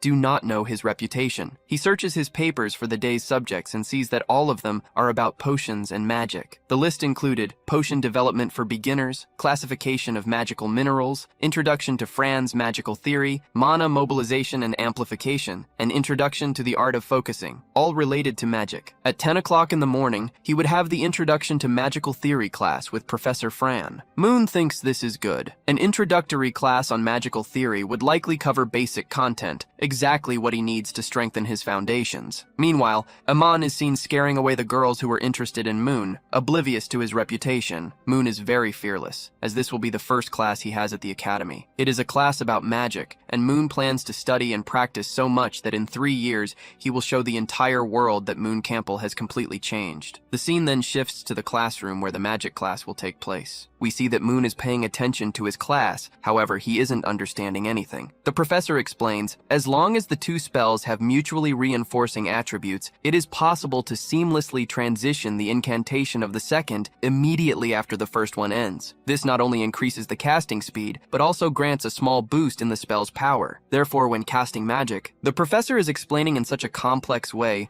that he cannot understand anything. He becomes completely desperate, as he did not expect his first class at the academy to be like this. Moon understands the words the professor is saying, but he cannot grasp the meaning behind them, what they truly intend to convey to him. He then thinks that he will probably have to raise his hand to ask some questions, since he hasn't understood anything so far. And that is exactly what he does, catching the professor's attention to say that he has a question. Finally, we meet Professor Fran, a new character. She is an intern instructor for Introduction to Magical Theory. She addresses Moon. So, you are Moon Campbell, right? At the same time, she thinks that this young man, Moon Campbell, is the famous troublemaker, known throughout the school for causing many problems. And precisely in her very first class, this boy appears. What luck for her, isn't it? It must be said that the professor was impressive. However, the professor realizes that she was so focused on preparing the material for the classes that she didn't notice that none of her students were understanding the subject matter. She becomes scared and completely distressed, because if Moon Campbell reports her as a bad teacher, incapable of teaching, she could literally lose her entire career. This is because Moon's family holds great power in both the academy and the empire. Moon then asks the professor if she is all right, since she simply froze. She replies that she is fine, and asks what Moon would like to know. Moon then asks why they started with such an advanced topic as the multi-stage continuous incantation technique. He points out that this topic is at the end of the book, not the beginning. The initial part, which they should have learned first, contains a lot of foundational content and key concepts for them to understand the current subject, but none of that was explained to them. The professor replies that regarding the content at the beginning of the book,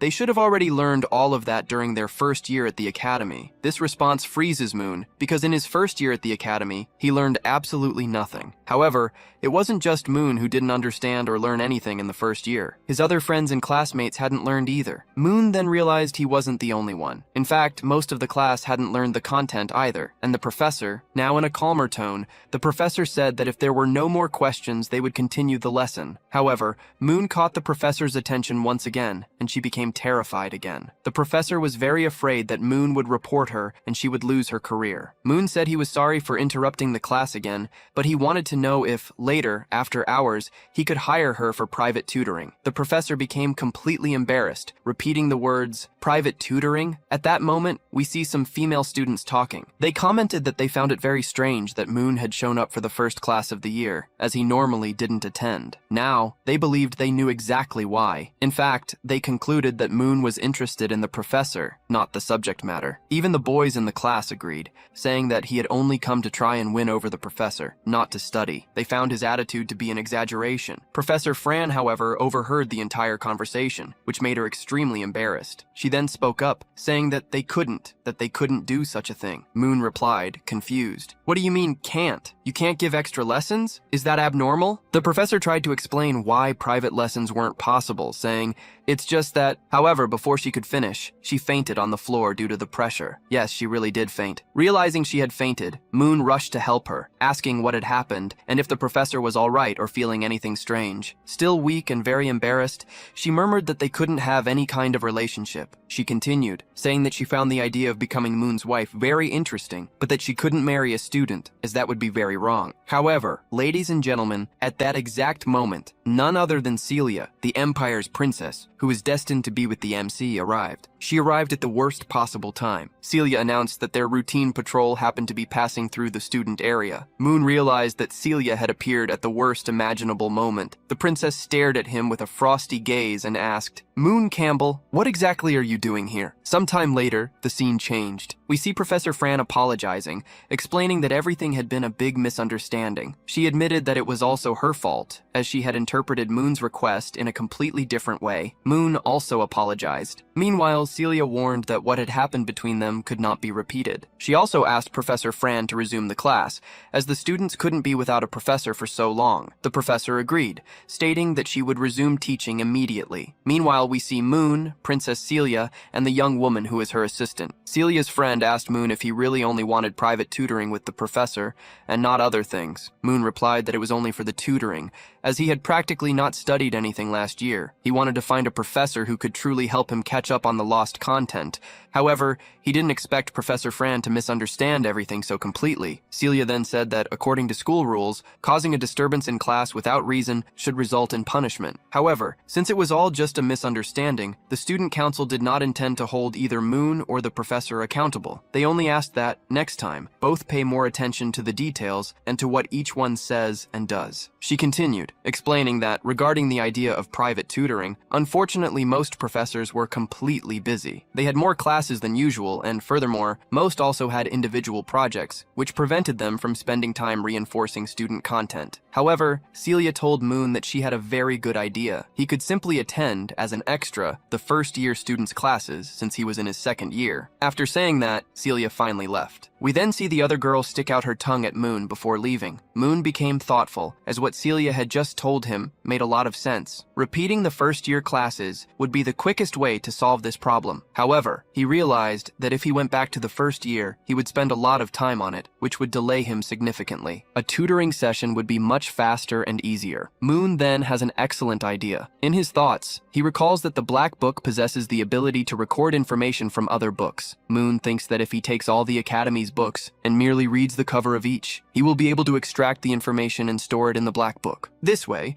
when the day ends and he returns to his room, he can enter the Black Book to practice everything within, as well as read any Academy content stored in the book's dimension. Thus, he wouldn't have to spend much time attending first-year classes. Moon realizes he is probably a genius for having thought of this on his own. If it truly works, this will help him immensely. The scene then shifts to the St. Mary Academy Library, where a girl is seen closing a book. She says that with the cold, she can no longer concentrate on her books, and is also feeling sleepy. A new character is introduced into the story. Suddenly, she notices something very peculiar in the library, the presence of none other than Moon Campbell. Apparently, the girl has some interest in him. She thinks to herself, isn't that rich, blonde idiot from the Campbell family? Since she has nothing else to do, she considers it would be quite interesting to provoke him a little. From her expression, it's clear that this girl might possess a somewhat malicious nature. The scene shifts once more, still focused on the library, where Moon is seen studying. He reflects that since no teachers are available, he will have to learn on his own. His plan is to utilize the Black Book's properties to record all the knowledge from other works. Afterwards, he will enter the book's dimensional space and use his remaining time to study all that content within. This way, he will become unstoppable. However, after 5 minutes, the only thing visible is the Black Book fallen across Moon's face. He is, in fact, inside the book's dimension, testing his new method, absorbing information from the library's books to study within the dimensional space. However, he is terrified, as the plan isn't working. The training space indeed has a different time flow from the real world, passing much slower. The problem is that the location is also dark, and there are no illumination spells, which prevents Moon from being able to read the books. And that's not even the biggest obstacle. The main problem is that Moon cannot use much magic within, as the environment makes it more difficult. Furthermore, every time he moves, the Black Book summons a character for him to train against. Moon cannot control this power, so whenever he tries to read, someone appears to attack him. He even tried to read while fleeing during training, but it's impossible to learn that way. We then see that the adversary pursuing him, be it Roach or Colt, is trying to kill him. Moon then reasons and comes to the conclusion that he will need a real teacher, but he wonders who he could approach to take on that role. He remembers that the Academy's rules are clear. Teachers are forbidden from giving private lessons in secret. Moon considers the possibility of hiring an outside teacher, and even leaving the Academy occasionally for tutoring. However, he knows that if he leaves the Academy grounds, some evil god will likely try to kill him. Since he is on the evil gods list, Moon has an incredible, brilliant idea. His idea is merely a theory, but a very good one. He reasons that he needs someone to give him tutoring, but who said it necessarily has to be a teacher? It could very well be a very intelligent student. Analyzing this possibility, he now needs to find someone capable. Moon looks around and soon spots a girl studying. She is the perfect target. He notices that the girl wears round glasses and has her hair tied in neat braids. She is reading alone, in silence. Even from a distance, it is possible to feel the aura of an archetypal studious student emanating from her. She is the perfect example of a girl truly dedicated to her studies. Moon gets excited by the prospect and decides it will be her. This is the girl he will approach. He thinks that quiet girls are usually very studious and disciplined. Moon believes he knows the perfect way to persuade girls like her and goes straight to the point. He approaches the girl and says, "Hello, classmate." We discover that she is a second-year student named Sally. Upon realizing that the young man is none other than Moon Campbell,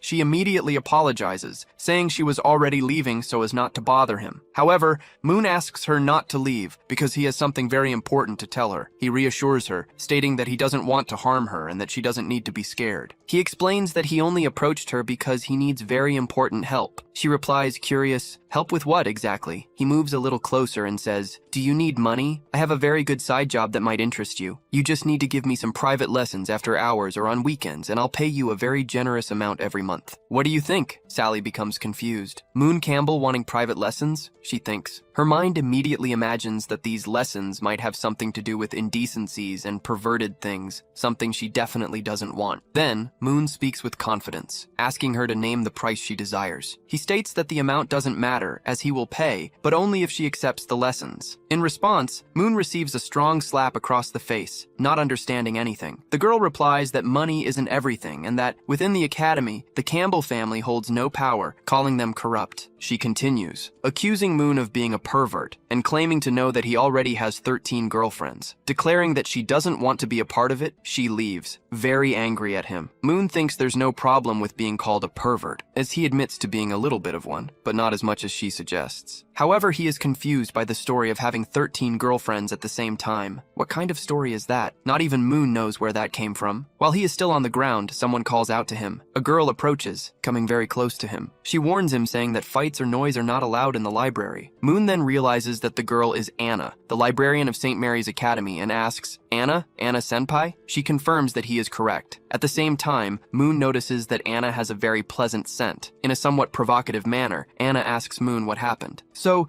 can you explain what happened just now, Moon?" He replies that he will explain without any problem. After a while, the scene changes, focusing on Anna's legs. She then says, "So that was it. Apparently, I completely misunderstood. I thought you were harassing the girl, you know? I was in doubt whether I should call a teacher or simply deliver a swift blow of justice from behind." Terrified, Moon defends himself. He swears he is innocent and that in fact, he only wanted to ask if the girl would agree to tutor him, but she treated him like a criminal. He continues, stating that in the end, he was the victim, not her. Anna replies, I can see that it really was a misunderstanding." As she speaks, she places her hand on Moon's face, which was marked by the slap, and uses healing magic on him. She says it will be very quick, and that, in this way, he is doing very well. "He's a good boy," she comments. Moon is impressed because Anna can use healing magic without uttering a single word. Normally, to use this type of magic, one needs to cast a spell, but she managed to do it in silence. He genuinely thanks her, saying she didn't need to heal him since it was just a slap. Interrupting him, she places her index finger over Moon's mouth and says, "It's always important to take care of one's body, even if it's just a little tap." She continues, telling Moon that without a strong body, he will remain weak, and that he needs to be strong. Surprised, Moon asks how she knows so much about him, and Anna replies. She replies that it's obvious she knows a lot about him. After all, he's very famous at the academy. Moon, a little suspicious,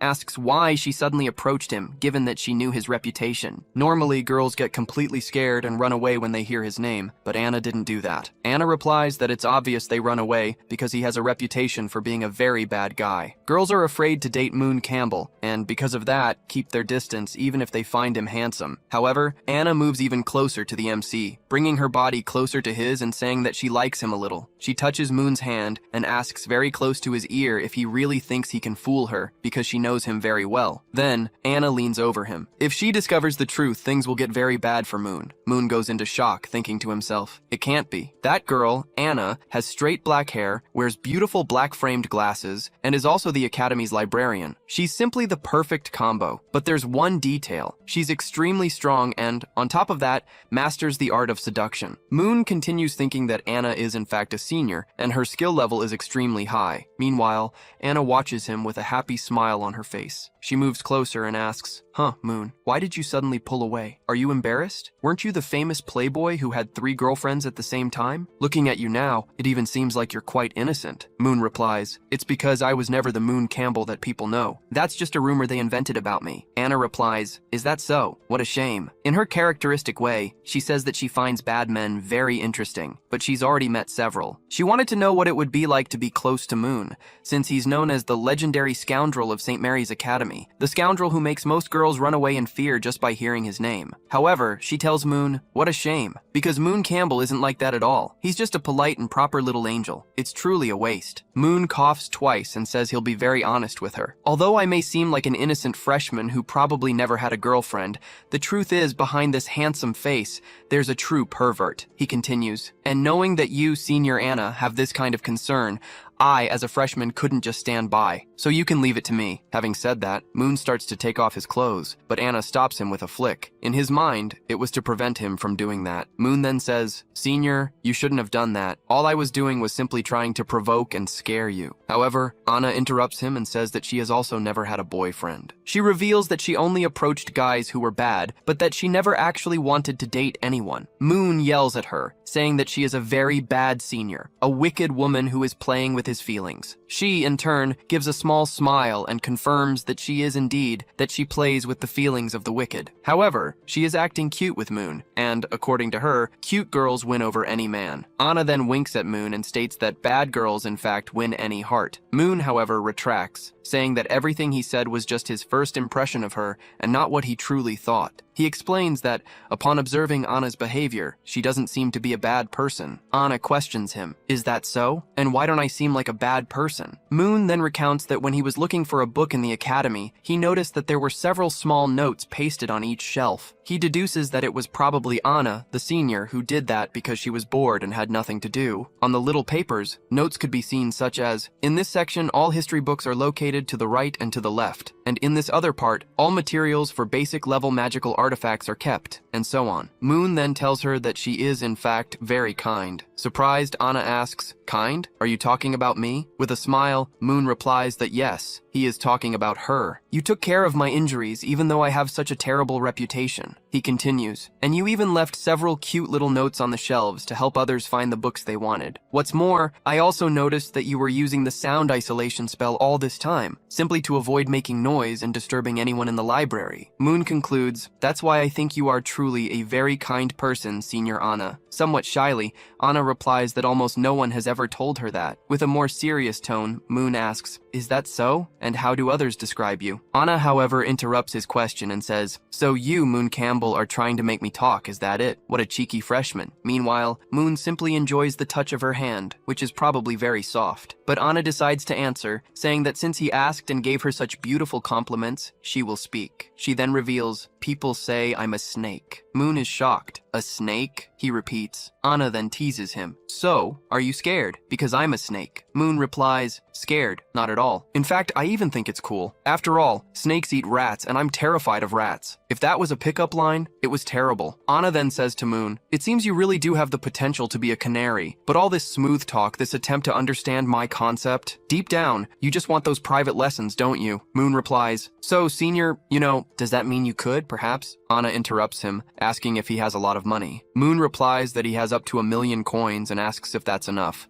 adding that if it's not, he can pay much more. Anna lets out a little laugh, commenting that it's quite funny for Moon to say something so naive. She asks him if he knew that even by hiring the best private tutor in the city, the 1,000,000 he possesses could easily last 3 to 4 years. She even seems happy as she asks if he's really going to give all that money to her. Moon shouts loudly that knowledge is priceless. He thinks to himself that she might be a bad woman, but she's a librarian and a very intelligent girl. She probably possesses a lot of important information that will help him. Therefore, she is certainly the most suitable person to give him private lessons. He then asks how much she will charge for the lessons. However, she tells him to leave the matter of money and business for another time. She adds that since he calls her senior, it would be very strange for him to be paying for her services in front of others. "So, what would be the method of payment?" Moon asks. "Just put it on my tab for now. We'll sort it out another time," she replies. "On my tab?" Moon asks as Anna moves closer to him. "Uh-huh, just put it on my tab. When I decide to collect, someday, We'll sort it out, she says, very close to him. And you, Moon, as a very confident person, won't deny me payment in the future, will you? With Anna so close, Moon, feeling a bit shy, replies, Of course,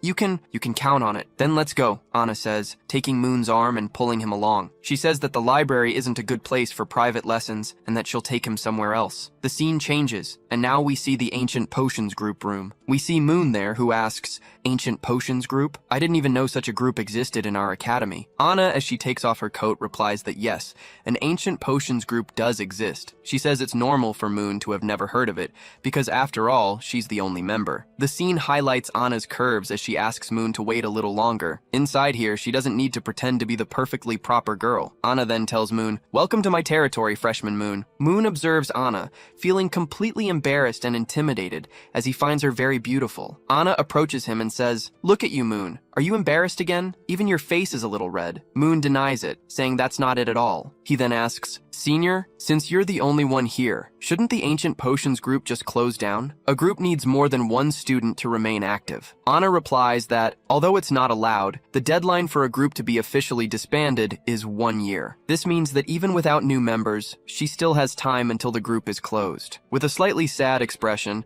she tells Moon that a group with only one person is so lonely, so solitary, so easy, and so cold. In a somewhat cute and romantic way, she asks, Freshman Moon Campbell, how about joining our Ancient Potions Group? Moon, surprised, replies, What do you mean? After this conversation with Anna, the scene changes. Hours passed, and Moon is thinking about everything that happened that day, especially Anna's invitation to join the Ancient Potions Group. He feels very happy to have finally found someone who can truly help him. Senior Anna, a super qualified genius to assist him in any study. Moon doesn't care much about the group itself. What truly matters is having her help. While Moon was lost in his happy thoughts, a sound echoes through the school. It was a magic rune used to communicate with the academy's students. The rune announced that Moon Campbell should report to the student council room as soon as possible. Moon realizes that when the student council calls someone, it's usually not for a good reason. The scene changes to the student council room, where we see Moon and Celia. She is drinking a cup of tea, and the two remain silent. Moon notices that ever since he entered,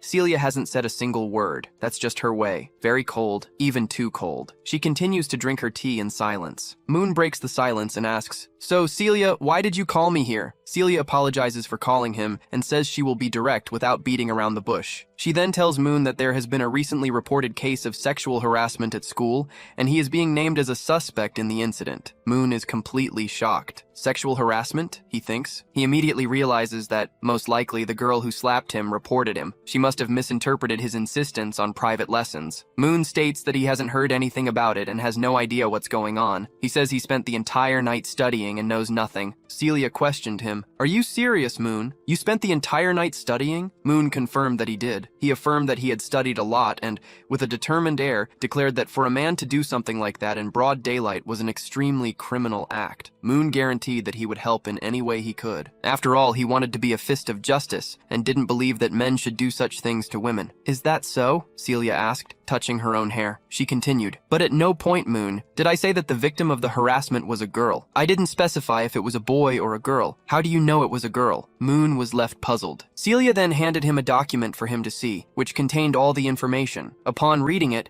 Moon saw that it stated the incident involved someone's underwear. Celia explained that since Moon now lived in the male dormitory, she thought he might know something. That's why she called him, as he seemed to have many contacts. Moon replied that he had no idea this had happened, and that he truly had no involvement with the case, finding the whole situation very strange. However, he commented to Celia that it was relatively normal for the academy's boys, after a while, to try and steal girls' clothes. According to him, it was a guy thing. Unexpectedly, Celia changed the subject and asked if Moon wanted something to drink. He was confused, as they were in the middle of a conversation about a complaint, and suddenly, she was offering him a drink. With her serious demeanor, Celia insisted, repeating the question of whether he wanted something to drink. She then added that, unfortunately, she didn't have that reddish black tea from his family. Moon immediately apologized for what had happened that day when he offered her the tea. He said he would drink whatever Celia was going to drink as well. Celia decided they would have coffee. After a while, the drink was finally ready. Moon was very impressed, commenting that Celia's coffee was delicious. She, however, downplayed the compliment, saying that anyone could make coffee. You just pour hot water over the grounds and that's it. There's no magic to it. Next, she put 3 full spoons of sugar into her cup. Moon realized that she really liked sweet coffee. Celia commented that with that amount of sugar, there was no problem at all as the coffee became very flavorful.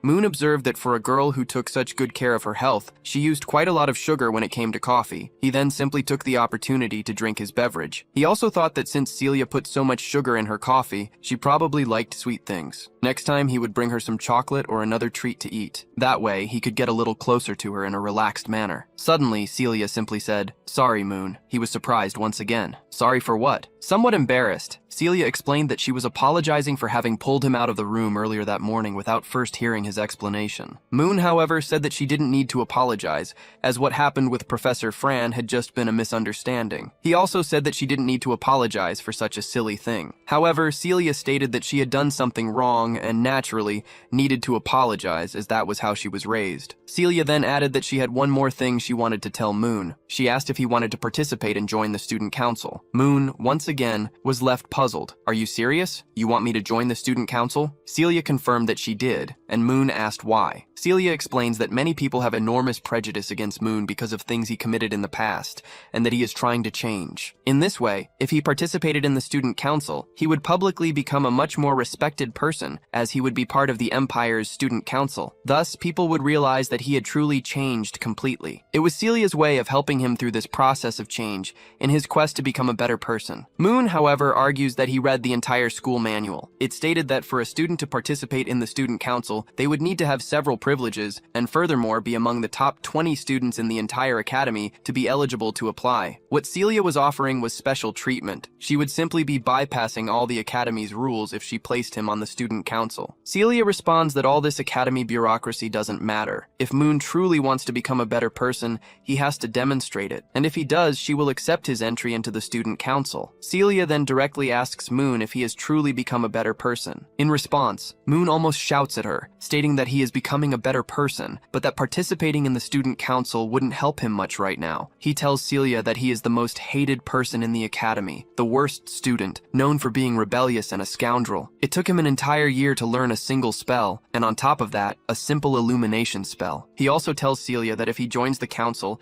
he will end up tarnishing her image because, due to his reputation, he is seen as a person of bad character. Celia, while calmly sipping her coffee, asks Moon, "Do you think I care about what others think? They can say whatever they want. What matters is that I—" But Moon interrupts her, shouting that he cares about her very much, which surprises Celia. He continues, saying that on the day he poisoned her, it was something he didn't want to do, that it wasn't his intention. However, because of that, he ended up tarnishing her image. Moon continues, emphasizing that she is the heir to the Empire, the future queen, and that any connection with him would only bring her harm. He would end up attracting many problems, and the best solution would be to end the engagement they have, since they are still engaged to be married. After all, this engagement of theirs is fake and was not destined to last. Moon belongs to Anne. In a more sentimental tone, Moon pleads, "Please, Celia, I already involved you in a very big problem once. Don't let us cause more problems, and don't let me tarnish your image even further. I want you to be well, and being close to me won't allow that to happen." Celia watches Moon utter all those kind words, impressed by how much his behavior had changed. She coughs lightly and says, "This is just an invitation, not a literal order from the Empire. If you don't want to participate, that's fine. We can drop it." Moon thanks her. "Thank you very much for your understanding, Celia. If there's nothing else, I'll take my leave." "Yes, you may go, Moon," she replies. Then, Moon leaves the room. While sipping her coffee, Celia reflects in a low voice, "To affect me and make me feel guilty. You truly have changed, Moon Campbell." Outside, Moon sighs. The conversation with Celia was complicated.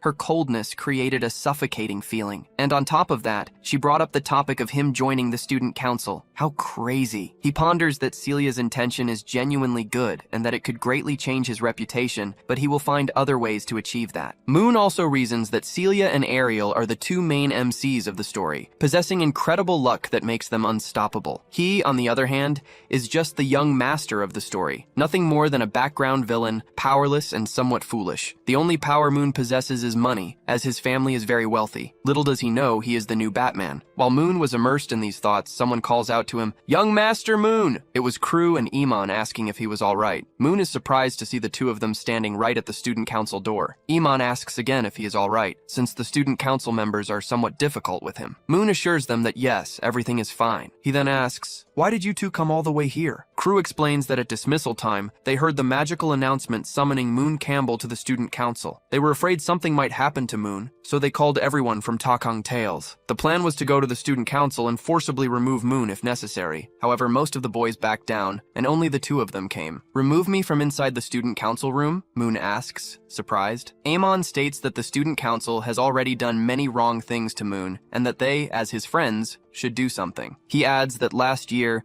the leader of the student council was someone else, the cruel second prince of the empire, who inflicted punishments on many who had done nothing wrong. Crew continues, explaining, this year, Celia is in power. She became the president of the student council. But last year, that prince was the leader, and the student council was never a pleasant place for anyone. Crew even comments that if Moon had fallen into the hands of that prince, what could have happened would be unimaginable. Moon is impressed that his two friends came to invade the student council and forcibly remove him, even knowing the risks. Moon reasons that even though his two friends are a bit idiotic, they are true friends. Just in case, it would be very good to train them, as they could be very useful in the future. So, Moon takes Crew and Amon to another place. Amon asks what the young master is doing. Moon replies that it's too close to the student council there, and since it's not a good place to talk, they should keep walking. He then invites them to his secret base. Crew asks what this base would be, and Moon reminds him of the place where they used to meet in Acro, asking if they don't remember the name they gave the spot. Amon finally remembers, exclaiming that it's the place the young master had mentioned, and agrees to go. The scene changes, revealing that the so-called secret base is nothing more than an abandoned academy building, which is no longer in operation. Inside, we find Moon, who is impressed to discover that Emon's father was a war comrade of his own father. Both fathers knew each other, and this surprises Moon, as he didn't know that the reason Emon followed him was the friendship between their fathers. Emon says he thought young Master Moon already knew that. He corrects himself, explaining that, to be more precise, it was a relationship of subordination, not friendship. Duke Campbell was a great benefactor to Eamon's family. At his father's commendation ceremony, Moon's father not only thanked him, but also secured him an excellent title. Furthermore, Moon's father saved Amon's father several times during the wars that occurred over the decades. When Amon managed to enter the academy, his father had already instructed him to protect young Master Moon, to become his friend, and to treat him like a younger brother. Moon is happy to realize that Amon truly treats him that way, and wishes to continue this good friendship. Next, he turns to Crew and asks why he decided to follow him. Moon assures him that he can tell the truth, as there's no problem at all and he won't get angry or upset. Crew, laughing, says he already imagined Moon wouldn't remember how it all started. He reveals that their story began in a bathroom. Surprised, Moon asks how it started in a bathroom. Crew begins to recount that he was born into an ordinary family from a remote town. It was thanks to his talent with magical devices and alchemy that a professor noticed his great ability during one of the classes and sent him to St. Mary's Academy with a scholarship. When Crew arrived at St. Mary's Academy, he was a simple person. He had no influential family, no kind of power, and not much money, so he ended up becoming a target for many people. And it was precisely on the day he was about to get a severe beating that Moon appeared. Moon appeared furious, saying that that bunch of good-for-nothings was hiding in the bathroom making noise, and he hated noise. The boys who were bullying Crew realized it was Moon Campbell, and they all froze in fear. Moon then said that if they knew him, they should leave quickly. The boys ran out, full of fear. In truth, Moon was only there to use the bathroom, which is why he told the boys to leave. It was then that he noticed something disgusting on the floor. It was Crew. Crew grumbled that that bunch of clowns only knew how to bother the weak. Moon addressed him. "Hey, shorty, look here. Next time someone bothers you, just say you're Moon Campbell's partner, and your problems will be solved." From that day on, Crew started saying he was Moon Campbell's friend, and no one bothered him anymore. Crew was very grateful, as bullying was something that deeply troubled him. Because of this, he decided he would follow Moon wherever he went. Moon thought, these two loyal friends of mine, one became my ally because of the bathroom incident, and the other because his father sent him to protect me, since my father helped his. These are reasons that actually make some sense. Even the bathroom one makes a little sense. Then, Moon said, "I completely understand, guys, but now we need to talk a bit about our planning." He continued, addressing the two. "Those people from our Kanki who were only there for fame or self-interest can be cut. I don't want anyone like that anymore. I only want you two, regarding magical combat. Crew, you're quite famous at school. From now on, focus all your effort on studies and training. Every Friday we'll meet here, and you'll be my training partner, helping me with combat techniques and magical practices. And now you, Kuro, I'm going to give you 500,000 in cash on the card. You can keep it." Kuro asked, surprised. 500,000? Moon explained, "You're a student specializing in magical devices, so you must know several other talented students like yourself. And these other talented students rely on scholarships, right?" Kuro confirmed, "Yes. Most of them are from common families." Moon replied, "Precisely. I want you to seek out common people who possess great talent. Get to know these other students when you have time, outside the academy. If you find someone of good character who wants to join our team, use this money to support them and yourself." Then, Kuro asked Moon, "You want me to train with all my heart and soul, and you're also sending Kuro to find common people with magical talent?" Kuro also asked, "Are you trying to form a group with talents from all areas to then overthrow the student council and take control of the academy?" Moon replied, No, that's far too little. My brothers, let me ask you something very important. What is the true ultimate goal of our lives?" Moon touches both their shoulders and says, "The academy is just one stage of our lives. What will happen after this in 3 or 5 years?" One of them asks, "What is young Master Moon implying?" And Moon replies, "It's exactly what you're thinking." Moon thinks to himself that in the future, he will become Princess Karia's fiancé and consequently the Emperor's son-in-law. Kuro also reflects, starting to stand out here at the academy and then becoming a loyal person to Moon means that in the future, he and Amon will be by his side. Moon is also thinking. He knows he needs to avoid the MCs, Ariel and Syria, as much as possible to live a peaceful life. However, the future might bring many problems. Befriending talented people who will become loyal to him means having new paths and more options to defend himself and secure a good life. Making few enemies and many friends is Moon's new strategy. He wants to become a great talent investor. Moon laughs, satisfied with his strategy. Kuro thinks to himself, no wonder Moon's behavior changed so much after he returned to the academy. So it was because of an ambition like this. Kuro then says, all of young Master's strange behavior makes perfect sense now. I just didn't expect that in the end, our Moon wanted to dominate the entire country, the whole empire for himself. We see Imon and Kuro completely shocked by this conclusion, while Moon remains clueless. He didn't expect the two of them to think he wanted to dominate the world. Moon asks, what are you two whispering about? Kuro replies, as Brother Moon's most trusted subordinates, this is something that can only be said between us. If this spreads, we'll go straight to the guillotine. Imon continues, young Master Moon, you don't need to say anything else. We already understand completely. Moon, confused, thinks, understood what? Did I hear that right? Or did you two mention something about a guillotine? Imon then declares, I know that, compared to Duke Campbell, my talent is ordinary. But since young Master trusts me so much, I will never disappoint your expectations. From now on, I will dedicate myself fully to my training. In the future, just as Duke Campbell does with His Majesty, I will protect you forever. Kuro also adds, me too. From now on, besides studying more about magical weapons, I will dedicate myself to economics and management to build a solid foundation capable of turning an empire upside down. Brother Moon Campbell, rest assured. Emon and I, even if it costs our own lives, will put you on that throne. We too will be Moon Campbell's most loyal right and left hands on his path to power. The scene shifts to an imaginary vision of Moon on the throne, with Kuro by his side as a wise counselor, and Imon wearing extravagant armor. Moon laughs with them, thinking, ah, the path of the Emperor. So that's it, Kuro says. Exactly. Imon adds, only an ambition like this would be on young Master Moon's level. Only then does Moon process what they are saying and thinks, alarmed, hold on, when did I say I wanted to become an emperor? Imon calls out to him, young Master, we three know and you don't need to teach us anything more. Sending me to train hard, join the army, and build merits. Isn't that precisely so I can climb step by step until I replace Tuke and take control of the armed forces? Kuro also agrees. Exactly. And what's more, young Master Moon, you finance those talented students at the school, bring them to your side, and train them as loyal men, willing to die for you. When the right time comes, overthrowing the Empire's current regime will be an easy task. This kind of ambition isn't for just anyone. I can only say it's just like you, Brother Moon. The two are thinking that Moon wants to dominate the Empire, and after that, dominate the world. Moon was a little startled. He finds it crazy that the two think he actually wants to dominate the Empire. He thinks to himself, me, who doesn't even know how to use a basic illumination spell. I don't even know how to use anything properly. How could I, a guy with a fried brain,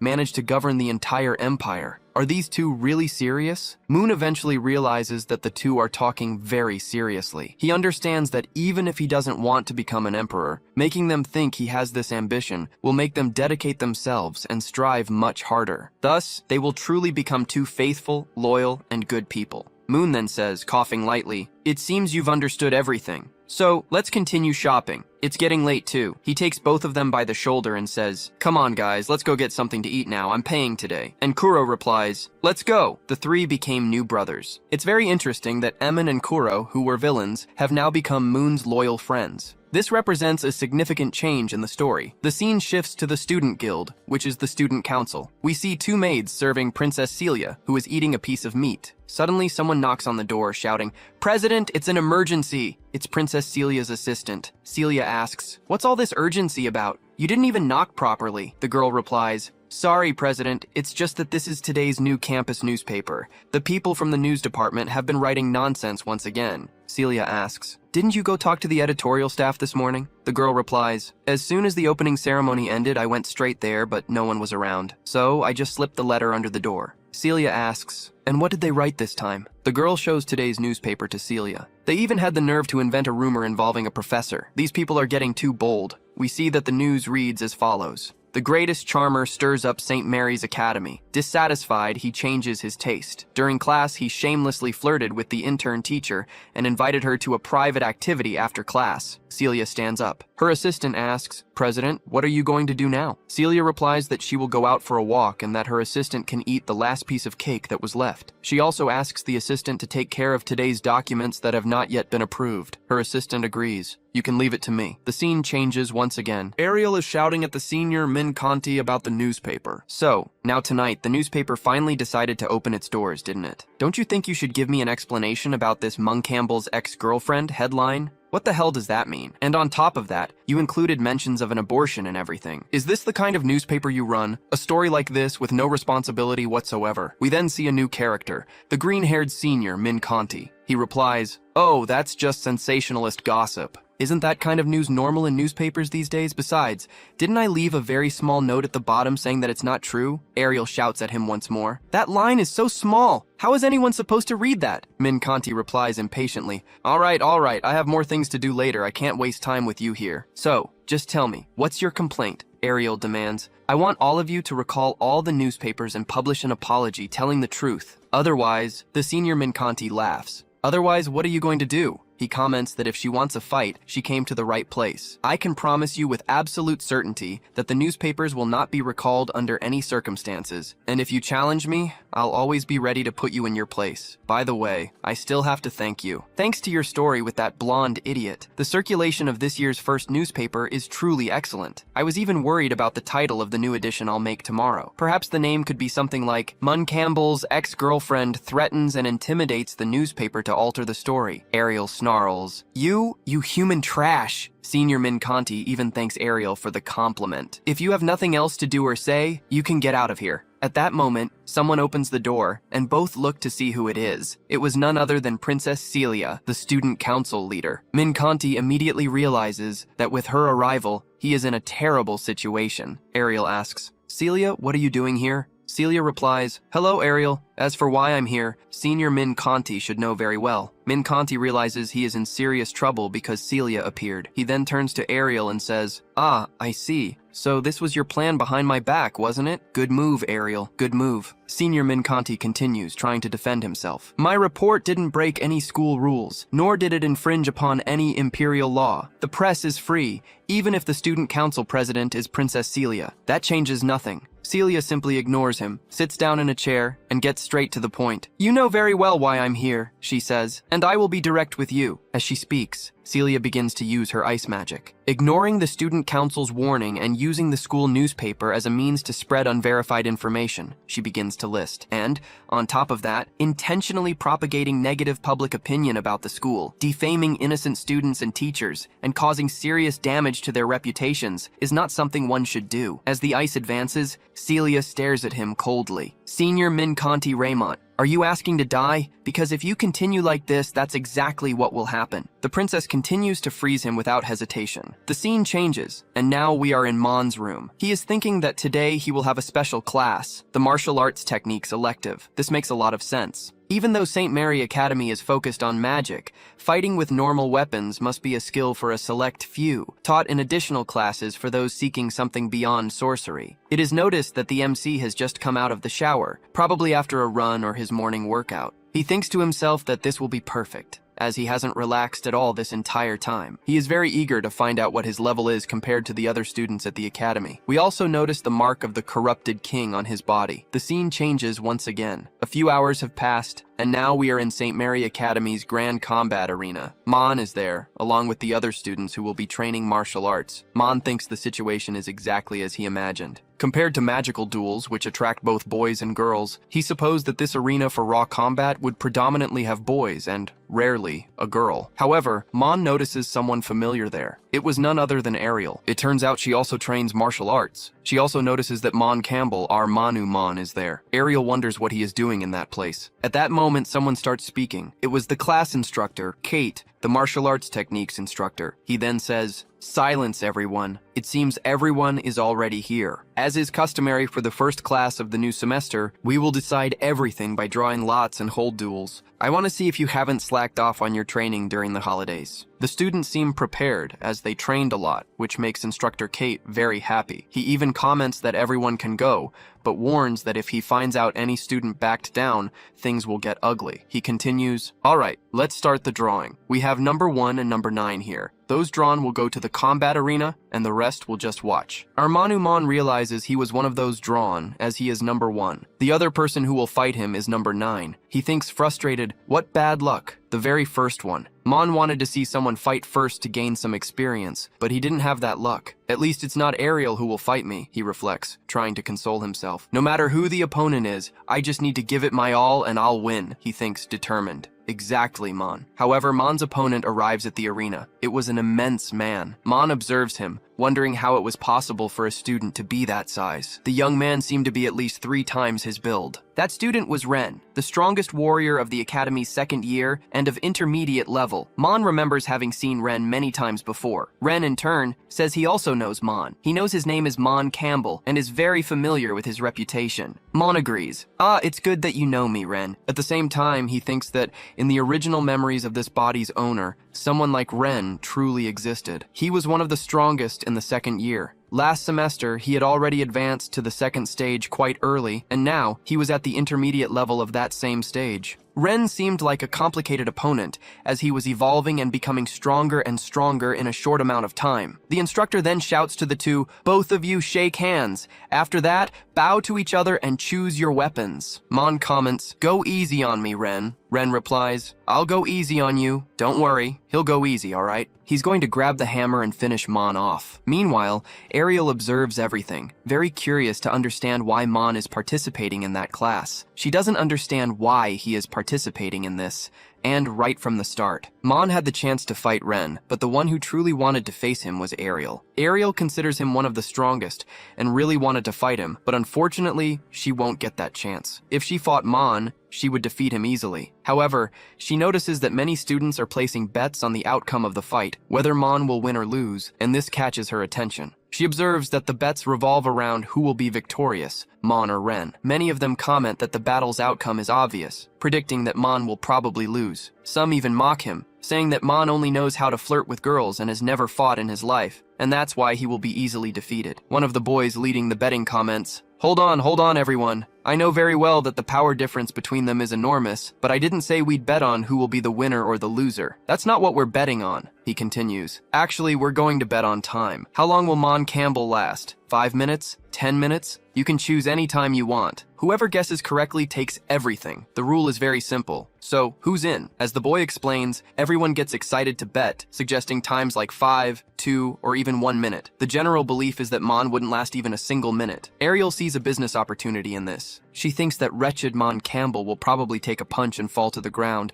and with that, she can triple her money. She then asks, "Master, what do you think about this?" Her master, who resides in her magic ring, replies, "I don't understand much about the strength of warriors, but I can sense that Mon Campbell is becoming increasingly different from how he used to be." "He's becoming different?" Ariel asks. Her master replies, Yes, it seems he has evolved. Ariel ponders. Could it be that this Mon Campbell has really evolved and become stronger? Suddenly someone shouts that they will bet 200 reais. It was none other than Ariel herself. She announces that she bets 200 reais that Mon Campbell will lose within 10 minutes. Ariel believes Mon will lose in 10 minutes and thinks to herself, no matter how much this Mon Campbell has improved, he won't be able to defeat Ren. Against him, there's probably no victory. But if he's not that weak, he should last about 10 minutes. And when that happens, I'll be the winner in the end, tripling my money. Ariel was very happy with these thoughts. She imagined she could eat even more, perhaps a whole chicken or even more cakes every day. The idea seemed wonderful to her. Meanwhile, in the arena, Mon and Ren were choosing their weapons and talking. Ren, however, was immersed in his own thoughts. Mon Campbell, that's the name Lord Sacerdote mentioned before, he reflected. He continued to ponder. For my lord to hate a human as weak as Mon Campbell, that's truly unexpected. At the same time, Mon was looking for a weapon, analyzing his opponent. With that physique and muscular strength, the longer the fight drags on, the greater my disadvantage will be. Furthermore, his condition seems extremely stable and healthy. I need to not only resolve this quickly, but also find a way to break his balance and force him to expose himself. In that case, the best thing to do is to take him down as quickly as possible. After a few minutes, the two were finally ready to start the fight. Ren wielded a giant sword, while Mon chose 2 daggers, planning to use his speed against his opponent's brute force. With a firm and confident air, Ren questioned Mon. Are you going to use such small weapons? Why don't you pick up something a bit bigger? Mon calmly replied, I'll use the daggers. Swords are too heavy for me, and I don't know how to use them. I'm already quite accustomed to these. All right, Ren said. If you want to use such a weak weapon, go ahead, but prepare yourself for battle. Right, Mon interrupted. But before we begin, I have a question for you. Ren, your physique truly impresses me. I imagine it's the result of many years of training, isn't it? Ren confirmed, saying that he had been training since he was little. I see, Mon said. Actually, I brought this up without any special intention. I just wanted to ask. Ren thought to himself, I remember hearing someone say that exercising just the right amount attracts people of the opposite sex, but excessive training ends up attracting people of the same sex. Looking at this guy and his well-built body, it's truly a curious situation. Then, Mon asked directly, Ren, have you never had a girlfriend? Or any girl who liked you? The question hit Ren hard, as in fact, no girl had ever approached him, and he had never had a girlfriend. The provocation made him determined to finish Mon for touching on such a personal matter. An aura of power, similar to that of a Super Saiyan, began to emanate from Ren as he thought, how did he know all of this? Don't tell me he knows my true identity. His thoughts continued to race. Wait a minute. Now I get it. He has some way of perceiving the divine grace hidden within me. Otherwise, he wouldn't have become a target of my lord. Therefore, in any case, I cannot let him leave here alive. This guy is nothing more than a noble who doesn't even know how to truly fight. In the Academy's history, accidental deaths in duels are not uncommon. They've happened before. All I need to do is crush his skull before the professor can react. Meanwhile, Mon also thought, this Ren, he took the bait. His murderous intent is evident. It seems he truly got quite furious. The professor then announced, prepare to fight. Fight. Immediately, Ren begins to use his magic. He declares that he needs a single blow to finish off Mon and that he will use all his strength. However, Mon attacks first. Using Shadow Step, a technique he learned from the assassin, he moves much faster. Mon advances on Ren so swiftly that his opponent cannot react in time. Ren still tries to counterattack, but it is too late. Mon's attack reaches him, about to knock him down. All that can be seen is the smoke raised by Mon's attack. Ariel and all the other students are very surprised, as they had never seen Mon truly attack someone before. The blow destroys the shirt Ren was wearing, leaving only a few light marks on his body. The professor announces, the winner is Mon Campbell! The students begin to whisper among themselves, what happened? It was too fast. It was over in an instant. We were talking about Ren, one of the strongest guys in the academy. How was he defeated? This Mon Campbell, he's really a scoundrel. Ariel's master is also surprised. She comments to her apprentice that the boy is very skilled. He is not only fast, but also agile and intelligent, lacking only a bit of physical strength. The master then asks, hey Ariel, don't you usually talk a lot? Why are you so quiet, not saying anything? Ariel simply replies, no, I can't accept this. It was 200 reais, a full 200 reais. She is completely paralyzed by having lost the bet. In her thoughts, despair grows. The the money for food for the next 2 weeks. It's just gone. Ariel then starts to scream and cry, "That damned Mon Campbell! Give me back my money!" And she continues crying inconsolably. Mon, however, turns to Ren and calls out, "Hey, brother Ren, take this." He throws a small bag of money to Ren and explains, "Here are 500 reais. It's to compensate for your clothes since I destroyed them. And another thing, what I said before about you not being successful with women was on purpose, to provoke you.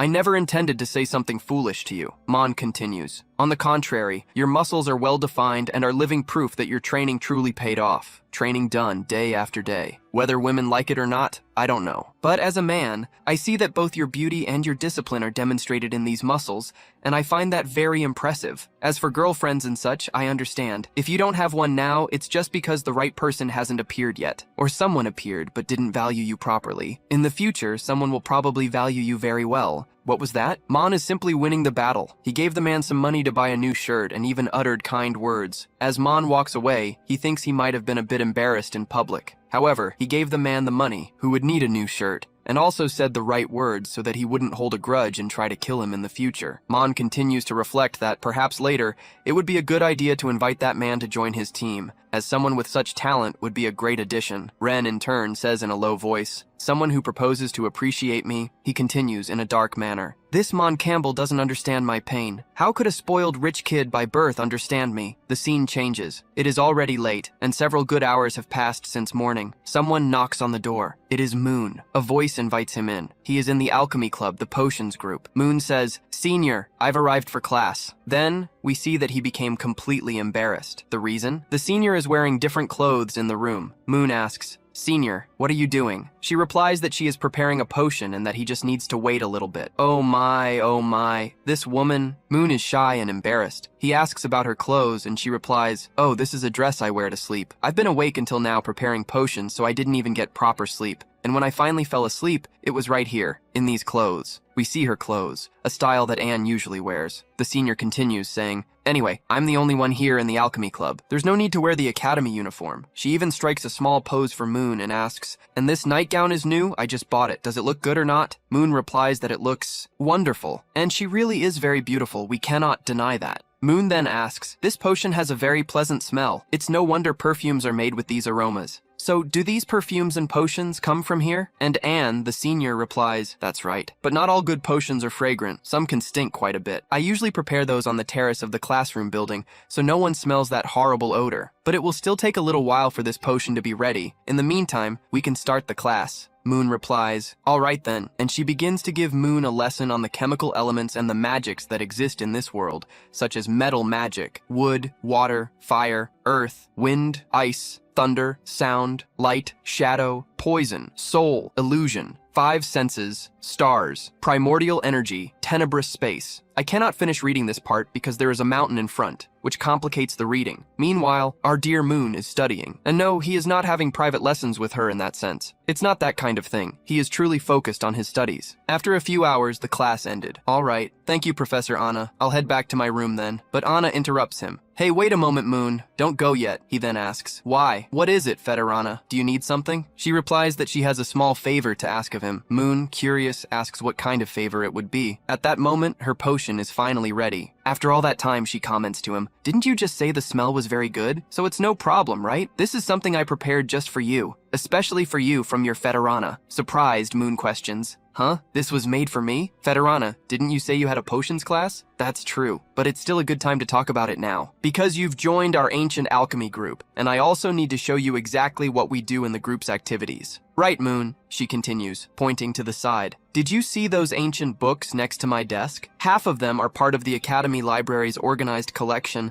and the other half is my personal collection. All of them are ancient records, from a remote era, about lost potions that no longer exist. In other words, something very old." She proceeds with the explanation. "These are materials described in an ancient and unknown language. It's almost always possible to decipher them, but recreating the ancient potions described within them is much more difficult. This is my work here at the Academy, and also the research topic I'm developing as a student. It's my role to discover new potions and ancient potions." Moon finally understands. So that's why it's called the Ancient Magic Group. It makes sense now. "Senior, Since these are unknown potions made from an ancient and unknown formula, isn't it a bit dangerous to take them? Of course not. I, as your senior, am the best alchemist in the academy, and testing potions is something I do too. As she spoke, she maintained a confident and teasing pose. Relax. You don't need to worry. The potion you're holding, I've prepared it before and taken it myself, so it's perfectly safe. Based on the ingredients used in its preparation, this should be a transformation potion. Something like turning into a kitten, a puppy, or even an object. It shouldn't cause any harm to your body. Shocked, Moon asks, "Wait a minute, turn into a cat? A dog?" That's right. Of course, this change is only an appearance. Deep down, a person's essence shouldn't change at all. After all, no rare or dangerous ingredients were used for this. The last time I drank something like this, it had no effect. Does this type of potion act differently on each person? Anna continued to speak with him. That's why, my dear and studious freshman Moon Campbell, you're going to help me, aren't you? The girl was clearly manipulating him. Somewhat shyly, Moon replied, "Well, senior, it's not that I don't want to help you. It's just that the last time I got into a huge mess because of potions, I ended up with a certain trauma. I need some time to convince myself. After all, Moon had poisoned Princess Celia at the beginning of the story, an event that left him traumatized by potions. So it's not that my freshman doesn't want to help me. He just wants to receive a proper reward, doesn't he? There's no getting around you, you little boy full of ulterior motives. Come here, sit next to me." She told Moon to lie down beside her. He found the request strange, but she explained that she would give him the potion personally. Moon found himself lying on Senior Anna. Oh, what a well-behaved junior.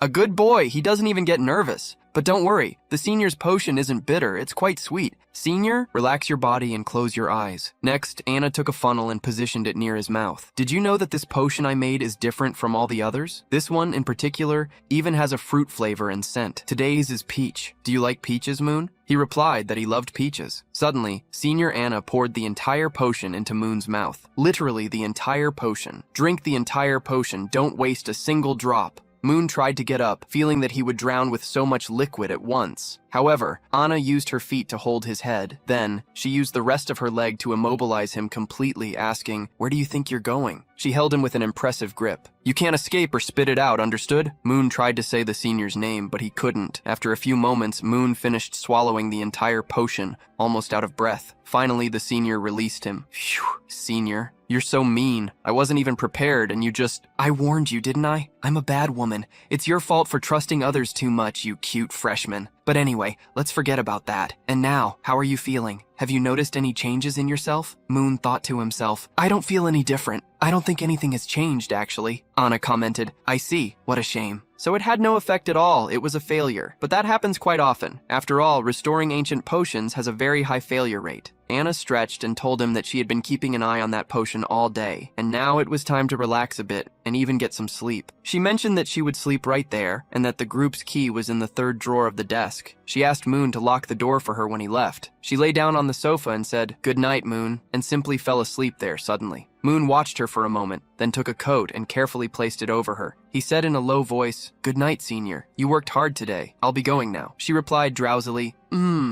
You can go." The scene changed. Still at St. Mary Academy, we were now in the administration building, in the director's office. We saw Professor Pronk, very irritated, shouting, "Why did you shut down the grand third-level ritual without warning? Don't you think you owe me an explanation, director?" There stood the director. "Pink beer," he replied. "Of course it was because it consumes too much money. I took a look at the Academy's recent account books. Every year, just to maintain that defensive barrier, more than a fifth of the entire annual budget goes to it. Don't you think that's an absurd waste?" The professor, even more irritated, asked if that was an order from His Majesty or a personal decision by the director. Pink beer, while smoking, said, "Is there any difference? Now I am the director of the Academy, so I'm the one in charge here, Professor." The professor, full of rage, continued, "The grand third-level ritual is a fundamental structure to protect the Academy's students. If you shut it down, what will happen to their safety? And don't give me that nonsense about spending money. The annual maintenance costs for the grand ritual come from nobility donations. They have absolutely nothing to do with the Academy's official budget." Pinkbeer replied, "Talk less. Don't you understand yet? You're usually so smart. How can you be so naive right now? Have you ever stopped to think why they chose someone exactly like me to take over as the Academy director this year?" The professor pondered the question. Pinkbeer continued, "Forget it. I won't beat around the bush anymore. My arrival already makes their position, from above, quite clear. They can no longer tolerate this overly lenient teaching method. Do you understand that, Professor?" The professor, somewhat intimidated, spoke. "But the students, they are children." Pink beer. extinguishing his cigar, continued, "Professor, have you forgotten? I was also a student at St. Mary's Academy. In my time,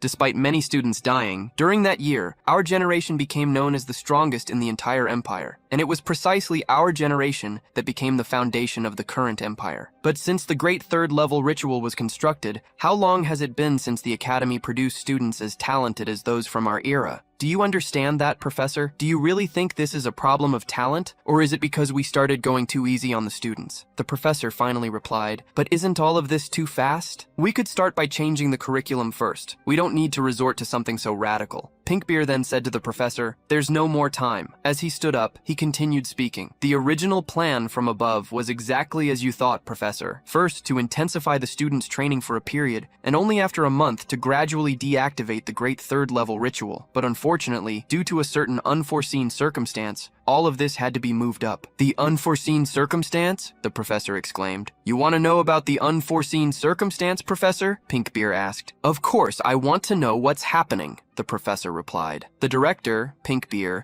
showed an object to the professor. "You know how this works, don't you? After all, you yourself taught it a long time ago." We then saw the Pact of Silence, a type of artifact whose function we do not yet know. Professor Pronk asked if it was truly necessary, a communication silencing artifact. Pinkbeard confirmed he would use it. The professor then used the artifact, declaring, "I, Pronk, swear by my own life that for the rest of my days, I will never reveal to any living being about the following conversation. If I break this oath, may I die at that very instant." Now, he asked the director Pinkbeard to do the same. All right, I know you're in a hurry, but calm down. This is much simpler than it seems," Pinkbeard says. He then comments, "The evil gods have returned. And I'm not talking about those useless, strange cultists, but the true masterminds behind everything, behind all the destruction and evil." Professor Pronk, shocked, asks, "The evil gods have returned? Which one?" Pinkbeard says it wasn't just one. In fact, there were two gods. He begins to draw, sketching a kind of eye and a moon, which represent the two evil gods, the king of decrepitude and the moon of silence. The professor asks, "Are you saying these two are gradually approaching from here?" "Exactly, Professor," Pinkbeard confirms. "How is that possible?" the professor shouts.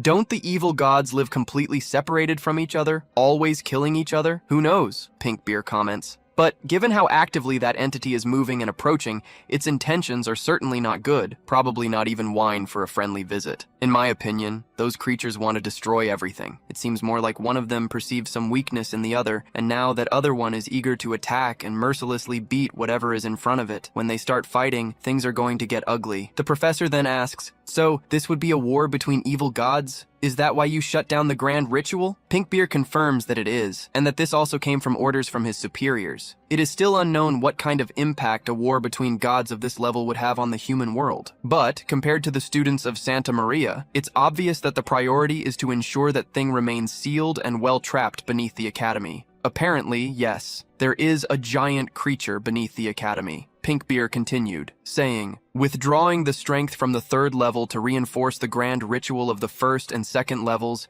is entirely logical. Furthermore, shutting down the Academy's protective barrier was also a way to conduct an internal purge. This way, only the best students will survive any adversity. This will filter the ranks, leaving only the best." The professor repeats, shocked. "Eliminate? Cleanse? An internal purge? What do you mean by that?" And Pinkbeard replies, "In the literal sense, Professor. Furthermore, there's a traitor within the Academy. Didn't you know that?" The professor asks, "Followers of evil gods?" Pinkbeard confirms, "Exactly. By all indications, tonight will be anything but peaceful at the Academy. Something will probably happen." The professor shouts at Pinkbeard, "Are you saying cultists are going to invade the Academy tonight?" Pinkbeard calmly replies, "That's right." The professor shouts once more, "Impossible. How do you know this?" While fiddling with his cigar, Pinkbeard reveals, "It was me. I personally deactivated the Academy's shield and also spread rumors in the underworld. That's why I know the attack will be today. Because, in a way, I was the one who encouraged it to start." The professor shouts again, "What? You did that?" He is furious with Pinkbeard, who in contrast, merely adjusts his cigar. The professor continues shouting, "Have you gone mad? It's already dawn and the students are all asleep. Luring followers of evil gods into the Academy without any warning. What do you think the lives of these students are?" Pinkbeard replies disdainfully, "Oh, they're just a bunch of insignificants who aren't on our level. Even if this generation of students is weak, it's not possible for them to lose to a bunch of extras, is it? And if that really happens, perhaps there's no point in this academy even existing if it's training such weak students. And besides, Professor, who said I didn't warn the students? Even before before coming to meet you, I had already prepared everything. An opportunity like this is rare. Aren't you curious to see how these darlings, our always protected students, will react? When they face a real life or death situation on the front lines, what will they do? To summarize the conversation, Pink Bear deactivated the Academy's shield. There will be a horde of evil god cultists invading the Academy and killing many students. This will serve to filter the best students from the worst. The scene changes, and now we see the female dormitory of St. Mary's Academy, where a conversation is taking place. Madam, a letter has arrived for you. The woman who received the letter asks, "Who is it from?" The answer follows, "From the director." The recipient was none other than Princess Seri, who was in her room. She begins to read the letter the director sent her. The princess is startled by the information contained in the message. It read, "Tonight, there will be an enemy attack. See? You and the little ones from the student council. Take good care of the school, okay? With love, Pinkie Pie." The eccentric signature confirmed the sender's personality. The scene changes again to a new location. We are in a secret cave in Paranti,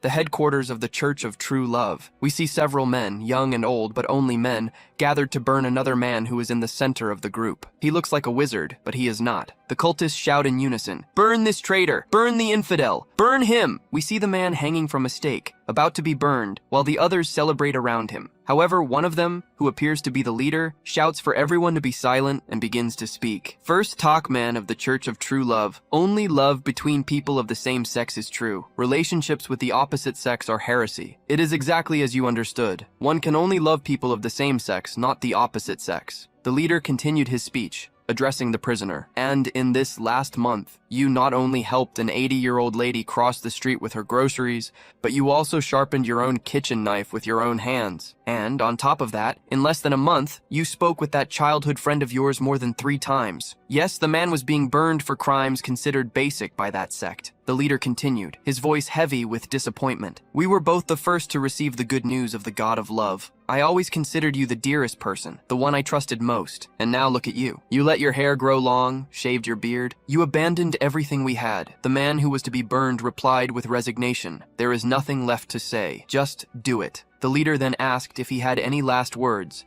and faced with silence, gave the order to set the condemned man on fire. The man begins to catch fire, his entire body engulfed in flames. Meanwhile, the leader weeps silently, in contrast to the murmuring of the crowd. One of the men comments, "What a terrible fate for the pair." Another adds with contempt, "This heretic, may he take all his past with him and go to hell." The leader's assistant approaches and informs, "High Priest, the execution has been completed." The leader, who had been weeping discreetly, raises his voice and shouts for all to hear, "Brothers, today, besides punishing the traitor Teve, I have something important to announce to everyone." He then bellows, "Ren, step forward." Ren steps forward and replies, "Understood." Ren is, in fact, the Academy's traitor, a member of this cult. The group's doctrine is peculiar. They believe in relationships only between people of the same sex. Within their society, anyone who does not follow this belief is considered an outcast and can even be executed. The leader continues with his announcement. "Not long ago, the great God of love granted me a divine revelation. The holy war has begun. The source of all evil is hidden in that filthy academy, Santa Maria. In the past, because of the barrier that protected it, we had no chance. But now, according to reliable information,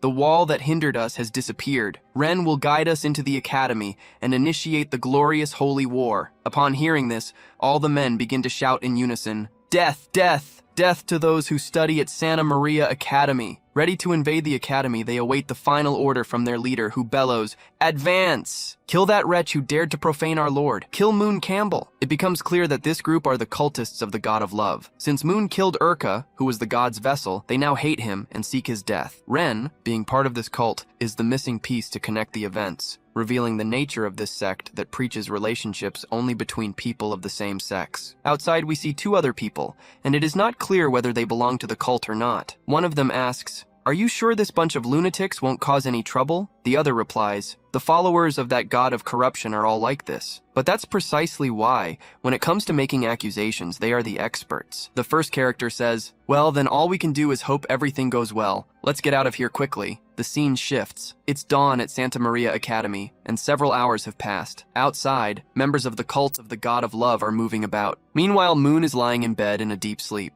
He notices his body is very hot, as if he had a fever, but suddenly wakes up in a completely different place. In this new location, it has started to rain, and he is completely naked. Before him, Moon spots a giant moon and hears someone whispering very close by. The voice says, "It all began with me. From the beginning it was false. My face, my identity, my voice. From start to finish, everything was gone. It was all just a wait until the end arrived, until death descended. It was only for a small personal amusement, nothing more." Then, a figure emerges behind Moon, holding him and continuing to speak. "In my eyes, you were like a handout, a little dog wagging its tail just for a bit of food. Someone I manipulated as I pleased. An existence I could discard at any moment whenever I grew tired. But then why? When I deliberately tried to drive you away, when I intentionally shamed you, when I even showed you my darkest side, you still chose to stay by my side. Human feelings. I don't understand." The creature behind Moon has scales all over its body, resembling a mermaid. It holds him firmly as it continues. "Even if I don't believe, you know, don't you? That day when I told you that no matter what I became, no matter what I was, whether human or monster, that you wouldn't hate me, that you wouldn't abandon me, I was truly happy. So I did what I should have done." Suddenly, the woman plunges her hand into Moon's chest, tearing out his heart while he is still alive. She then says, "This is the greatest return, the greatest gift I can give for my love for you." We see Moon falling to the ground without his heart. We also see a part of this mermaid's tail, and she continues saying, "I cannot change my destiny. The only thing I can do is devour your heart." Then, we see the woman's entire body. She has a very long mermaid body with features that somewhat resemble a dragon. She says, "Let's go together, under the glow of this moon. Let's sink together." Moon then wakes up from this nightmare with a start. Yes, all of it was a nightmare. He dreamed of a murderous mermaid, but we soon realize that Moon's body is different. His physical appearance, his body structure, no longer corresponds to that of a young man. He then says to himself, "Again, that damned prophetic dream again. Last time I dreamed I was being dismembered, but now they tore out my heart. Am I going to go through every form of torture within my dreams? How will I endure this?" He gets up, and the camera remains focused on his body. "Never mind. I'll look into this later and research it in the black book. It will probably help me." Moon continues walking towards the bathroom, thinking aloud, "I'm completely soaked, all wet. I'd better take a shower first, otherwise I might even catch a cold, and that will give me a headache." Upon finally looking in the mirror, Moon was startled. He was now a woman. And you must be wondering, how did Moon turn into a woman just like that? Was it the dream? The nightmare? It was the potion from Senior Anna that he drank yesterday. The potion took effect today and temporarily transformed him into a woman. He brought his hand to one of his breasts to check if it was real and then shouted,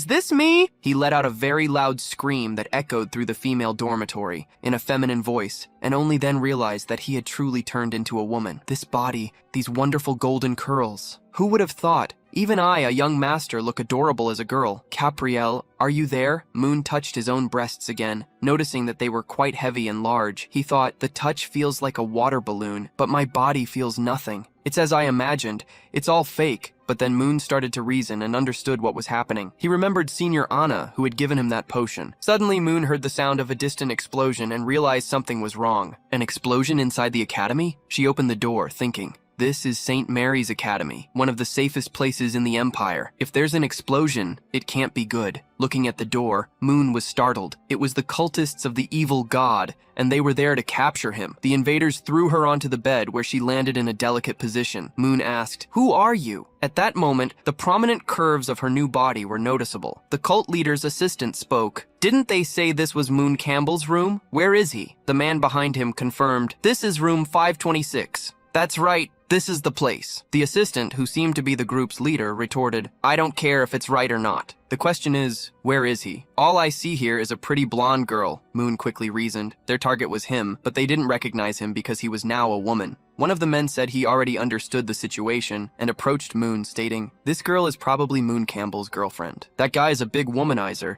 He's dated over 50 girls according to the school newspaper, and it's fake news." The assistant grabbed Moon tightly, pointing at her face and saying, "Miss Blonde, tell us where Moon Campbell is. Or else," Moon replied, "I don't know." The assistant questioned, "You don't know? So you're not his girlfriend, are you? Why are you in this room?" Moon, disguised, replied that she was Moon Campbell's cousin. Funny, isn't it? She explained that she entered St. Mary's Academy this year, and her dormitory wasn't ready yet, so she would stay in Moon's room for a while. Until her dormitory was ready, the assistant said, "You're his cousin? If that's the case, tie her up. We'll use her as a hostage to lure Moon Campbell out." Moon reacted, surprised. "What?" She ended up in such a cute position. I love it when the story makes characters look cute, especially Moon, who is a woman at this moment. The scene shifts and we see the outside of St. Mary's Academy, with several cultists and the academy students fighting against them. Some use swords, others, magic. We also see Pinkbeer and the training professor, Tarina. Pinkbeer commented, "Phew, the students reacted quickly after all. Apparently, St. Mary's Academy isn't as useless as I thought." Professor Tarina reprimanded him. "Why did you do something so risky without informing any professors beforehand? If a student had gotten hurt, how would you take responsibility for that, Director?" Pinkbeer replied, unconcerned. Calm down. They're just some second-rate fanatics. You can look at this as training for our students. I trust that girl can handle everything. And besides, if there were a worse unforeseen event, all of you are here, the best professors in the Empire. All of you are supreme authorities in your areas of magic. You're not going to tell me you're afraid of some small fry like those down there, are you? We see that there are many different professors, some who haven't even been introduced yet. Pinkbeer leaned his foot against the wall and said, "Since nothing else happened, I, as the Academy Director, will go back to my beauty sleep." And with that, the director prepared to go to sleep while the students were fighting against the cultists. Pinkbeer jumps down from above, bidding farewell. "See you later, teachers and my dear students." Professor Tarina turns to another professor. "How could you not stop such an absurd thing? You let Pinkbeer toy with the students' lives. Do you realize that?" Prong replies, "Do you think I didn't try to go against him? He came at me much earlier." At that moment, someone shouts Moon Campbell's name. The teachers, students, and everyone in the academy hear the call. The one shouting using a loudspeaker, which is quite strange considering they are in a somewhat medieval era with magic, is the leader of the cultists. He announces, "Second-year student of St. Mary's Academy, Moon Campbell, appear here immediately." We see that the one captured there is Moon in his female version, and if you notice, Moon's chest is larger than his head. The cultist leader continues, "Look who I have here in my hands, Moon Campbell. It's your cousin. If she's important to you, then come save her. And if you want to save her,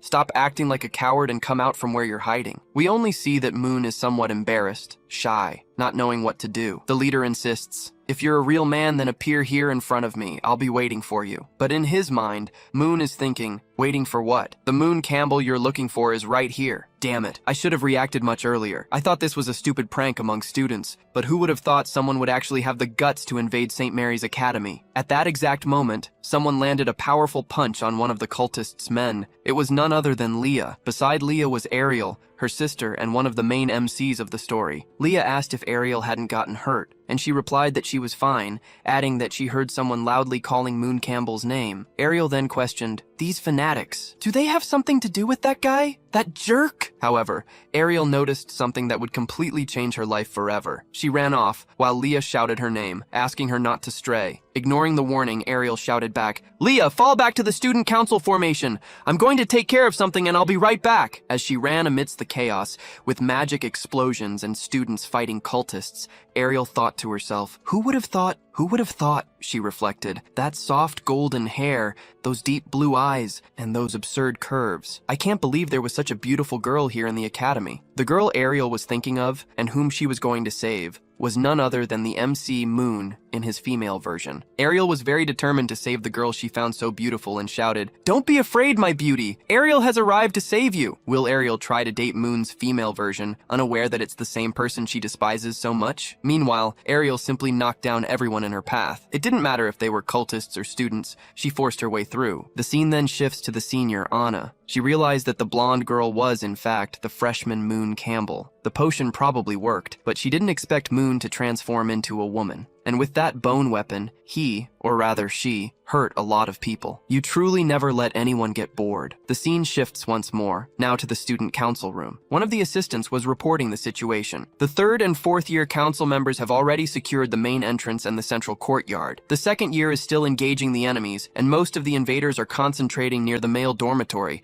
As of now, there are no casualties. However, as she spoke, the assistant noticed something. There was something very strange at the center of the academy. A hostage was being held there, protected by several very strong men. Meanwhile, Seri was calmly drinking tea. However, she caught the attention of her assistant. As she drank, she said, "Take the elite of the Advanced Year Council and eliminate these threats at the center of the academy and in the dormitory. Remember, the priority is to safely rescue the hostages." Seri's assistant replied that she understood and would carry out the order. However, she also asked, "And you, President, what will you do?" Seri merely told her to go ahead, as she needed to resolve a very important matter right now. As soon as the assistant left the room, it became clear that Seri was not alone. Someone else was there. A shadow of some kind was hiding, observing. Sari then said, "You infiltrated this room over half an hour ago, so that you could act without worries. I already sent my assistant away. Will you continue to hide there in the shadows? Or will you come out, intruder?" Sari placed the cup back on the table. At that moment, the shadow advanced to attack her. Who would have thought? Yet another person who wanted to kill Sari. I know you are eager for the continuation, but we will have to stop here. You will have to wait 2 more months for the story's continuation. Leave a comment below rating this story from 0 to 10. It's quite different from the others because the girls are very daring.